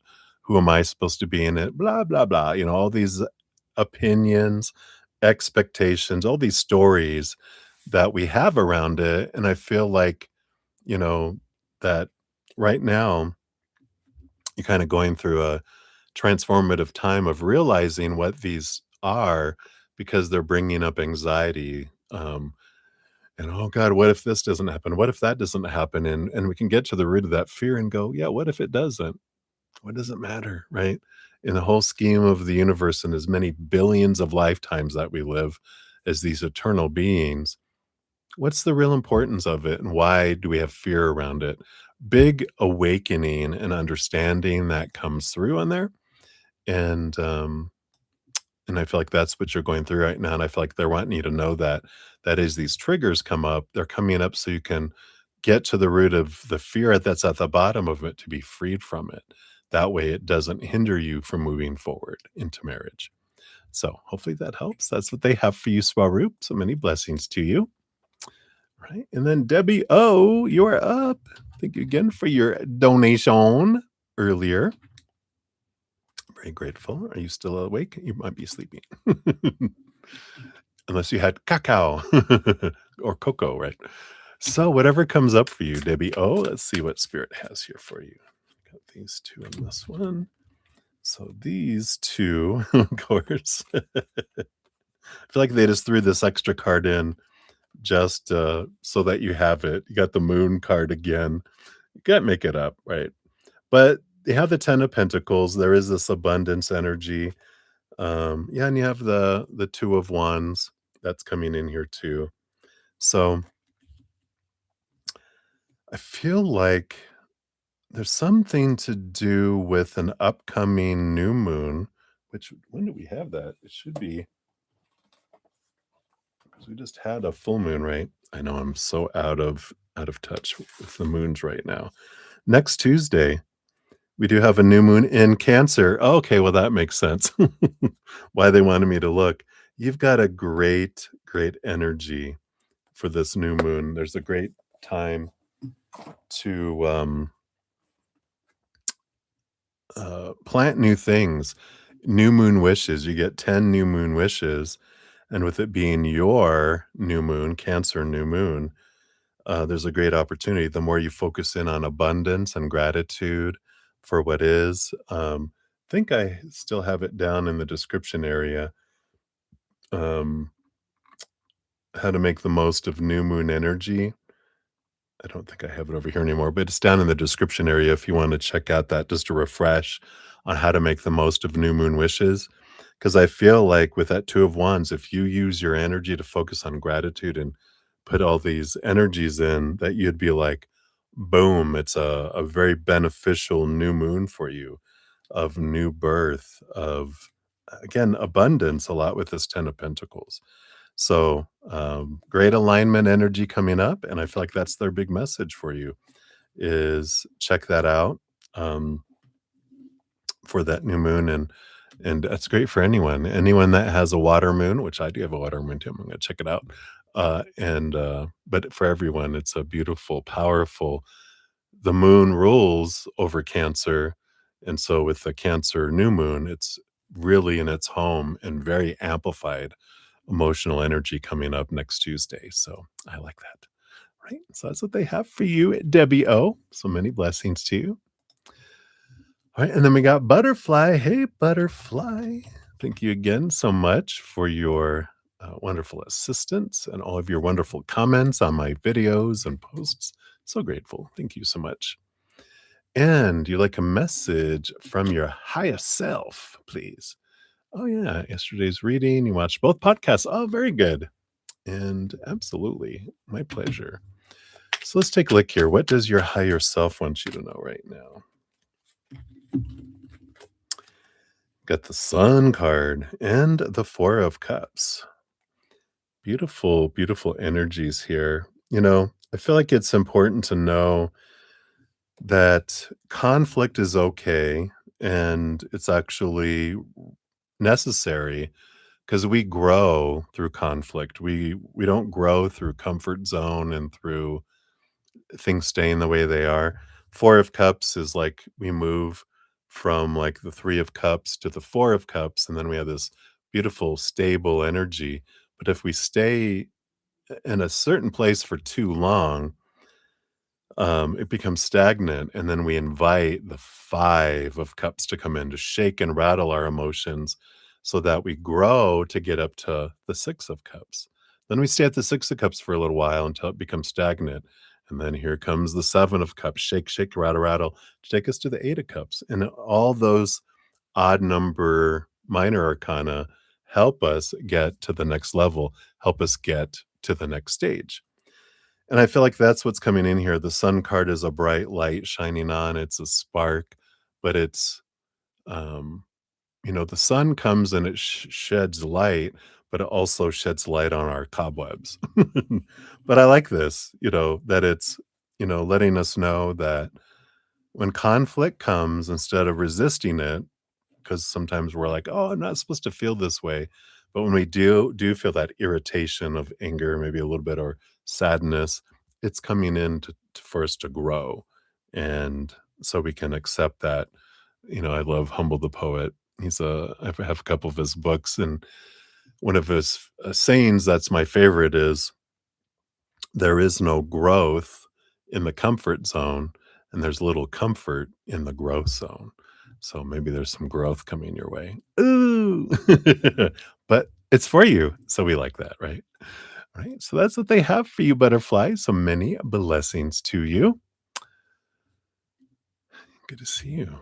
All right, and we got May. Hey, May, thank you for your additional donation. So we'll step out of free readings and complete this donation, and then we'll get back into free readings here in a momentito. So let's get you on here. We'll give that a love and a like here. All right. And for this one, we're at 421.51. Did I do that right? I did. All right. Whoops. There we go. So here's your timestamp. Thank you again for your additional donation. So has Max noticed you haven't posted much on social? Let's take a look here. So Mr. Maximus, have you noticed? Let's see, we got these here.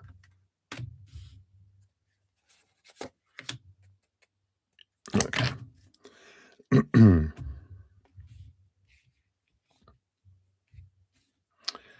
So let's see what we got going on here. Has he noticed? I got the Three of Wands energy here.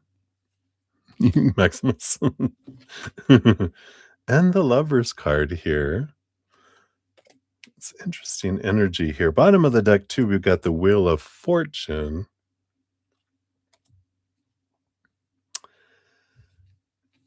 And I feel like here they have noticed, but it almost feels here like if they're wondering here, have you decided to go a different direction? Or are you still wanting, have you found another relationship? I feel like there was a little bit of a, uh-oh, am I taking too long energy? Because we do have the Knight of Pentacles and the Page of Wands, which is an energy of put a fire under your butt energy. You know, it's like, wow, where do they go? What are they up to? Did they fall in love or what? But the Knight of Pentacles, it is kind of like this. Maybe I need to put a fire under it, a little bit of energy here. So I feel like that kind of they've noticed and it kind of made him think here. What else? So the Ace of Swords does feel like here's that I feel like we're talking about that they have on their mind, like, maybe I need to reach out, maybe it's time, and I feel like that was happening, like, on their trip, right? On their long drive, and they're thinking, hmm." Yeah, and the King of Wands, again, this action energy with the Wands energy here. What's underneath that here? Yeah, and the Six of Wands. Remembering that connection energy that they had with you here. So I do feel like they did notice here, and they're like, "Well, you've been absent. I wonder what's happening here."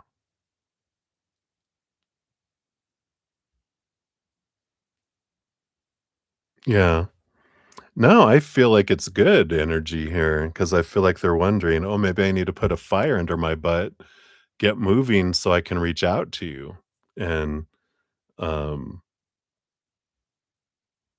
so I feel like it's a not because you're not doing it to be manipulative of going, "I'm not there. Are you worried about me?" You're doing it for your own self. Um, and then I feel like that's maybe somewhere where we talked about earlier on their long trip. They're thinking, maybe I need to reach out because this energy here of not posting and not being there, they're like, I need to maybe take more action with this King of Wands, the Six of Wands, kind of energy here. With the Wheel of Fortune on the bottom, again, this is for you, right? It's the tuna for you. We have the world card, another victory card underneath that. So it doesn't seem like it's a bad thing. It's not them going, oh, well, I guess. I don't feel like they're someone that would, assume, oh, I bet they found someone else. Oh, well, I guess I'll just move on.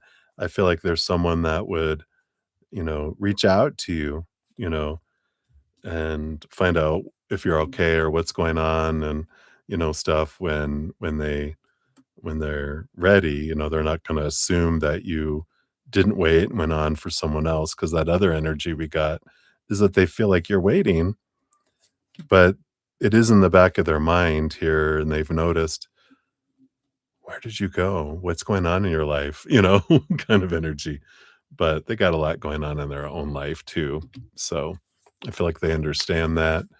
But I feel like their mind did go there, not as their primary, you know, "Oh my god," but I'm feeling like it did cross their minds, and it does give them a little bit of a maybe not like a flamethrower under their butt, but maybe like a lighter. Boop, boop.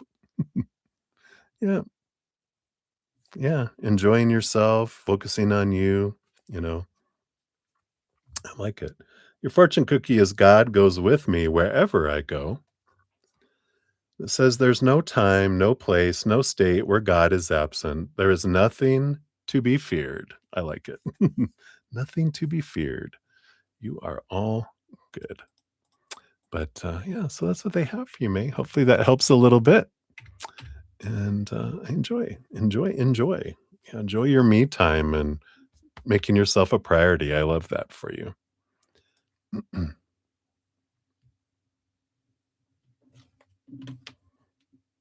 Very interesting indeed. So thank you again, May. Many blessings to you. We got Minu. Hey, Minu. Get you added on to the free list here. You'll be number 21 on the free readings here. All right.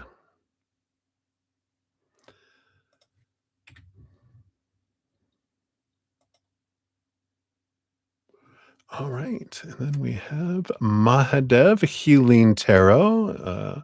Kritika, right? Got you at 428.10 for the next free reading here. And so you want to know, will you settle down abroad after marriage? Your future husband is from a foreign place, right? Let's take a look here. I feel here, I mean, we've got the Eight of Swords, which is letting go of thoughts and beliefs and mindsets that don't serve anymore, allowing me, to move and have it's a movement energy. And with the Devil card, which is Saturn, Capricorn energy that rules over the house of work, I do feel like you do settle somewhere abroad because I feel like their work takes them somewhere, abroad, and so you're able to move with them, and leave behind old thoughts and beliefs that make you feel blinded and bound, trapped, restricted, and small, which sometimes means you leave family behind, right? Because sometimes when we're around family, we stay small, we stay a child. Um, like I grew up a lot in my a lot of my life, I've been away from my family. My brother was military, so they moved a lot. My dad, you know, lived in like the West Coast in Hawaii a lot. So, a lot of times everyone was so everywhere else that um,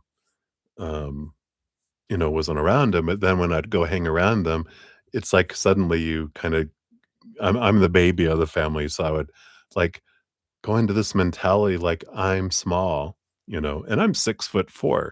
I'm not small at all. But it's good. I even moved next to my family for a few years, um, and, to deal with and transform expectations and stuff, which was great. And you realize, "I get to be me." And I feel like that's what's happening here with you is you get to kinda break out of that mold of being someone that in relationship to everyone else, and I feel like when you go abroad, you kinda break those chains. I feel like that's what that 8 of swords is about, so I like that for you, and I do feel you do, and it's for his work, so I like it, right? So many blessings to you, that's what they have for you. Alright, and then content, we have 4, 30, 49 coming in for you.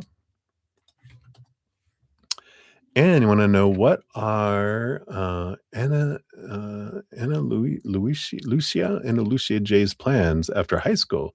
Does she plan to study abroad or study in her country? Alright, let's take a look here. So what are her plans after high school, and where does she plan to study? So, yeah, but I feel like I don't know if they've absolutely 100% decided yet with the Emperor energy. That's kind of like clearing the throne room, get it out of their head and into their heart, and then making a plan and putting energy behind it. So I feel like they're haven't quite decided yet what they wanna do after high school. I feel like there's a lot of people telling her what she should do, but then from her heart is wanting her to go to different direction than everyone else is telling her. So is she planning on studying abroad or in her country? We've got the Sun card. Interesting here. That's inner child energy. And this is where that bright light is coming in, where I feel like they're getting a lot of clarity. Because I feel like people, that are their self-appointed advisors over her life are wanting her to study in her own country. Because this is like all these people, like family and different things around saying, you should be here. You're our child. We want you to be safe. We want you to be here. We want you to be accessible, kind of energy. But I feel like she wants to go abroad. She wants to study abroad, is where her heart wants to take her. Her mind and everything is like, yeah, everyone wants me to stay here in the country and do that, but I want to study abroad. So I feel like that's where she's at right now. I don't feel like she's made a decision, but she is being torn, with her mind going this way and her heart really wants her to go to study abroad. So, and even into something that the family doesn't really want her to study, but she wants to do that. So that's what they have for you. So many blessings to you. All right, let's see. I just got a donation that came in here.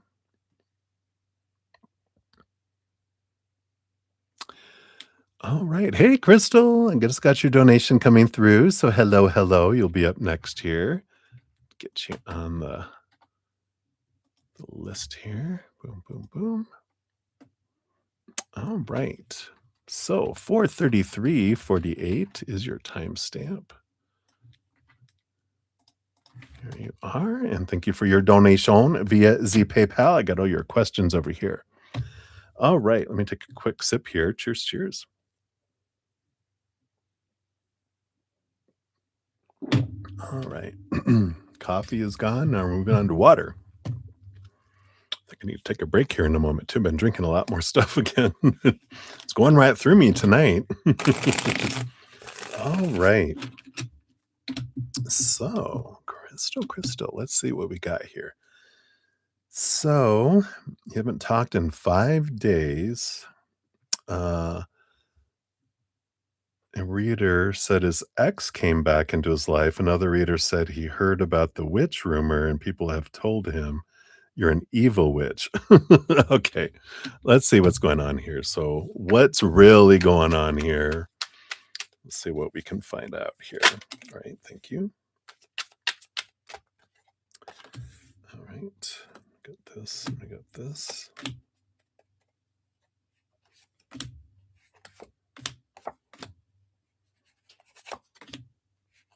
These two, these three. All right. Let's see what we all got going on here.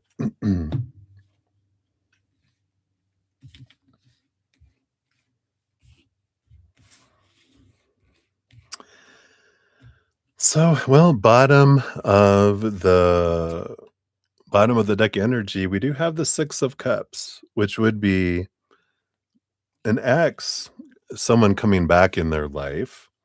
So I do feel like their ex uh, is trying to come back in their life, or at least um, they tried, you know, they made contact. We'll put it that way.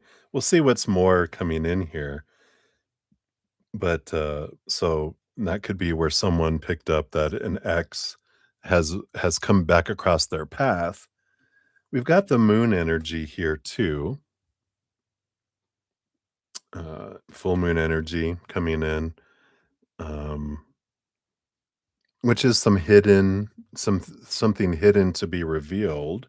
Let's see what else we got here. Yeah, we do have the 3 of Wands, which does represent a change of direction. We've got the 8 of Swords, which does have to do with leaving behind some old ways of thinking, those that made us feel blinded and bound and trapped and restricted and small. And the King of Pentacles that's coming in here, though, too. Um, what's underneath all this here? Got the 7 of Pentacles. You know, I don't feel like I feel like their ex is trying to come back in, or at least come back across their path. But that 7 of Pentacles energy is like, they're like, no, they weren't what they wanted, and I don't feel like, with all this energy, they're like, no, I've let those things go. I'm looking for my worth. I'm not going to go back down that same road. We went a different direction for a reason. I'm not just taking them back, kind of energy.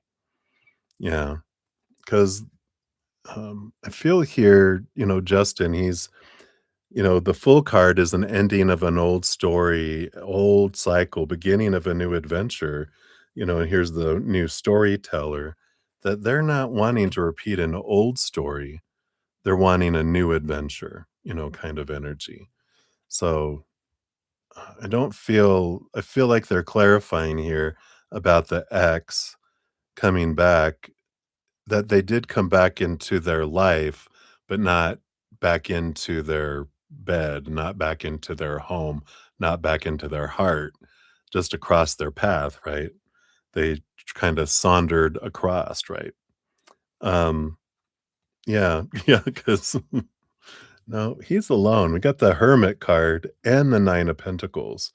Both of these are alone, hermit in the outside world energy. So they're alone. I don't feel like they're in a relationship with anyone else, anything like that. Um, I do feel like they're in their own kind of rebirth energy with this death card here. Um, and they got the Page of Swords, they've got the Four of Swords. They're, in a way, seeing clarity in their life and deciding, trying to see their life from a different perspective and what they wanna do and where they wanna go.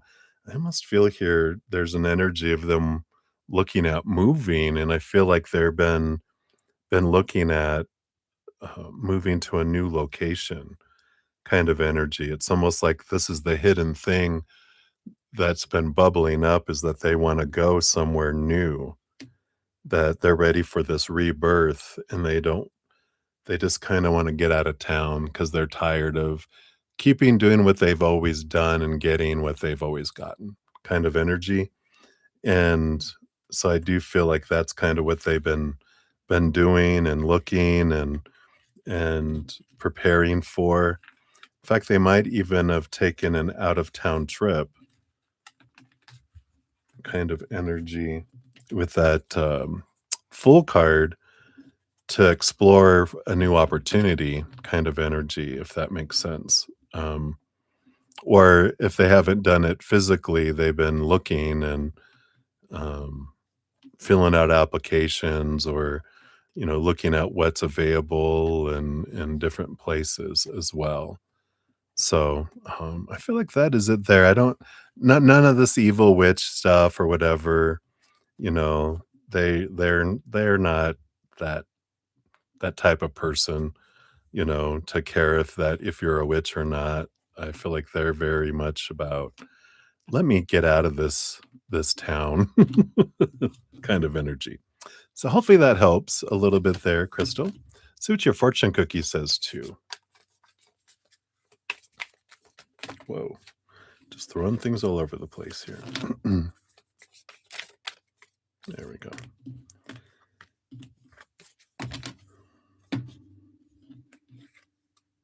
Yeah, I like it. This one really wanted to be seen here.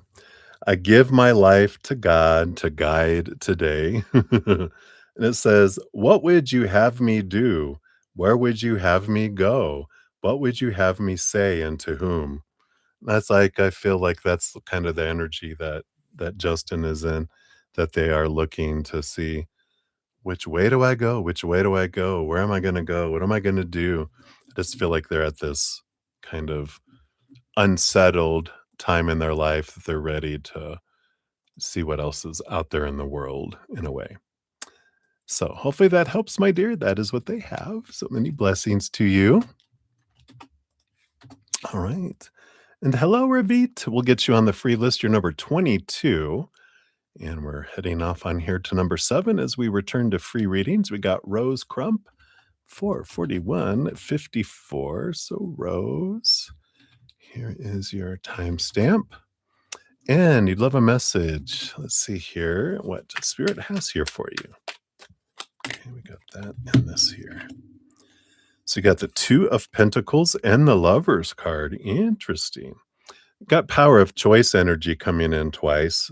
The the Two of Pentacles is you have a choice between two things in the outside world. Lovers card is a choice between two emotions, lower and it's lower vibrational, higher vibrational choices, right? With the physical world, it feels more like you have a choice of doing something that your mind wants you to do, something that your heart wants you to do, and neither's right, neither's wrong, of course, just different choices with different experiences, different outcomes. But I feel like you're being faced with some choice energy, and of course, the heart is saying, "Choose me. Go the way the heart is drawing you." Because the heart goes, they have a good point. They're like, "If you choose and follow where I'm taking you, will live. If you follow the mind, you'll exist." And there's a difference in existing in life or living life, right? And so I feel like that heart is have taken an opportunity while they literally have a microphone to go, "Choose me, choose me." 'Cause, we can choose the safety of the known, that the mind feels safe, and we can do that, and we're like, "Yeah," we just take another trip around an existing kind of feeling, but we'll come back around again. We'll keep coming back around to this decision point, because the heart's going to keep bringing us back till eventually it wins and we are tired of doing the same thing over and over again, going in circles. We're ready for a new adventure to follow the heart. So hopefully that makes sense. That's what they have for you right now, Rose. So many blessings to you. All right. And then Olivier Vagara. Hello, hello. We got 44404. Look at all those fours. So, Olivier, there is your timestamp and a message from Spirit for the coming week. All right. What do they have here for you for the coming week? We have the Four of Wands and the Three of Swords. Interesting. There's like an unexpected invitation to some sort of gathering coming up here for you. It's not a low vibration energy. The Three of Swords sometimes can be like expectations equal disappointment or heartbreak energy, but in this case, it's unexpected. And the Four of Wands, it's not you're not getting unexpectedly asked to be married, right? Not yet, anyway. But this is a joyful gathering, a joyful celebration. And I do feel like you get an unexpected invitation to an event, something that's coming up.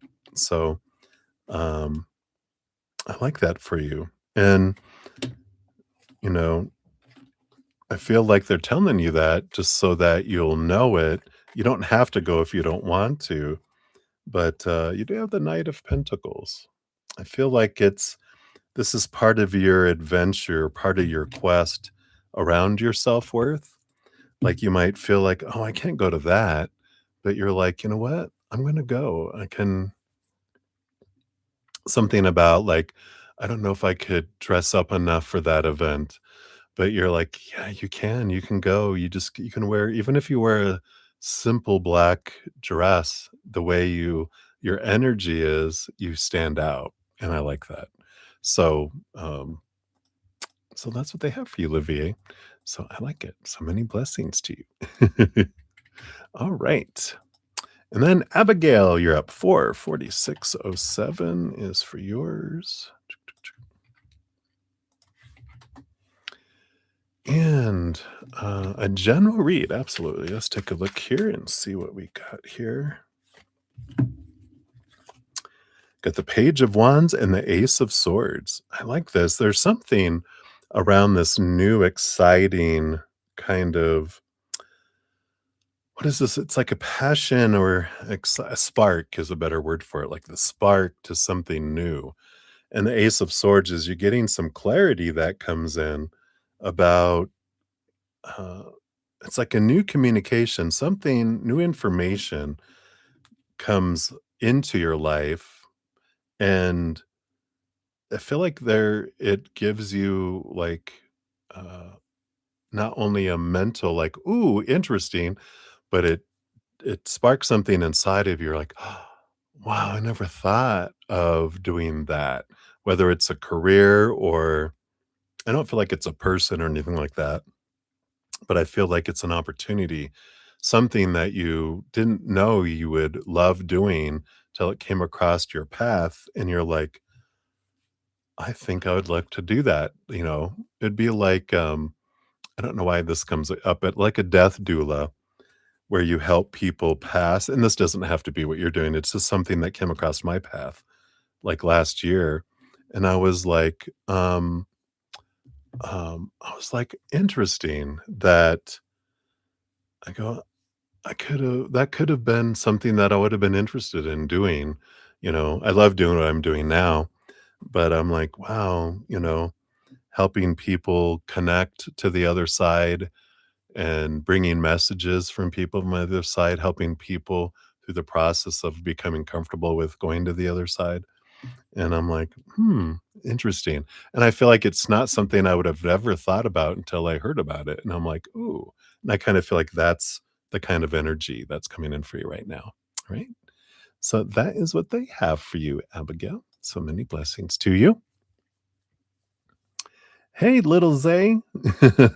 You need reading from a male. Well, I'm the closest thing that we have to a male on this channel. It's funny. It's a joke because somewhere where I worked, I used to always play jokes with on people over the cubicle walls from me, and one time someone did that to me. They're like, "What, you need to speak to a man? Well, let me get you connected over to, bruddaZEN.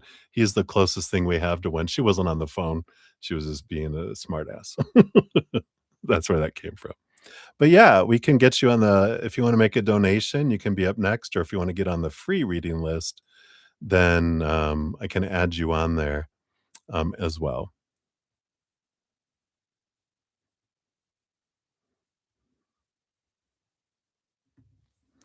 Oh, you're looking for, like, a personal reading. I'm doing live readings right now, um, so I don't know if we can do a 20-minute one, but we can definitely, um, you know, we can do, you know, uh we can see what spirit brings in for you. I don't know if it'll, it depends on what spirit has, but yeah, you can definitely make a donation and you can be up next here. Um, so if you want to do it live now, we can definitely do that. Like here now in front of everyone, right? Is that what you mean? So we can definitely do that if you're looking at doing it like right here, right now. Yeah, my Cash App is down in the description area of the video. Um, so I do have Cash App if you wanna do that. Yeah, alright. So if you wanna do that, I was gonna take a quick break. I need to run to the gentleman's facilities real quick. So, while you're doing that, I'll run to there, and then I'll be back. Um, let me see here. I probably can pull it up over here. I don't think I have it saved over here. I can grab it for you here. Should be bruddaZEN.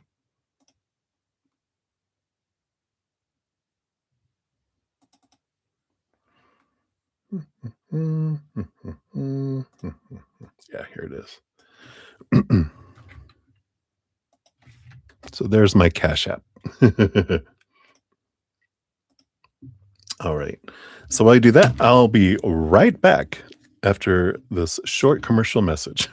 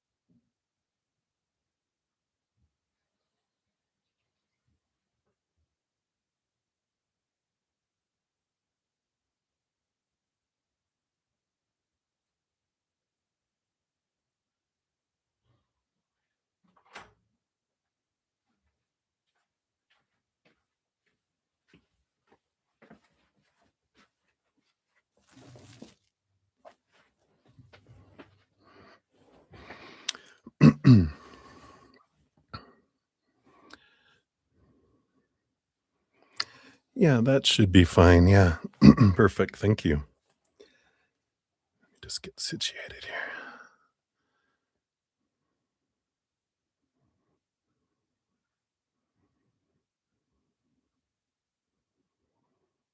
All right. Perfect.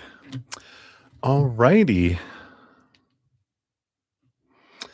Um, Actually, just, what kind of question do you have, for there?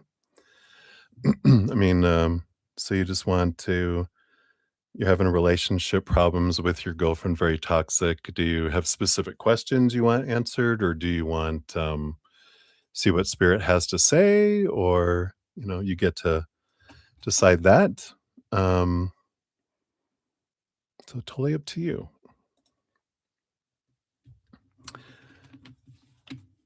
Because I can just channel, see what spirit wants you to know about what's going on, or if you have, but if you have specific questions, you can put those out there as well. If you have questions you don't feel comfortable putting out here, you can send me an email, and I can, be sensitive to how we're answering things too, as well. So we're flexible. I know sometimes the situations we are like, yeah, I don't know if I want to mention everything to everyone, but we can do that too. All right, Crystal, you're very welcome.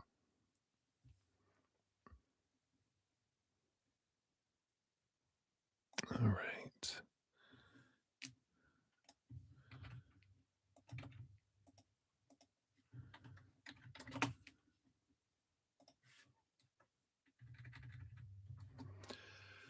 All right.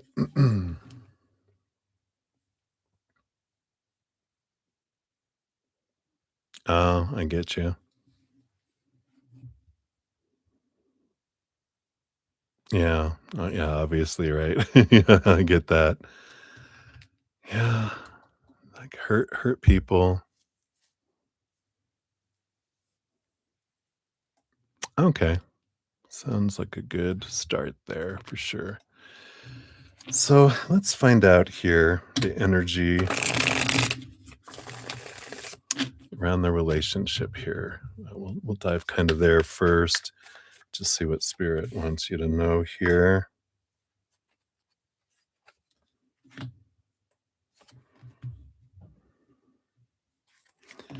And kind of what, you know, everything in life, of course, happens for us. And we choose people that we want to have come into our lives as mirrors for ourselves too. And so, we don't see the world as it is, we see the world as we are. So she doesn't see you clearly, she's seeing through the eyes of her own experiences and her own pain and trauma and her own conditioning, her own feelings, her own emotions, her own energy. So she doesn't see you clearly, but we also don't see her clearly because we're also seeing her through our own eyes. So we don't even see ourselves clearly because we're seeing ourselves through our own conditioning. So, the mirroring energy, is something that we can be aware of as we go into this too. But let's find out what's going on here. Yeah, we will look here. We'll start with the Ace of Wands here, which is an energy of knowing that whatever we're focusing on is what grows and expands.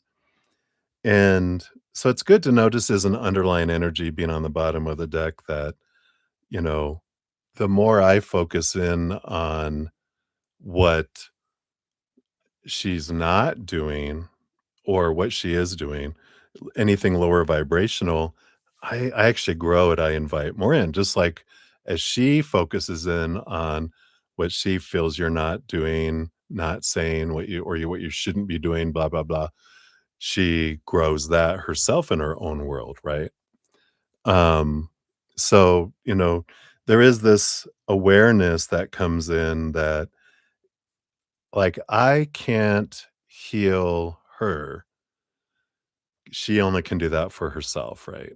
I, can only heal me because, every moment we have the power of choice, right? And I choose my story about what is happening out there. I choose my emotional soundtrack that goes to those things. I choose my energy that goes with that story and my actions. Now, if I'm not consciously choosing, then we revert to old stories that we grew up with, our conditioning, right? That an opinion, an expectation that when that happens, it means this, I have to feel this.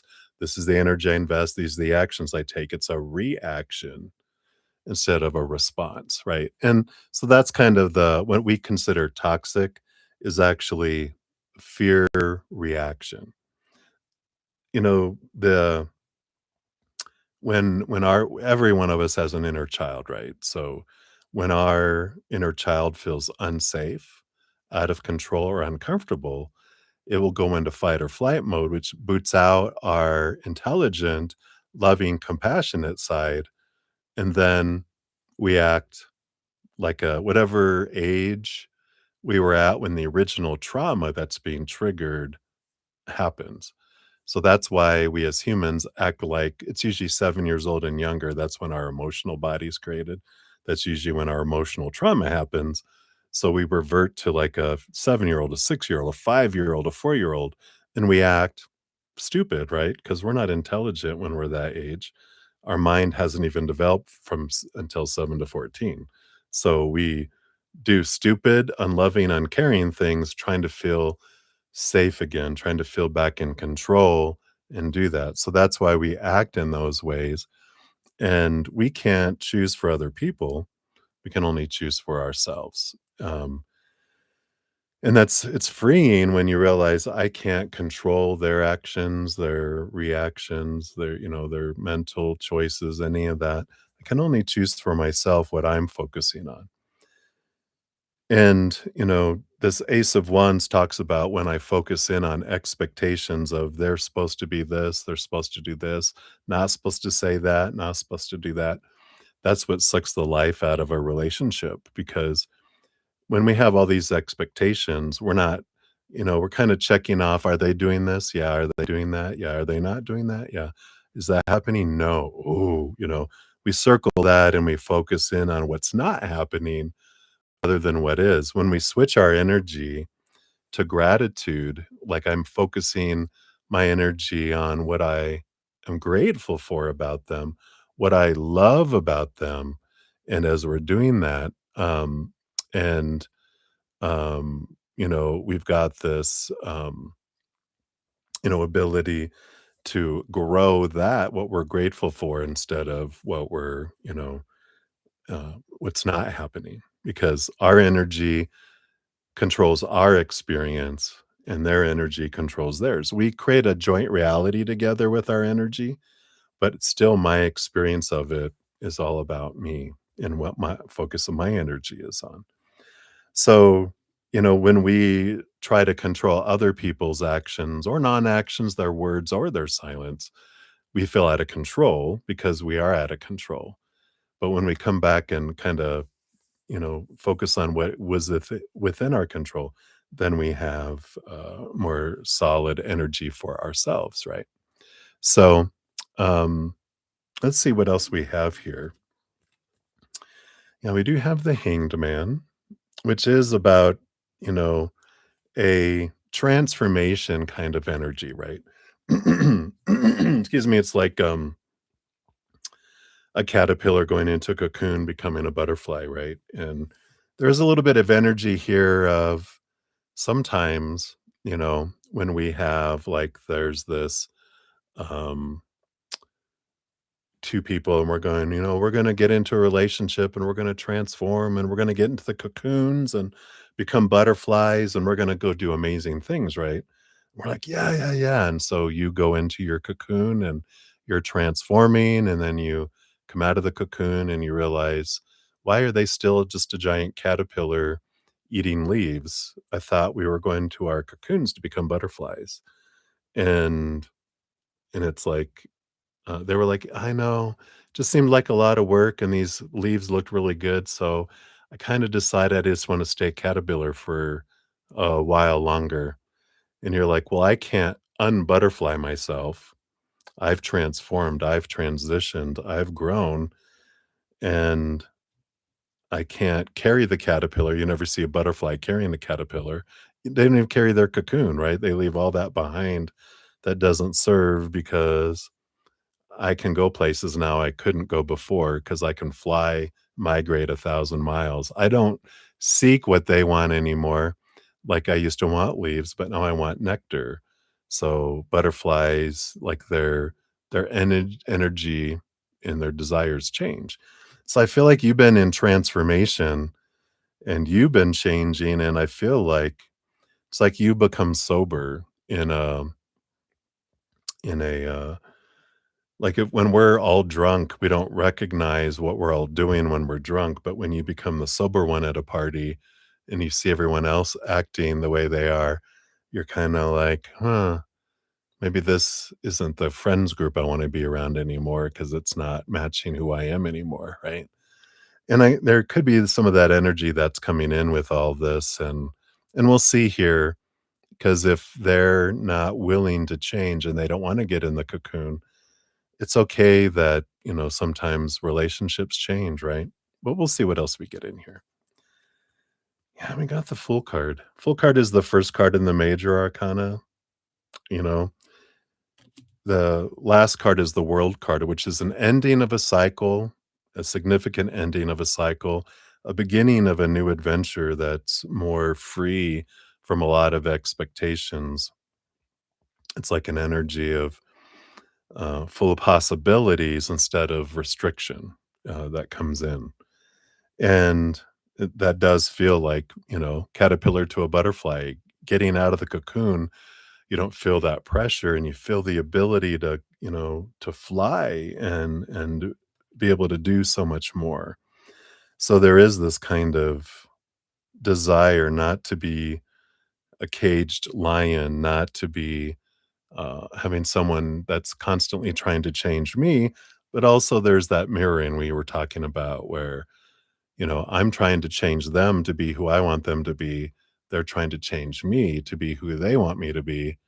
But if I release them to be able to be them, and that also releases me to be able to be me, and, uh, sometimes that doesn't really work out, between 2 people when they're like, "No, I need you to be who I need you to be." And you're like, "Well, I don't know if that's gonna, be possible here." Let's see what else we got here though too. Yeah, the King of Swords, the Page of Cups. Yeah, again, we've got the Page of Cups is about a higher love energy, and the King of Swords who rules over the suit of air in the mind. All kings get a second portion of swords, which makes them not only the ruler, but the master of the mind. And one of the things is the change of story. And the thing about that is that we don't have to leave a situation for the story to change, right? Because things in the outside world just happen. There's no meaning to them till they get in this noggin. This is the storyteller. This is where, if we're not consciously choosing what story something is, excuse me, we take an old story and apply it to it. But as we step into our power and realizing that I can change this story, I can change what this means. And whatever words come from someone or actions or non actions, whatever happens, I can realize this isn't about me. This is an expression of their fear, right? Because every moment is either an expression of love or a cry out for it. So when we have the toxic behavior, that's not meant as a personal attack against you. It is an energy of I'm crying out for love, right? It's like when someone's drowning and you swim out to rescue them and they smack you upside your head because their arms are flying around. They're not hitting you on purpose, they're panicking, right? And then they notice you and they grab onto you for dear life, and then they drag you under the water, and you're wondering, "Why are they trying to kill me?" But it's not, they're in reactionary mode, they're in fear mode, and so they're acting stupid, right? Stupid, out of their minds, out of their, compassion, and out of their hearts, and they're just doing whatever they need to do to feel safe. But the thing is when someone's doing that, if I'm my inner child is taking their stuff as a threat. Who else is triggering me, right? So we end up being two children fighting instead of two adults or an adult and a child, right? So the more we can change our story and we can control our energy, the more we see things clearly, the more we sober up, at this drunken party, right? And when we realize what's really going on. And so you can't really help heal her because she needs to do that inner work, right? All we can do is transform our own thoughts and beliefs and emotions and energy and actions, those things that don't serve us anymore, see things from that higher perspective. And then in doing that, we can be, I don't know if you ever worked in a call center where you get angry customers, but you learn that if you are empathetic and we don't get defensive, that things de-escalate and you can have a human conversation because when people are flipping out, they're not there. They can't make any sense. When we are calm, then we can have real communication. But if someone is not in a place where they can stay calm, then, we work on ourselves staying calm. They eventually will come back down but if I'm reacting and they're reacting, that's when we have a cat fight, right? But if they're acting hissy, then we can remain calm and avoid the scratching, right? But we can, you know, see what's really going on. Where's their fear? Because if someone's reacting toxic, then like you said, they had some bad things that happened in their life, so they're reacting because some way, somehow they feel unsafe, out of control, or uncomfortable, which is triggering their inner child. And so we can be reassuring and loving and help them, come down. But that's the tough thing on our part when our inner child's going, danger, danger, danger, because this person's freaking out and like in its mind acting toxic. When we rechange our story that they're not being toxic, they're expressing their fear, then, we can go, "Babe, are you okay? What's going on? What are you fearing? What's happening? You're safe. You're safe. I'm here with you. You're safe." And then they can, you know, come down and then they do their inner work. But if they're not going to do their inner work and be triggering every 15 minutes, what are you going to do with that? They have to be willing to change. Um, but they have to be able to stay, to realize that themselves. You can't do that for them, right? Yeah. We have the 9 of Pentacles. The 9 of Pentacles is an energy of, you know, being alone, being able to communicate with our higher selves and spirit and, have this transformative energy. And, um, and so there's an important energy that comes in with that here, realizing, I don't know if you guys live with each other, but this is about having your own space, having your own, ability to, you know, kind of learning to communicate in a different way. There's a great book, The Next Conversation by Jefferson Fisher. He also has a YouTube, not a YouTube. I think he has a YouTube channel too, but Instagram is where I follow him. It's Jefferson and Fisher, just like a fisherman, but just Fisher, Fischer. And he has a lot of great things on how to communicate with individuals, and so that can be some help there as well. Um, let's take a look here. What else can we find out here? So hopefully this is helping at least gain some clarity, a different perspective on, what's coming in with this here. And that's where the, you know, hypocritical behavior comes in as well, because we don't we just see what other people are doing that's scaring us. We don't realize that, we are doing the same things, because you know, that's the way the mirror is one way, you know. We we don't we don't realize, "Oh, that's me saying those things to myself as well," right? Yeah. Let's see what else we got here.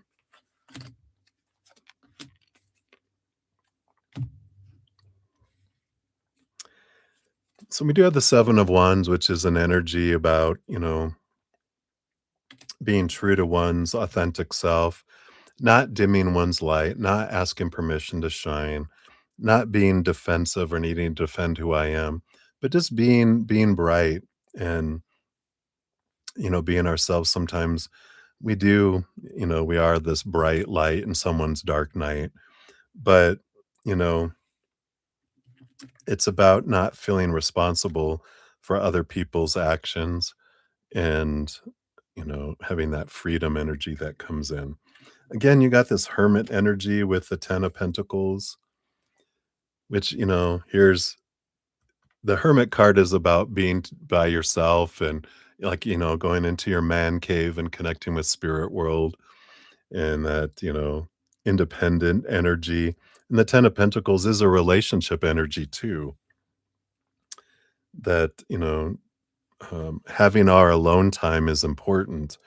And again, I don't know if you guys live together, but both of these kind of energies kind of has that here, right? You're a Capricorn. Ah, I love it. She's a Taurus.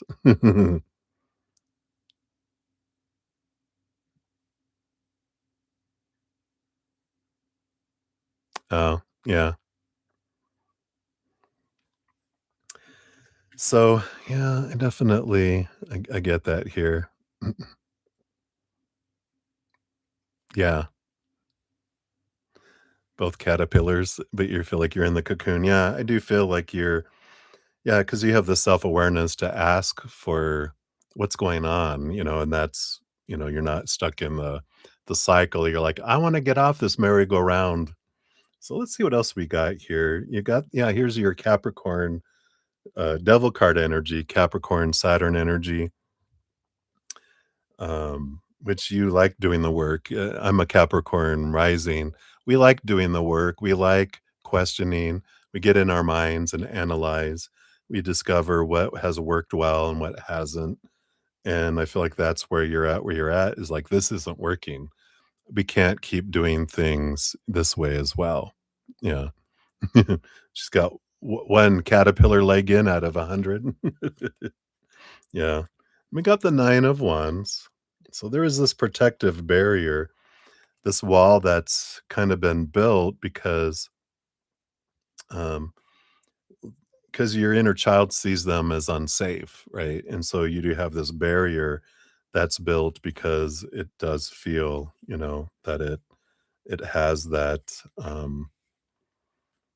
stranger danger energy, that's there. I can't they're unstable, in your perception. And so we can ask ourselves, where do I feel I'm toxic? Where can I use healing? Where am I wasting my energy? Well, I'm wasting my energy trying to control their actions, right? I can only control my own. So I come back to me and I'm more at peace. And you do have here, you've got the Empress and the Queen of Pentacles. Both of these are Mother Nature, Mother Nurture, which is coming back to you. And you even got the Two of Wands, which is about, being aware, like the Ace of Wands, the Two of Wands is being aware of where I'm investing my energy. What choices am I making? What am I growing in my life? And letting go of trying to control them and just come back into your power of your choices of those four areas of your story, your emotions, your energy, your actions. And you just kind of it's a peaceful place when you're realizing, I don't have to worry about what they're doing or not doing, saying or not saying. I'm just gonna focus on what I'm doing. And if I'm wanting to grow abundant and higher vibrational things in my life, like unconditional love and joy and laughter, peace and gratitude, then I focus my energy on those things. If I wanna grow lower vibrational things like fear, anger, sadness, and lack, and all that wonderful things that come with that, then I focus on those things because my energy is powerful in my life. I draw to me those things that I'm focusing on, right?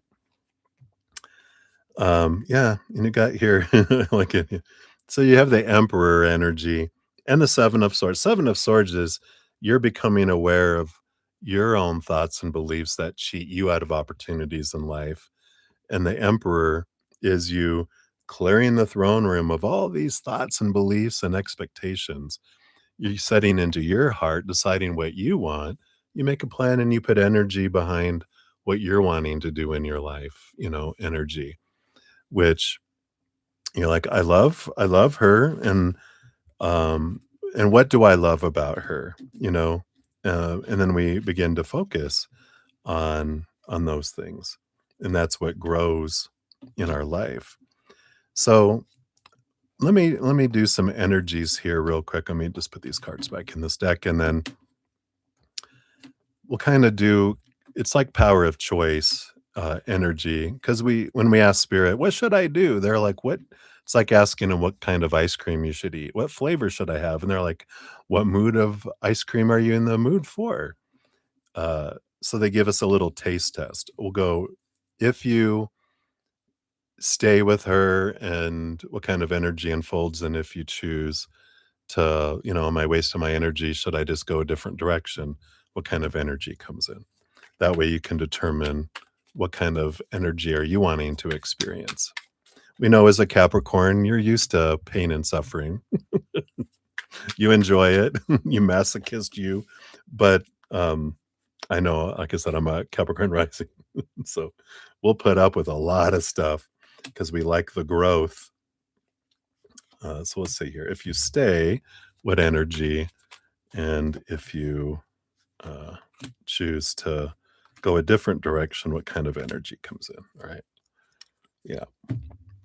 The underlying energy overall is the Three of Swords, you know, which is an energy of expectations do equal disappointment, kind of like we were talking about, when we have all these supposed to be's and should be's and need to be's and have to be's and must be's, all those stories of our mind, we end up living in lack. We end up feeling like we're behind and in the negative, trying to just get up to zero, and then success and abundance happens. When we move out into gratitude, there are no expectations.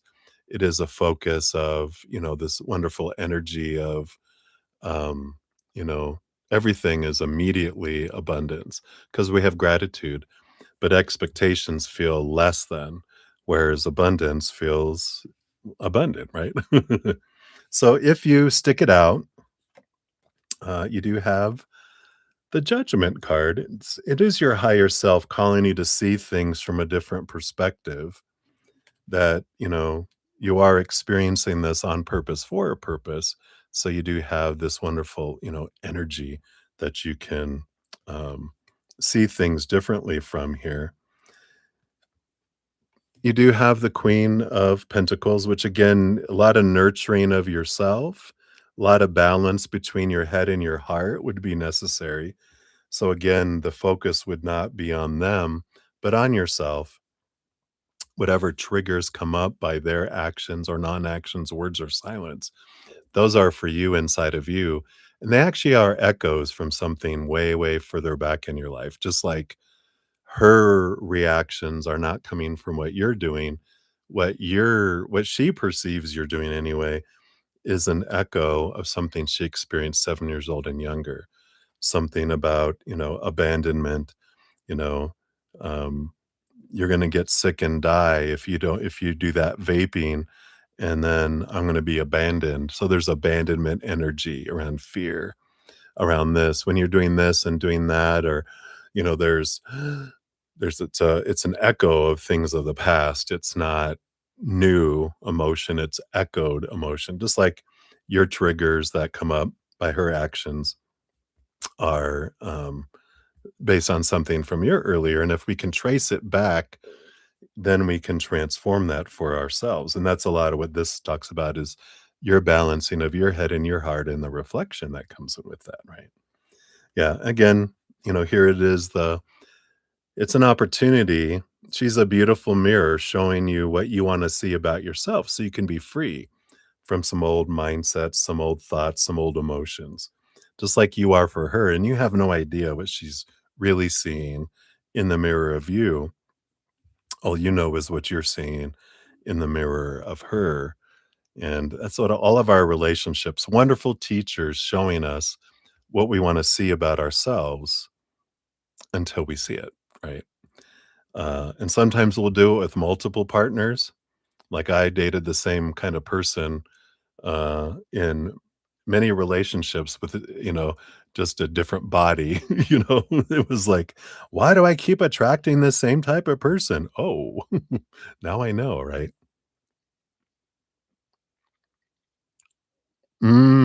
Yeah, yeah. So perfect. What a great awareness. So I feel like that's the kind of energy if you continue on what you're doing. If you choose to go a different direction. Yeah. Yeah, another echo, right? Isn't that crazy? It's beautiful, though.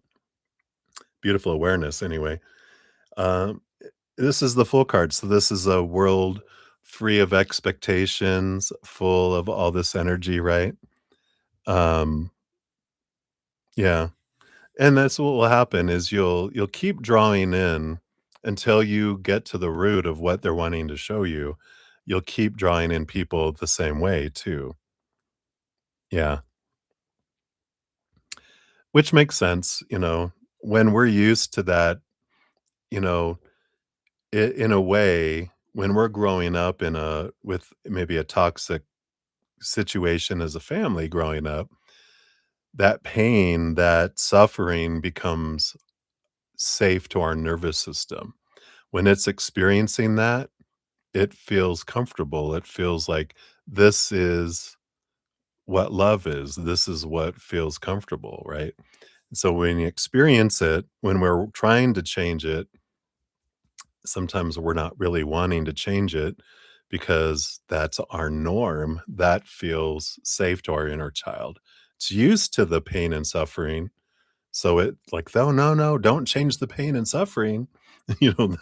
That's it likes sameness, and it would rather keep the same hell than to change to an unknown heaven energy. And that's okay. Once we have that awareness and we begin to transform, then we're okay, with the change. But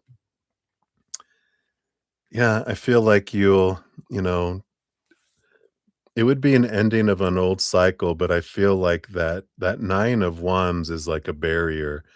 Even though you wanna change the cycle, and if you would leave, you would end up not changing the cycle, just repeating the cycle based on current energy. But if you could stay single, which is the high priestess, you go up into your high priestess temple, connect with the upper worlds, look behind the veil of your mind, dive deep into your emotions, that you can, with the 3 of wands, change direction. And you can do that in your current relationship too. It's difficult, like when you're an alcoholic, to not stay being in active in the alcoholism when you're working in a bar surrounded by people who are drunk and alcohol everywhere, right?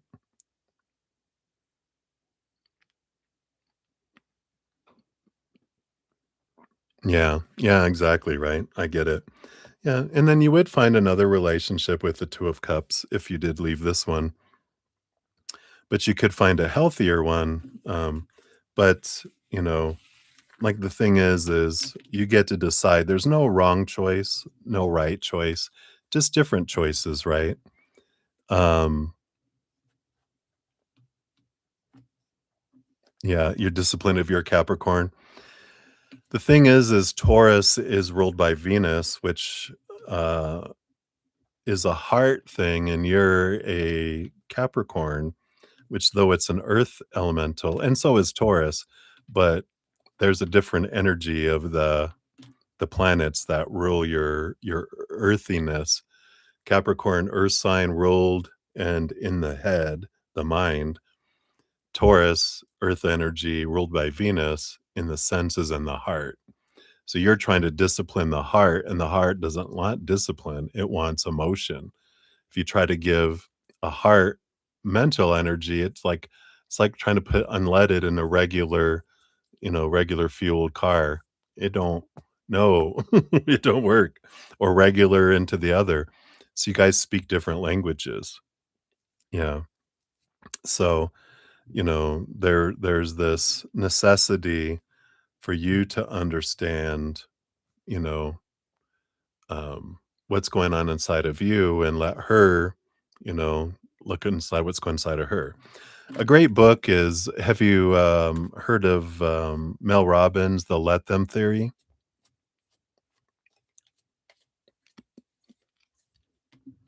Yeah. Yeah. It's it's I highly recommend it. It's a great book because it's about letting people be who they are, and then you get to choose what you wanna be around. It's an excellent reflection book, and, and, you know, it's allowing people to be themselves because you can't change them anyway, but it's a great read. It talks a lot about relationships in there too, and I feel like that's what Spirit is bringing up, as something that can be a great reference. She presents it very clear, but it's the let them theory. I had it somewhere. Yeah, it's that green one back there. It's a green binder. It says "Let them" on there. Um, it's Mel Robbins, and that's the thing is, how can you? It's like how can you vibe? And how we vibe is focusing on gratitude. We can come together and vibe in peace when we're in higher vibration, like unconditional love and joy, laughter, peace. Gratitude, though, is a big thing. Because when we're in expectations and we're trying to change someone, battle. Because you don't like it when someone tries to change you, no, nor does anyone else. We try to pull, they resist. We try to push, they push back. So, love, gratitude, and acceptance is how we mesh and vibe together with someone. We start we start with ourselves or with our energy, and when we're focusing in on what we're grateful for, truly you can't fake energy. Who are we? What are we grateful for? What do I love about and am I grateful for about this person? I do like a gratitude journal. Let me write down all the things that, I love about them, and then start sharing something every day with them. Babe, you know what I love about you? You know what I'm grateful for about you is that, this, be sincere, like, and an example, not just, I think you're great, that's empty, right? Specific, something you're grateful for, an example of it, right? And when we do that, we change our energy because 'cause we're not focusing on what they're not doing and what they're doing that would irritating us and what I hate them for, it's, it's like creating a love voodoo doll instead of a revenge voodoo doll. You're creating things that you love about them and appreciation because that's, when we tell someone, "You know what I love is that, you know, like, every Sunday, you always make me those cinnamon rolls, and it makes me feel special, and I'm so grateful." What if that's something they do? That could be an idea. Or, "What I love about you is you never give up on your friends. So and so, they were trying to push you away, and you didn't let them push you away, and I feel like you saved their life, because because you wouldn't do that, and I love that about you." They're like, "What, really?" Because the more things we're grateful for about someone, does that encourage them? Does that encourage them to do that more? Absolutely. When we complain and tell them what they're not doing, does that make them wanna do more? No, we're gonna do less, right? So I like that.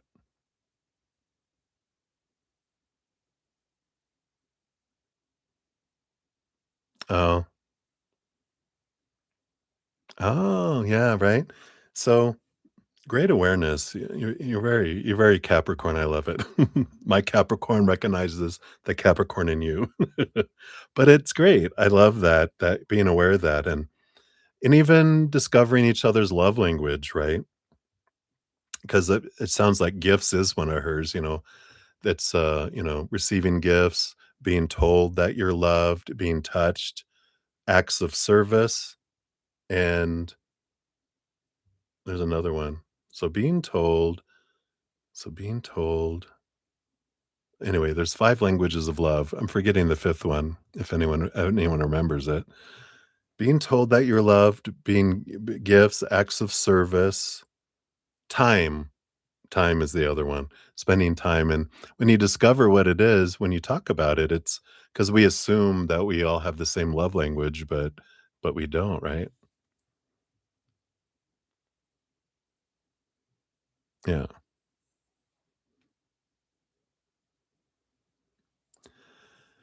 Um, so let's see here.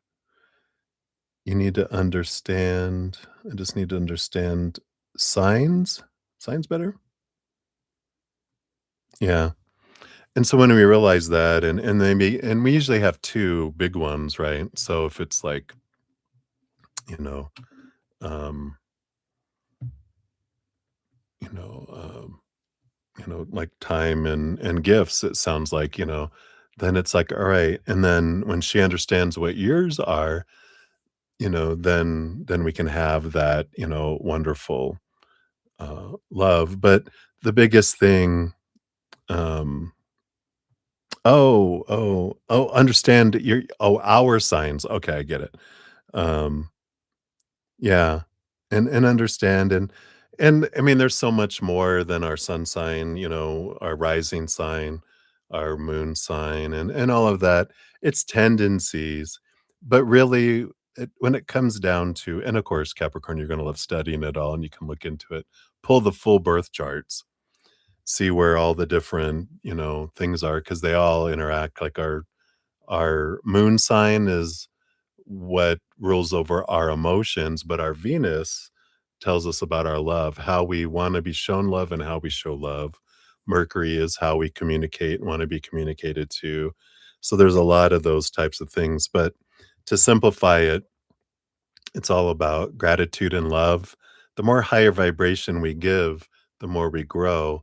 But the biggest thing is that it all points us to our self-love, right? We can't give more love to someone that we don't have for ourselves. We're taught to define our worth by the 3 buckets of the outside world, which are, relationships, situations like jobs, education, social status, marital status, whatever, and things, our bodies, our bank accounts, our possessions. But all those things are unstable, and when we define ourselves by those things, we feel unstable. So, but they all end up pointing us back to us. Everything mirrors, everything points back to here. The more we, raise our own love vibration, the more we can give and receive love to people in the outside world. But if I love myself this much, no matter how much love someone wants to push out, drip, drip, no matter how much love someone wants to give us, drip, drip. So we end up focusing on our self love rooted in the eternal, unconditional love of the higher realms. That becomes our foundation of our worth. Then we're able to fill up and overflow. Because if we're looking for our fullness out here, it falls short. And then, we blame the world for being, unstable and falling short and not and unfulfilling.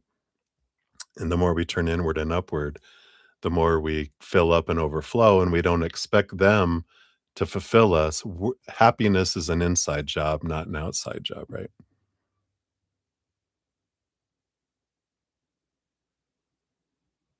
Yeah.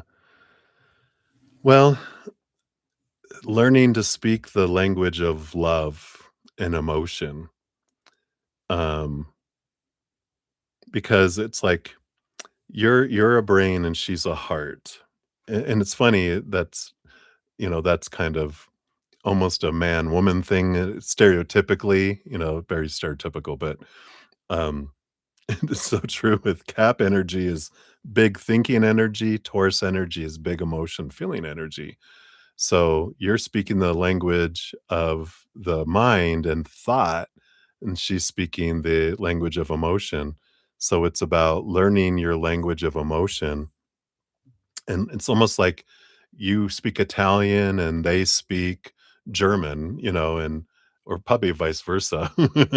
German seems more of a mental language, and Italian or French, seems more of a romantic, emotional. But you're speaking different languages, and you start learning to communicate, start learning each other's language. Start being curious about what is going on instead of jumping to a conclusion and going, "Oh, this is what she means." Go, "So," and like you said, not asking questions like, "Why are you acting like that?" It's, "So what are you feeling? Like, what are you feeling, babe?" It's feeling, not, "What are you thinking?" They're like, "What do you mean?" It's like asking a Vulcan how they're feeling. Like, that's when she asks you, "How you feeling?" You're like, "Well, I can tell you what I'm thinking." And she's all about emotion, right? So you learn to ask her about how she's feeling. She can start learning to ask you how you're thinking. What are you thinking about? And but it's learning each other's language is going to be the important thing with that. So the more you focus on gratitude from an emotional place and sharing emotion, that's what she's looking for, right? Um, so hopefully that helps. That's a lot. That's a lot. Start there. I know you're like, "I want it all, and I'm gonna work on it all." It's like, start with one thing. Don't try to do it all. Just start with gratitude and trying to understand each other's language, I feel like is a good start. Let's see, you also get a fortune cookie here from the Alice Wonderland, Oracle. Let's see what else they wanna bring in here for you here.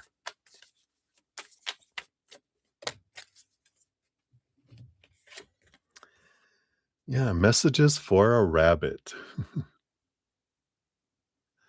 Which is service to the animal world. Let's see what this brings in here. It's funny you got card number 15, which is the devil card in the major arcana, which is your Capricorn. And this comes from the Alice in Wonderland book. It says, "How queer it seems," Alice said to herself, "to be going messages for a rabbit. I suppose Dinah will be sending me on the messages next." So it says, within this card, Alice finds herself fetching gloves and a fan for the white rabbit. While she hurries to help the strange little creature, she begins to imagine her cat Dinah giving orders. Alice wonders what she might be commanded to do when she returns home. In Wonderland, the lines that divide humans and animals are very, very blurred.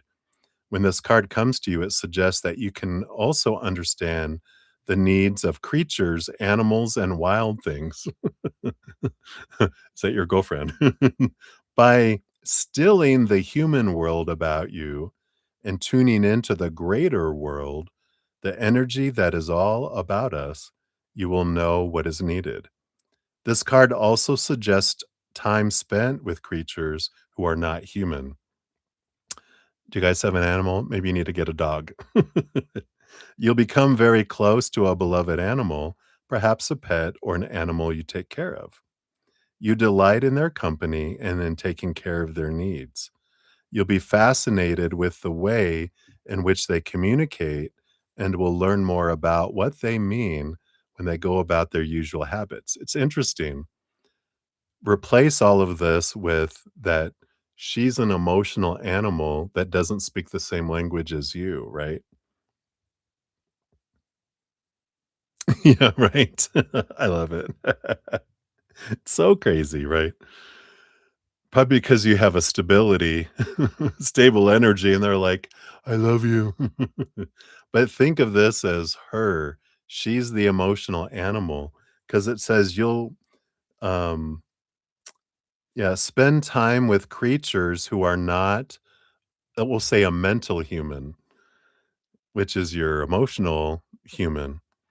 You'll become very close to a beloved animal, uh, delight in their company and taking care of their needs.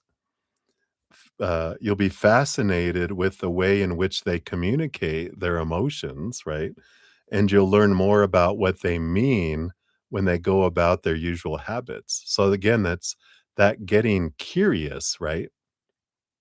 In short, you'll become more attuned to we're going to say the non-mental world. The lines between emotions and mental are beginning to grow less and less visible. So it says, let me see, because I feel like that's the big thing they wanted to talk about here.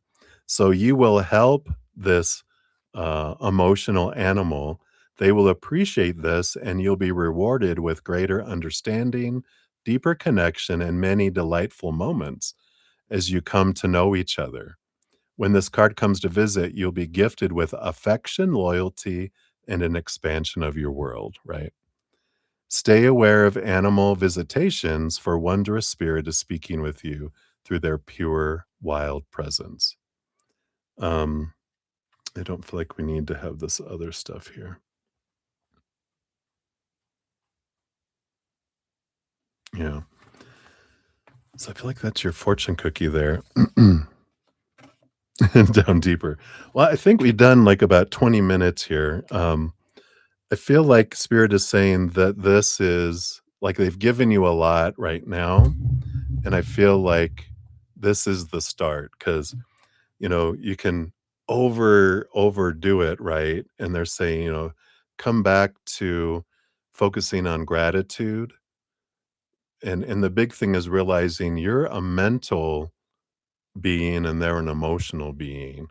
And, you know, um, I feel like being aware of yourself is the biggest thing, right? Because if you're running on autopilot, then you're going to go into reaction mode. They're going to go into reaction mode. You're going to fight, right? But I feel like the biggest thing is discovering ways of being in the moment, breathing, putting reminders on your phone to come back to the moment, come out of fear, come out of the the outside world, come back to this moment, come back to awareness, gratitude.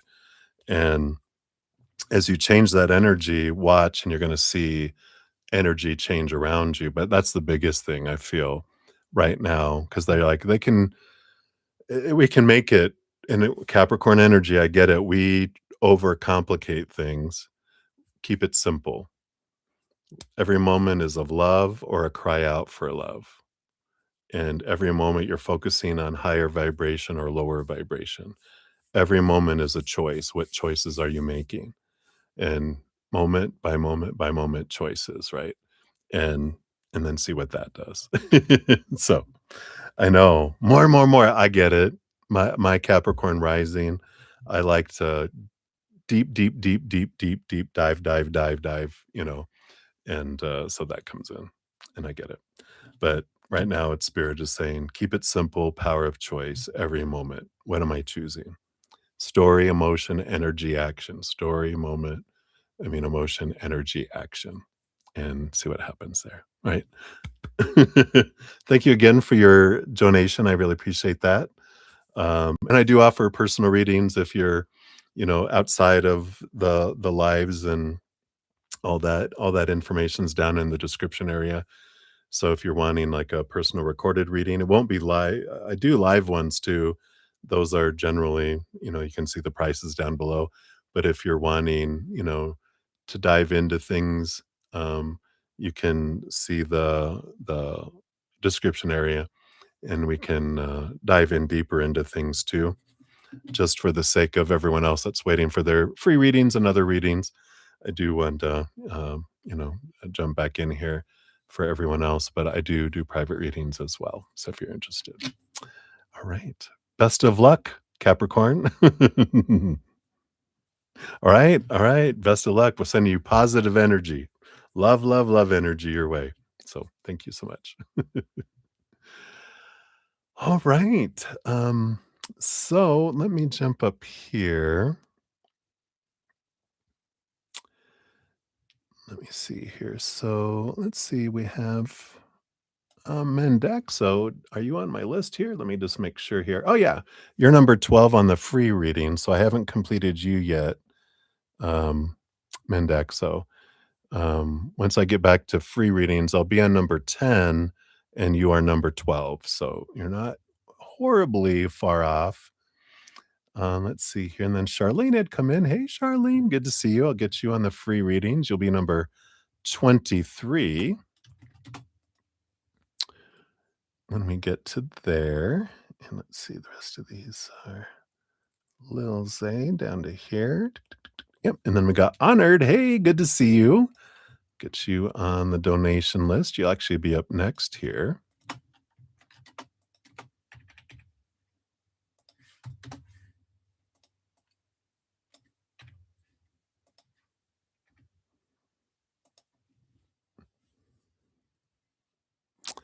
I forgot to put your timestamp.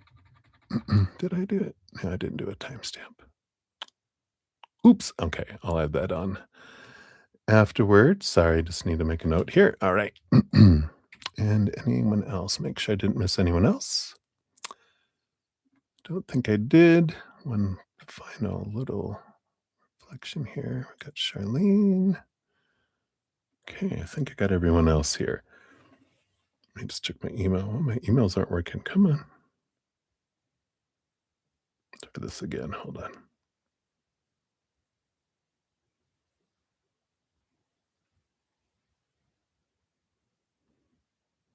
All right, it is working now. All right. So thank you guys again so much for your patience in getting to all of your readings here. Very grateful. All right, so honored, we're at 5:49:40 is your timestamp. Get that there. I'll give that a love and a like here. All right, let me take a quick sip. Cheers, cheers. And so is P developing any feelings for you? You're curious. All right. So let's see here, based on current energies. See what we got here. Well, got the King of Cups, excuse me, on the bottom of the deck here. So that is a balance between head and heart. It is a little bit of energy of very compatible energy. So kind of feel like there is a little bit of that happening. Let's see what else we got here. You've got 2 cards, then 3 cards in one. So instead of 3-2-1 or 1-2-3, you got 2-3-1. So things are a little bit out of regular order that's coming in here. I do feel like right now they're in a little bit of a hermit energy with the 9 of Pentacles. 4 of Cups, they feel a little bit, it's like they felt like kind of unfulfilled in these past relationships that they've had. So they're kind of in a like, I'm just hanging out. Excuse me, hiccup. I'm just hanging out with myself. And I just kind of not into wanting a relationship right now. I just kind of feel like like again, they felt unfulfilled and kind of stagnant in a lot of their other relationships that they had started and ended and etc. Um, so I feel like they're kind of in a little bit of a holding pattern when it comes to that. But there is emotion there, but I feel like kind of determined right now to kind of stay single, stay to themselves in a way. Let's see what else they have here too. Got the King of Wands, a little bit of energy of being by themselves, having clearing the throne room, trying to get out of their head and back into their heart. 10 of Pentacles, I do feel like they still have relationships in the, in their planning. Um, so they're not like, I'm done with the relationships. They're just like, right now, I need to figure out what's going on here. They got the 3 of Cups. I feel like they're focusing on friendships and friend groups right now instead of kind of romantic relationships. But I do feel like there's energy here. Um, but I feel like they're kind of containing it. Okay, well, then they have the 2 of Cups. I feel like there's something headed that way. Feel like they are developing is a good word of feelings, 'cause they recognize the compatibility, they like who you are, and they have all this stuff going on the inside, but I feel like their mind is resistant to letting their heart move forward and grow a whole lot. They kinda have it contained, but it is developing, uh, whether the mind can control it or not. I do feel like it is, underneath there. I don't know if you've been feeling like past life connections with them too here with the 6 of Cups, because I do have, you have the 6 of Cups, you have the Knight of Cups, which is romance. You have the Page of Cups. So beneath the surface, it feels like there's a lot of past life connections where you guys did have some of those things in the past, and those are bubbling below the surface, drawing you guys and making this comfortability and familiarity with each other in a way too, like an emotional draw, like, "Why am I feeling this way already?" kind of energy, because there is some past life, heebie-jeebies or whatever bubbling below the surface, so, hopefully that helps. Let's see what your fortune cookie brings in here too.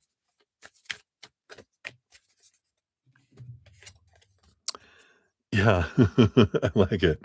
"The past is over, it cannot it can touch me not." I love this. "All your past except its beauty is gone." Oh, there you go, "And nothing is left but a blessing." I like that. So the past is gone, but the beauty remains, right? So I like that those emotions are still flowing below the surface there. I like it. So hopefully that helps, Honored. That's what they have for you right now. So many blessings to you. Thank you again for your donation. All right, so we'll get back into the free readings here. I think I completed all the donations, so we'll continue here. So blueberry, we at 555 even. Oops, try that again here. There we are. You're very welcome. Sleep tight. All right. So blueberry, what your guides want you to know. Let's take a look here. Like you got these three here. You got the Page of Cups.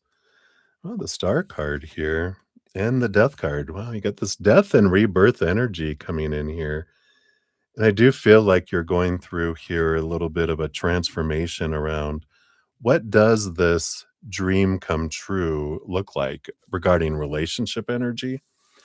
Because, the Star card is that, wishing upon a star, but the Page of Cups is a higher love energy, and again, this Death card is like the old thinking of the old way that it's supposed to be is falling away, and it's seeing things from that higher perspective, seeing things differently, letting go of some old ways of thinking, just a lot of clarity that's coming in with this, some balancing energy, and I like it because, with this Page of Cups, it does, of course, start with your self-love, and because you can't give love to someone else that you don't have for yourself, and you can't receive love from someone one else more than to the extent that you love yourself. So I like this that, as you're raising your self-love and releasing thoughts and beliefs that don't serve anymore, emotion that doesn't serve anymore, you're building up this higher vibration, but I feel like it's a big evolution right now of relationship energy. So, um, and I like this, the clarity that's coming in around all that. So hopefully that makes sense. That's what they have for you right now, Blueberry. So many blessings to you. All right. And then we have Wendy. You're up 55707 for yours. Here's your timestamp. And a message on love. All right, let's take a look here. What does Spirit have here for you for love here? I feel like it's this one. Oh, they're giving you a third one too. All right. So you got the Fool card, you got the Judgment card, yep, and the Marriage card of the Four of Wands. So it makes sense here. Kind of almost we talked a little bit about with Blueberry here, but so of course the Four of Wands, that's the marriage card, right? So your theme around these is around marriage and commitment. And the Judgment card, this is your higher self raising you from the dead, drawing you to see things from a higher perspective.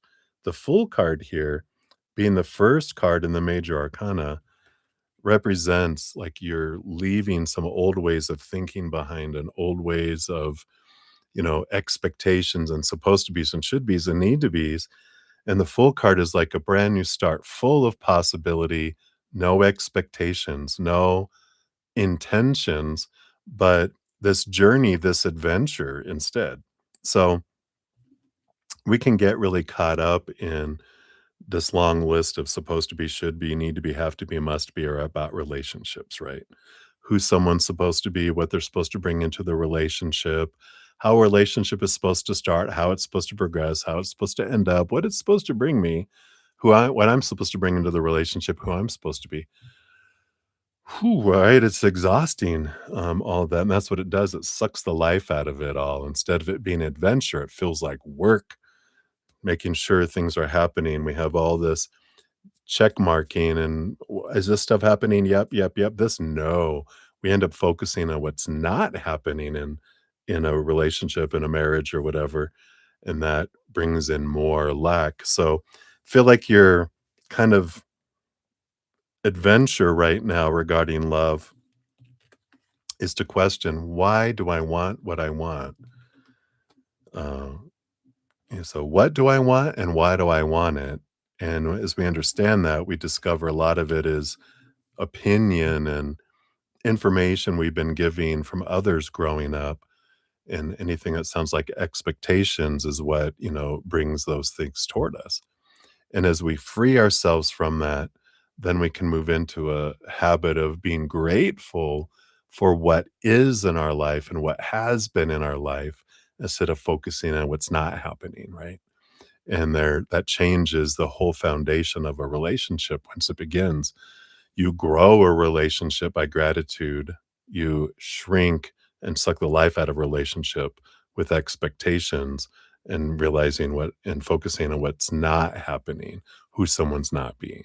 So I feel like that is what they have for you right now, Wendy. So many blessings to you. All right. And then Mandaxo, you are up. 6 hours and 25 seconds is for yours. So here is your timestamp here. And you wanted a general reading. So we'll take a look here. All right, Sadeshna, I see you there. Well, you'll be up next. So you're doing so general reading here for you. What does Spirit want you to know right now?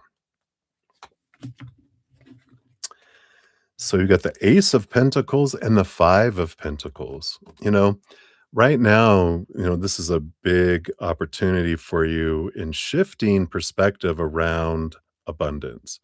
The Five of Pentacles is kind of this energy of the fear of not being enough, not having enough, being left behind, being left out in the cold, being abandoned energy.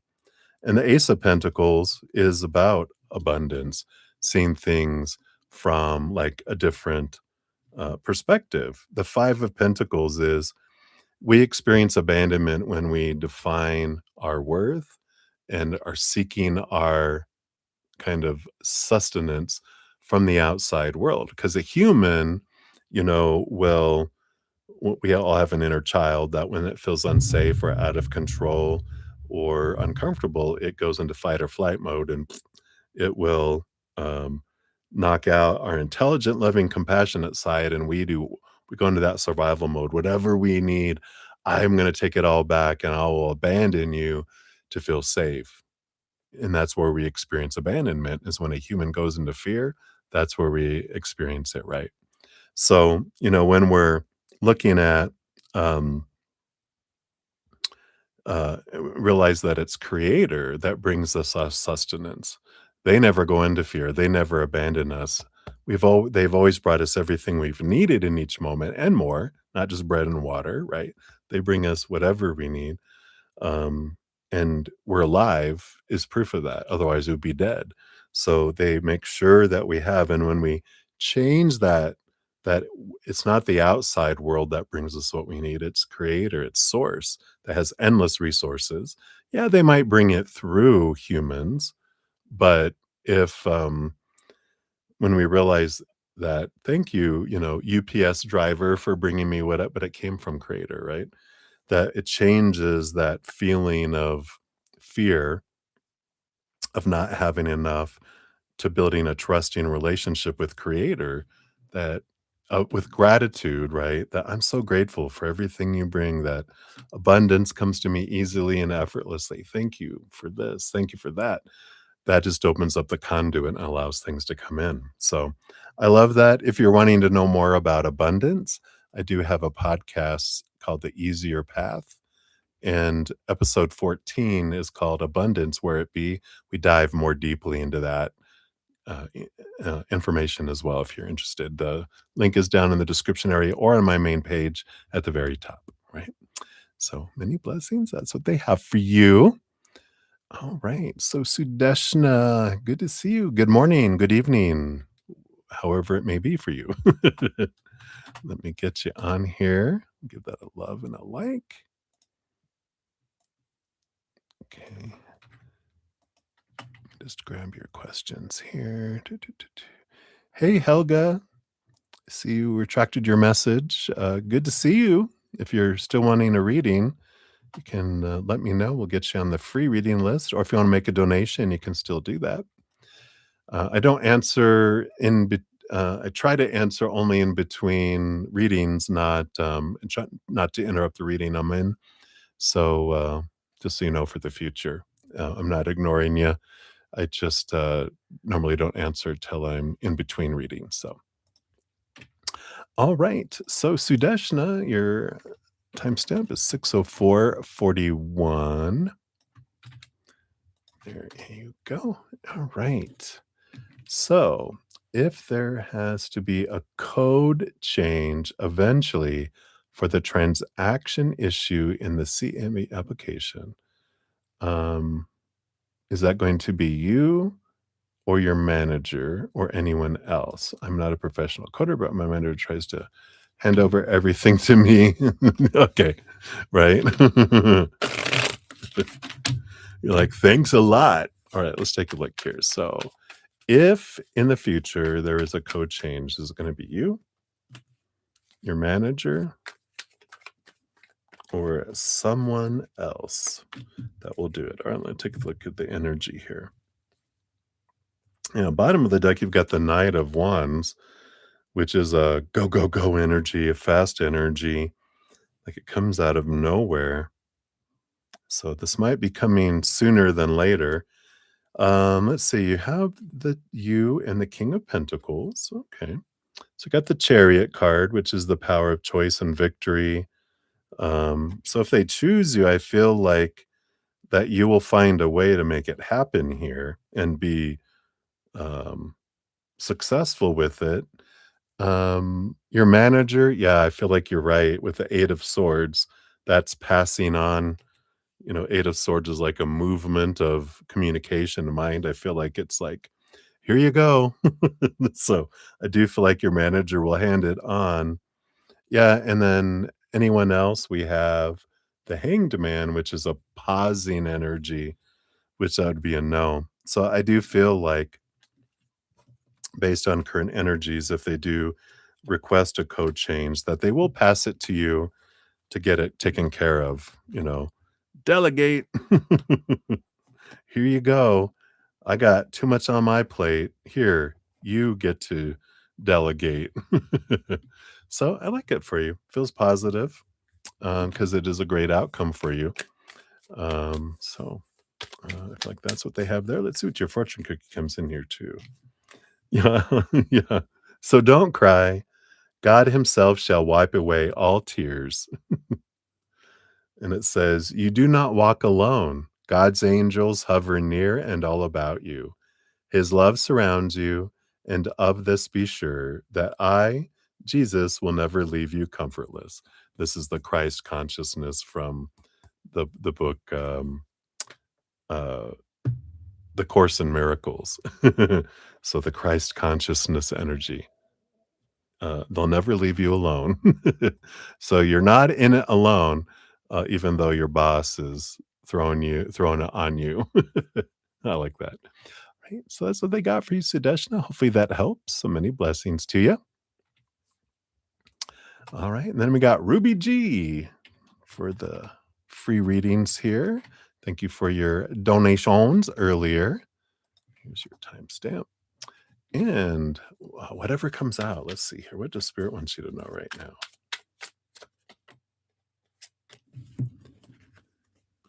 Got the 4 of Cups and the 4 of Swords, right?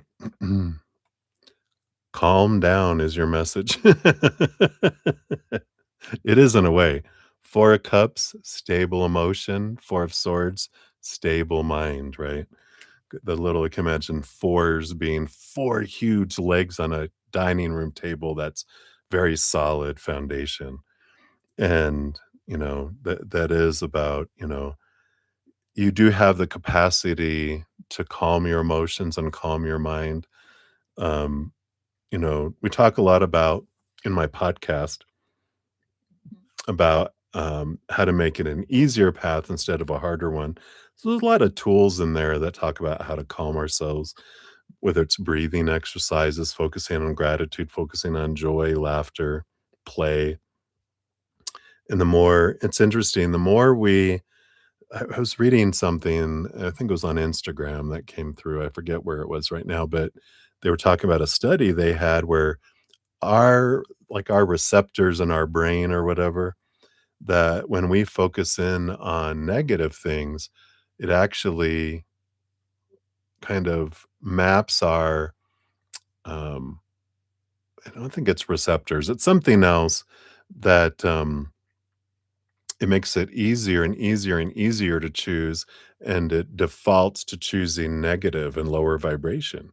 The more we focus on higher vibration and higher thoughts, then it remaps our little, synaptors, I think is the word, that, make it a default and easier for us to choose higher. So we actually map our brain by what we focus on each moment. So they're like, "You are totally capable of having this and redoing it because it's part of our capacity as humans." So I like that. When we are like, sometimes we can be like, "Oh, it's so hard. I don't think I can do this. It's the way I've always been." It's like, no, we can change. And I know you've been focusing on it. And I like that kind of confirmation that you have the ability and you can do it. And I like that. Do you ever see Waterboy? You can do it. Anyway, that's what came in for you. So many blessings to you. All right, we got Subekshi. If am I murdering that again? So, yeah, and I did answer this the other night, as well. So I'll put you on the free list here, and we'll check in the energy to see if it's changed. But I did complete it whenever you asked for it before, and so just go check the pinned comment on the video, the stream that you asked it on, and you'll see your timestamp. You can click on it; it'll take you right to your reading. But I'll add you to the bottom of the list here. Be number 24 on the free readings. Sudeshna, chin up, young person. That's if they decide. Doesn't mean it's going to happen, Sudeshna. But remember, focus your energy. You get to draw in, right? All right. So we'll continue on here. We do have a Maria P. 61155. Thank you for your donation earlier. There is your timestamp and a general for you for love and work life, where you are. All right. So for love, you got the Queen of Swords. Yeah, I like this balance between head and heart. Very important. It's a card you get quite often. And, I still feel like, Wally still feels like you're such a compatible person. But it's important for you do you feel the same? And why do you feel like they're compatible for you? Or what kind of person do you feel would be compatible and why? Because the important thing with the relationships for us is we decide what we want and why we want it. We surrender that to Creator and trust them to bring the perfect person in the perfect timing in the perfect way. But our job is to understand, what is it that I want and why? They're the ones that we give that to through gratitude. We give them the list of what we would like in a partner, and then they draw that towards us. Our energy draws that to us, right? So that's important for you to know. And then for work life where you're at, yeah, I got the 4 of Cups. A little bit of emotional stagnancy kinda come in there, a little boredom coming in for work, and, that's kind of the calm before the storm a little bit coming in here for you. But the storm is happening for you, when you're looking at that, and, um, it's important to know that any of that kind of challenge, any of that kind of that feels like conflict is showing you what you want to see about yourself. And so, when we realize the things at work or in relationships that are not happening to us, they are happening for us. There's a gift in it. Look for the gift. What am I learning about myself through this? That's the gift, right? So I feel like that's the big thing they have for you right now. So many blessings to you. All right, Helga. All right, we got you on here. You're number 25 on the free reading list when we get there. And we're heading into number 15, so it's not as far away as it may seem. All right, and then Prathy, you're up. 61430 is your timestamp there. And what energies or changes are coming into your life over the next 6 months? All right. Well, of course, we can't cover them all. A free reading is just a couple cards, so we'll give you some highlights here. Um, I feel like the big thing you have relationship energy coming in with the 10 of Cups, and what's happening leading up to that with the 8 of Swords is you're letting go of mindsets and expectations that don't serve you, those that made you feel blinded and bound and trapped and restricted and small. These will be things that you learned in other relationships or other interactions, even with friends and family and coworkers, because they're all pointing you back to you. These triggers are happening inside of you. And part of this, I feel like you're getting these situations that are happening over these 6 months to help you let go of those, to, release those old things that don't serve so that they don't interfere and have conflict that goes into your relationship. So I do feel like you're, having some growing pains, but it's healthy for you because you don't want to be at a lower vibrational emotional energy when you meet, your partner, right? Because then you're going to have low vibrational relationships until you guys raise the vibration together. What's kind of happening is before you guys really meet is you're doing a lot of inner work, so you don't have that baggage that you're bringing in. You're letting things go before then. So I feel like that's one big thing that's happening in your life over the next 6 months. Relationship more at the end of the 6 months, maybe, based on current energy, feels more like after the 6 months. But I feel like the more energy you put into raising your love vibration, the faster things can speed up as well. All right. So that's what they have for you, Prathy. So many blessings to you. And we got Divine Soul. So Divine Soul for your free reading here is your timestamp. And what are his feelings for you? And will he contact you or move on? All right. So what are his feelings for you? Boom. And then will he contact you or move on? So feelings, Queen of Wands. So there's a lot of passion energy up front, but there's some emotion behind the scenes of the Queen of Wands. So there is this passionate, energetic, physical draw, but there's emotional energy there too. Yeah, I can see the little flag of love there representing that energy. Will he contact you or move on? The Empress energy, Mother Nature, Mother Nurture. At this energy right now, there's a lot of emotional energy that's attached to this, and I do feel like this will be contacting you, acting on that emotional energy that's bubbling up. It's like the heart needs to be heard. So I feel like the heart will eventually beat out the mind, who I feel like it's the mind that's holding them back, fear of rejection, etc. But I feel like with that Queen of Wands action energy, I feel like they're going to act on it and reach out regarding that. So That is what they have for you right now, divine soul. So many blessings to you. Let me take a sip here. Sorry. It's actually usually after 6 hours around this time, especially we got fires. I can smell the smoke. Has made it into the house. Pardon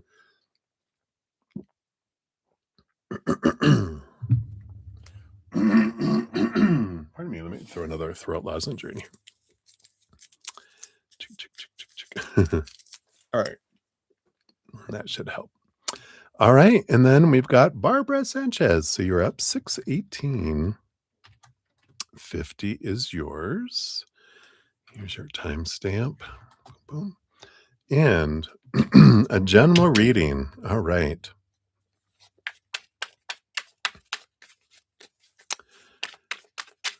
What does Spirit have here for you? All right. You're welcome, Mendex. Did you get your timestamp? Here's your timestamp, just in case. All right. So, Barbara, you got the 10 of Swords and the 7 of Pentacles. This speaks an energy of the 7 of Pentacles is this, it's usually the last thing that grows on the fruit tree is the fruit, but there's also this energy of, once fruit starts to grow and you're like, is this really what I wanted? And why did I choose apple trees? And, there's this, realization of, oh, I was trying to live up to other people's expectations. Everyone else wanted apples because they wanted applesauce and apple fritters and apple juice and apple pie and just apples to eat. And I'm not really into apples. I wanted guacamole. I want guacamole. And this is the letting go of expectation and going, I'm selling the apple orchard and I'm buying an avocado tree orchard, right? Because I'm going to make guacamole. And so there is this realization of, the fruit of what I've been wanting to pursue isn't what I want. And I realize it's what I thought I was supposed to want. But now I'm going in a different direction. I want to go and see things from a different place. And so I feel like you're going to be initiating some changes and go different directions than you had thought you would before. And because you're getting clarity around what it is you truly want in your heart, not in your head of supposed to be, and you know, kind of pleasing other people and afraid of disappointing people. You're like, I'm done. I'm sick and tired of trying to please everyone else. I am going to choose something for me, and I like it. It's very supported here for you. So that is what they have for you right now, Barbara. So many blessings to you. All right. And then Donna Marie. Hello, Donna Marie. Got 62121 for your timestamp. I love that for you. And a message from Spirit regarding your son's possible move to a new residence. Will they get the home that they're looking at? All right. So, based on current energies, let's take a look here. What can we get on the new residential move here for your son? We got the High Priestess. We got the Two of Swords. I do feel here, I mean, the High Priestess, I feel like there is something that comes to light here. Like the place that they're wanting, that they're looking at, I feel like when they look at it and they get more details, there's something that they change their mind, and there's another option that they choose here with the Two of Swords. You even got the moon, moon energy in the back, here, which is the revealer of secrets. Oops, sorry for the glare. But that's what the High Priestess does. She's revealer of hidden things. And I feel like with this whatever is revealed makes it like I don't think we want to go that way. Look at this. And I feel like there's another option that's even more to their liking. So, have them keep a lookout, if they're, you know, if there is this energy of, uh, well, maybe we need to have have our own inspector take a look at the house first. It's worth the, $100 or whatever to save from going, ooh, that they didn't share that with us. yeah, there's something going on with the foundation, and you're like, "Oh, yeah, they didn't share that. Oopsies," kind of energy. It feels like something along those lines that it just doesn't feel like it matches up there. So hopefully that helps. That's what they got for you, Donna Marie. So many blessings to you. All right, and then Happy Pill, you are up. Thank you for your donation earlier. And your timestamp here. Boom, boom. And an angel message. Let's see what they have here for you. Okay, we got these. Got the 3 of Wands and the 10 of Wands. Yeah, definitely a change of direction energy. 10 of Wands, you can look at this and go, oh my God, look at that burden, that poor little guinea pig. Burden, burden, burden. Or you can look at it and go, look at the abundance they have, the harvest. They have so much. The 3 of Wands is with new information, we change directions. But I think a lot of this feels like energetically just an awareness of where are you investing your energy? Are you focusing on what you're grateful for? Or are you focusing on the burden, what's missing, a need, a want, a fear of something not coming in? Because that energy will take us downward and draw in things that match lower vibrational lack energy. Whereas abundance focuses on, of course, on gratitude and that we get more abundance that comes in with that gratitude. So it's like, which ship do we want to get on? The Titanic that will sink or an airship that is going to end up flying in the air? Like, not like the Hindenburg that blew up, but, like a beautiful airship that will take you into the heights and float above the storms instead. So that energy is a very big, important focus for you. And I feel like that's what they're bringing in right now for you. So that's what they got. Many blessings to you. Happy pill. All right. And then plate of spaghetti. We got you. You're 62525. Look at your repeating numbers as well. I like it. All right. So, why are you always being told in tarot that Will cares about you when he's the one that destroyed our so called friendship? If he cares, then why has he been ghosting you for 2 months now? All right, take a look here.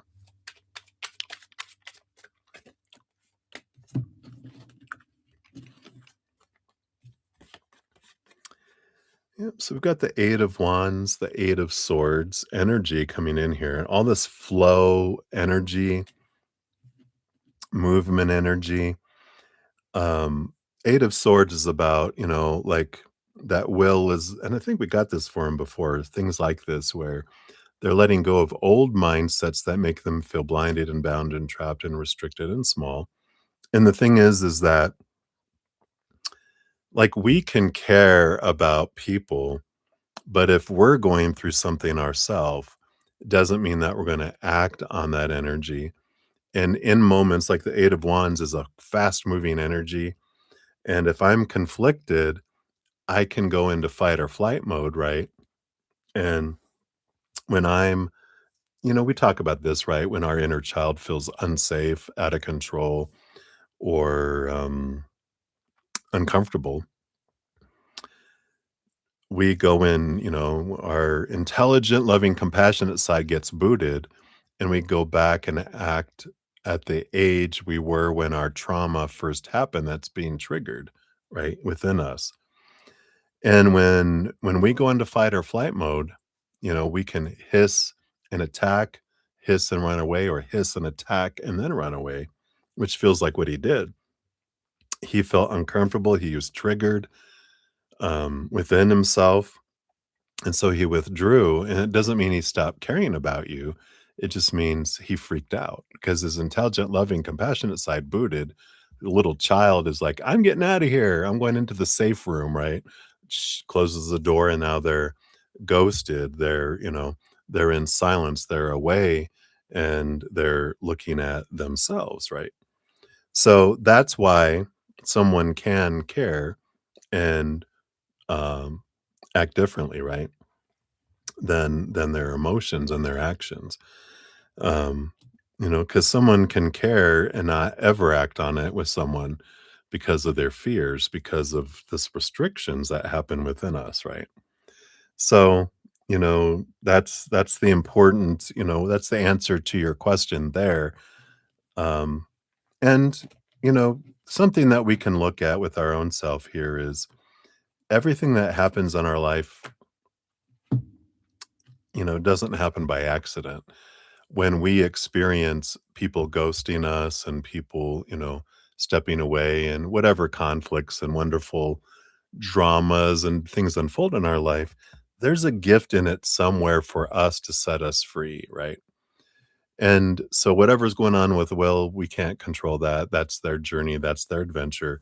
But we can take this time to look and go, what within me is being triggered? What fears do I have? Because that's the gift for me that's going to set me free. And whenever we have,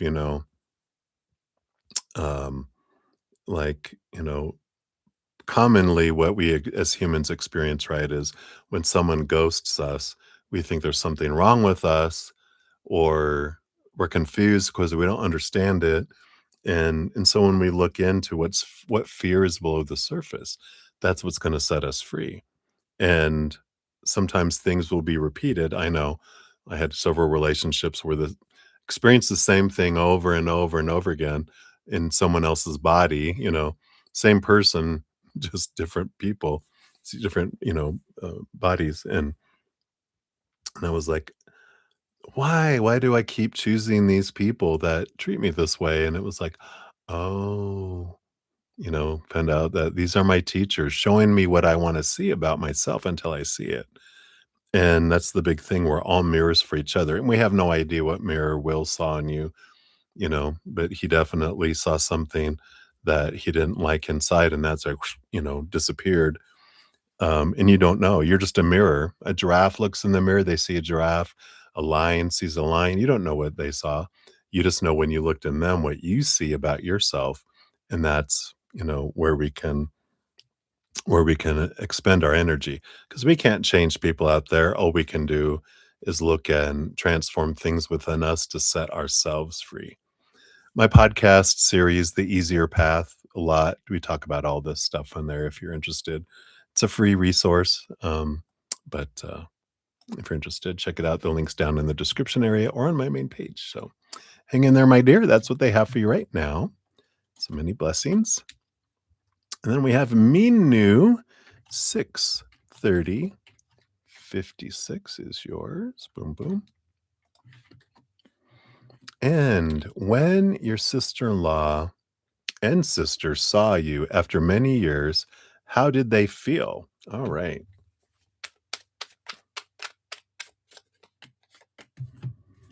So, sister-in-law.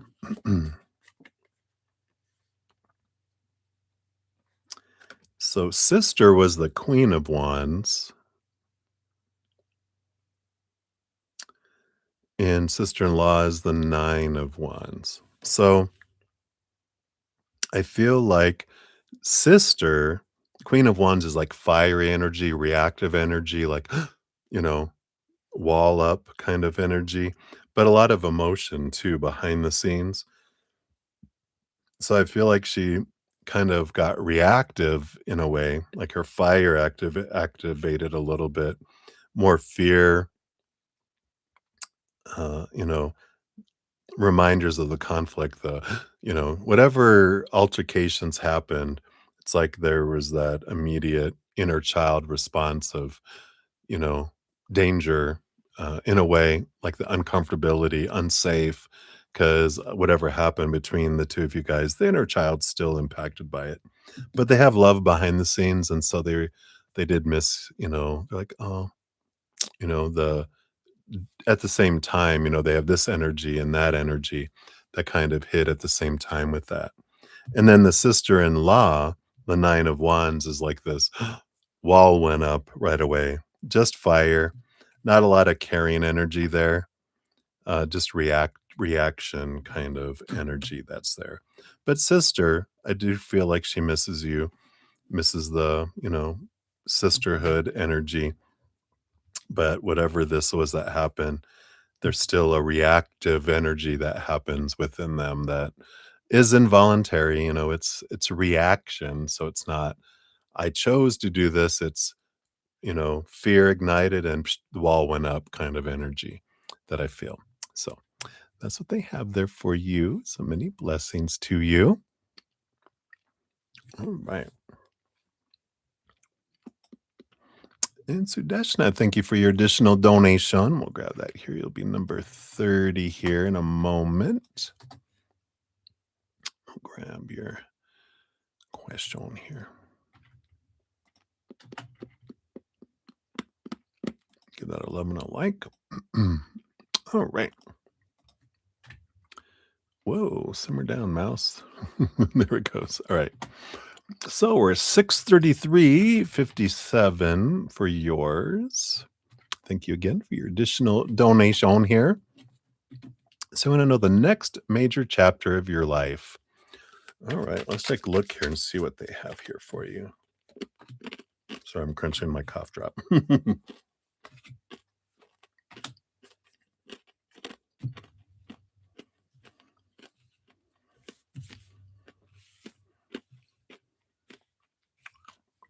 All right. Sorry, almost ate it here. Okay. Bottom of the deck, you do have the Justice card.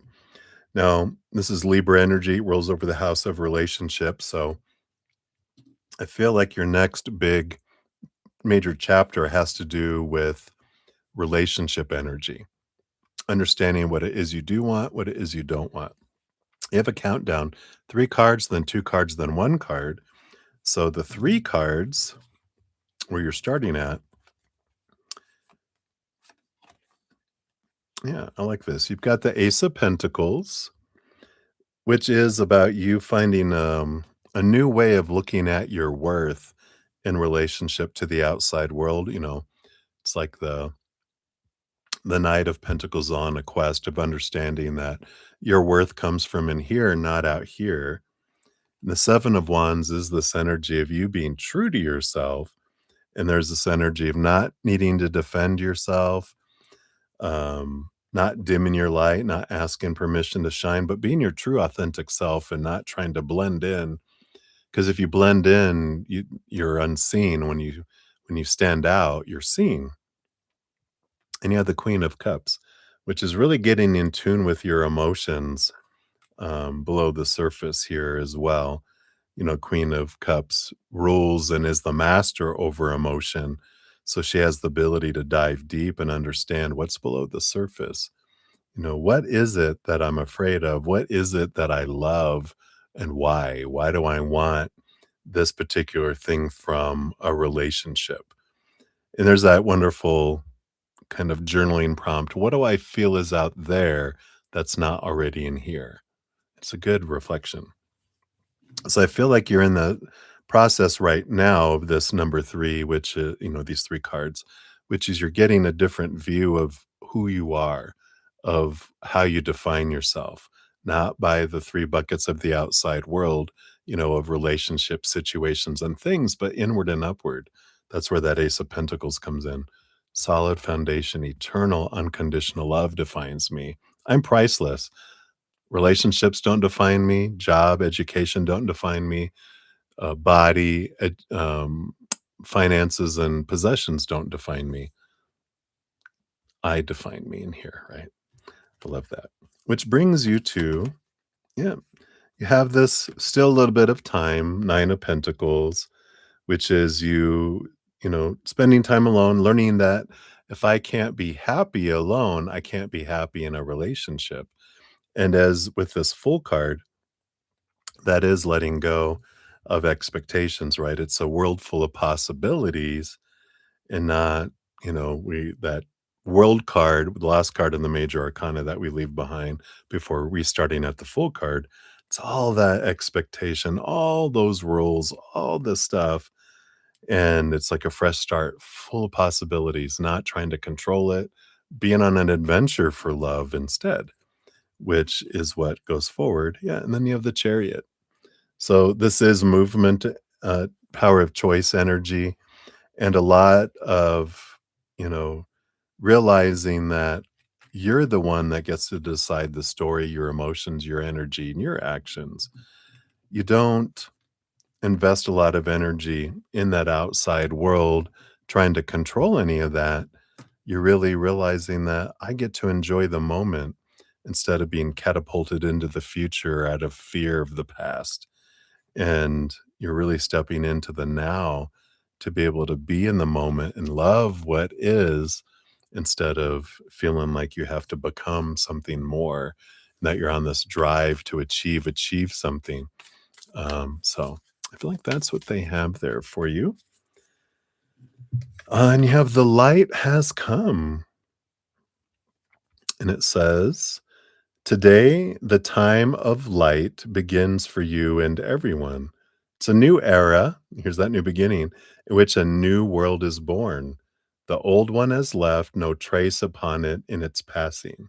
Today, we see a different world because the light has come. I love that.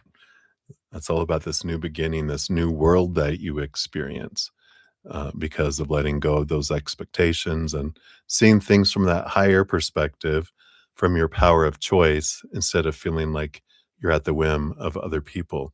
It's interesting. There's this great quote I heard today, and I wrote it down, and they just pointed to me to it. It says, your life isn't yours if you uh, care what people think. So your life isn't yours when you care what people think, because they're the ones that are telling you what your life is. But when you decide what your life is, then your life becomes yours. Otherwise, you've given your life away. So I like that. Powerful, right? All right. So that's what they have for you, Sudeshna. So many blessings to you. Thank you again for your additional donation. All right. And then we have Ravit, 64014 is for you, Ravit. Here's your timestamp. So, what's new coming in for you here? Let's see. What does Spirit want you to know based on your current energies? What are you drawing towards you? Oh, okay. You got the Three of Pentacles and the Emperor energy. So, there's a little bit of, I don't know, this feels like collaboration and group activity that's coming in here, and it feels like you're leading some sort of group activity. The Emperor energy is yours. It's you kind of stepping out of your mind and into your heart. But instead of, it's like you cleared the throne room, but you're inviting specific people in for a group activity, something you're creating something together. Can be collaboration kind of thing, but it's kind of like you're leading it. It's something of the heart that you want to create, that you're kind of planning and plotting and putting together. So whether it's a party or it's a project or it's something artistic, whatever it is, this creative energy of the Three of Pentacles, it's because you're stepping into your heart that you're excited about creating something together with some other people. And it's not about what you get from it. It's just the act of creating it that's bringing this satisfaction energy. So if you've been thinking about wanting to start something or wondering why something isn't available, create it. Do it yourself. We wait for other people sometimes going, oh, it would be great if we had this kind of blah, blah, blah, and it's like, why isn't there one? And well, everyone's waiting for someone else to create it. So you build it, they will come, like the Field of Dreams with Kevin Costner, right? Build it and they will come. But I feel like people will help you build it. And so whatever this is creative thing, don't be afraid. And if you don't know what it is yet, kind of step away, step out of your head, go into your heart, see what it is you want to create. What kind of legacy or special thing do you want to leave in the world? So I like that for you. Right, so that's what they have for you, Ravit. Many blessings to you. All right, Charlene Kramer, you are up. Hey, Charlene. Here is your timestamp. Boom, boom. And what do you need to know from your guides and ancestors and angels? All right, let's take a look here. What is good for you to know right now? I feel like we want that one and that one too. Well, here they are. You have the 3 of Cups. Here's your spiritual posse. They are always with you. Um, and we have here, we've got the Moon and the Dream card, as I'm calling it these days. Not the nightmare and insomnia, but intense dreaming. And I feel like they're telling you here that they really, especially with Neptune going into retrograde this last Tuesday, I feel like they're visiting you a lot in your dreams, and they're bringing up things in your dreams to help you transform and transmute things. And so they're saying this is an important time of movement and change and things happening and alteration of things that are coming in for you. But they're saying that they are, your spiritual posse is using your subconscious world of your dream time to introduce things. And you're going to visit them on the astral plane. You just don't remember it when you wake up. But any dreams where you're flying are, a good energy of that. But they will be giving you some intense dreams. It's not nightmares. They don't give us nightmares. They're just intense so that you remember them when you wake up. So any bizarre dreams that are intense, you wake up going, "Oh my god." It's because if you would have woken up with a regular dream, you'd have been like, "Wait a minute, I know I dreamt about something, but it's gone. Darn, what was it?" But when you remember, "Oh my god, there was a bunny rabbit with in a tutu, and there was like 300 of them putting on Swan Lake, and then they transformed into the Nutcracker. What does this mean?" When you wake up, write it all down because there's messages that will come from it, and they're communicating you with you through your dreams. I love that. All right, so that's what they got for you, Charlene. So many blessings to you. All right, and we got Subekshi. You are up. 6:45:10 is yours. So here's your timestamp here. And thanks for being a new subscriber. And you want to know, will you pass your papers exam, whose result is July 13th? And if you have trouble finding your other one, you can always comment on the stream going, "Hey, I can't find my reading from the other night." I can usually find them pretty quick because just going and looking at the pinned comments, I can kind of track it down. So let me know if you can't find your other one. But I always finish all readings either the night of, and if I don't finish it, the pinned comment will say, whether I completed all free readings or not.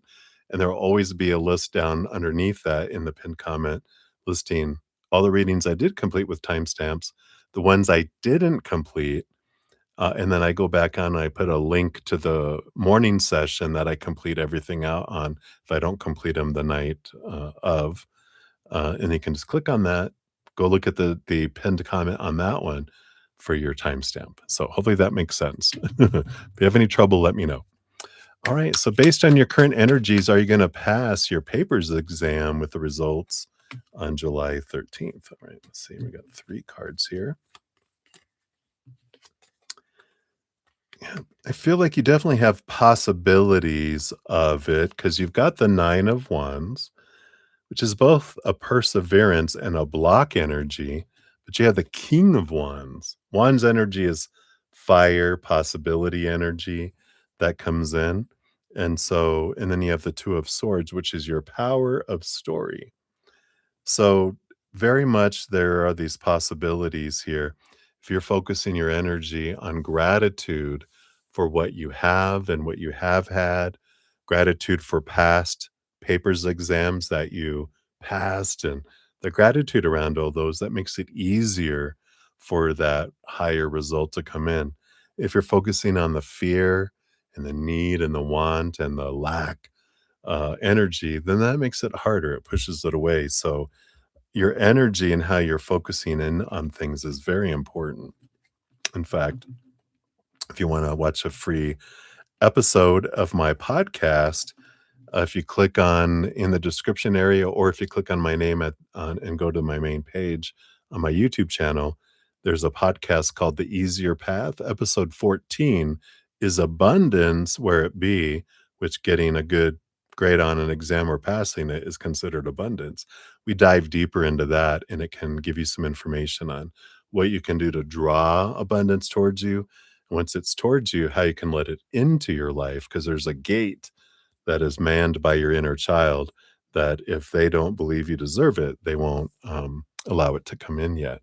So it'll give you some good hints and things on those as well. So hopefully that helps. That's what they have for you, my dear.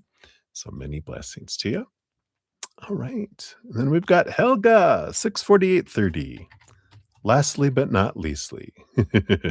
So here's your timestamp. And you want to know the energy between you and GS, and how did he feel about your birthday wishes you sent him? All right. So current energy between you and GS, and then what were his thoughts here on the birthday wish? Yeah, I feel like here, the energy between you and GS, we have the 5 of Wands. This is an energy of, this energy of friendship and friends group kind of energy that's coming in, right? And so it's very positive. I mean, it's positive energy. It's friend energy, though, but it feels good. Feels like you're part of the group kind of energy. And the birthday wishes, we have the Queen of Cups. And this energy of the Queen of Cups is, she rolls over cups and gets a second portion. She's the master of emotion, feels things very deeply. And I feel like GS is someone who does feel things very deeply. And and so I feel like they were glad for it. I don't feel like an energy of like deep, oh my God, but I feel like they were happy. It was happy energy. I feel like they were inundated with a lot of birthday wishes and a lot of stuff going on. So it wasn't like it was, you know, an independent message with nothing else going on where they really zoned in on it. It's kind of like they were like, oh, birthday wish, birthday wish, birthday wish, birthday wish, birthday wish, right? So I don't feel like there is emotion there, but I don't feel like it was deep, you know, a movement kind of energy. But they did appreciate it, and there is care energy there. But it does feel with this 5 of Wands, it kind of feels, friendship group, right? There were 3 on his Facebook. Yeah, and I don't mean just, like, on Facebook, right? They're getting emails and people telling them and Instagram and all these places. I feel like they were getting, variety from different places, right? So that's how it feels like it was, you know, they were getting wishes from their family and texts and different things all over the place, so it felt like a very busy day for him. So that's what's coming in. Right. You're very welcome. And that is what they have for you. So many blessings to you. Good night. I'm almost sleeping. It's almost midnight here. So I'm going to be sleeping in a little bit too. All right. Let me just make sure one last pass here. I think that is it. You're very welcome, Sudeshna. And if you guys haven't checked out the video for my celebration of reaching 2,600 plus YouTube subscribers, here is the link to that. Every Monday, I have a drawing. If you've made a donation reading or if you made a free reading request, you'll automatically be included on my on the drawing on Monday. For my donation people, we have one winner that wins a 30-minute personal recorded reading, and from the free readings, one person will win a 15-minute recorded reading. And then we have a special drawing on August 3rd on that last drawing, where I'm giving away an hour personal recorded reading, 2 30-minute, and 4 more 15-minute personal recorded readings. So if you want to get into that one, make sure to check out the video. It tells you how you can get into that one. So if you haven't checked out my podcast, here is a link to it called The Easier Path. And We are currently finishing up a little mini series about how to expand your spiritual gifts and empathic abilities. So here's the link for that most recent podcast if you want to jump directly to that one. But one more, phase 4, and we're kind of done with that series and we're moving on to other things. So enjoy if you want to catch up. Right. I'm going to head out. I'm on every Wednesday through Sunday night at 5 p.m. Mountain Time. And so I'll be back tomorrow night. Till then, remember every second of every day of your life, you truly are eternally and unconditionally loved by the Mother and the Father of all things, our Creator. And of course, I love you guys too. So, Tracy, again, much love. Hang in there. Take care of yourself and sleep tight if you're going to sleep, or good morning if it's your morning. All right, you guys. We'll see you soon.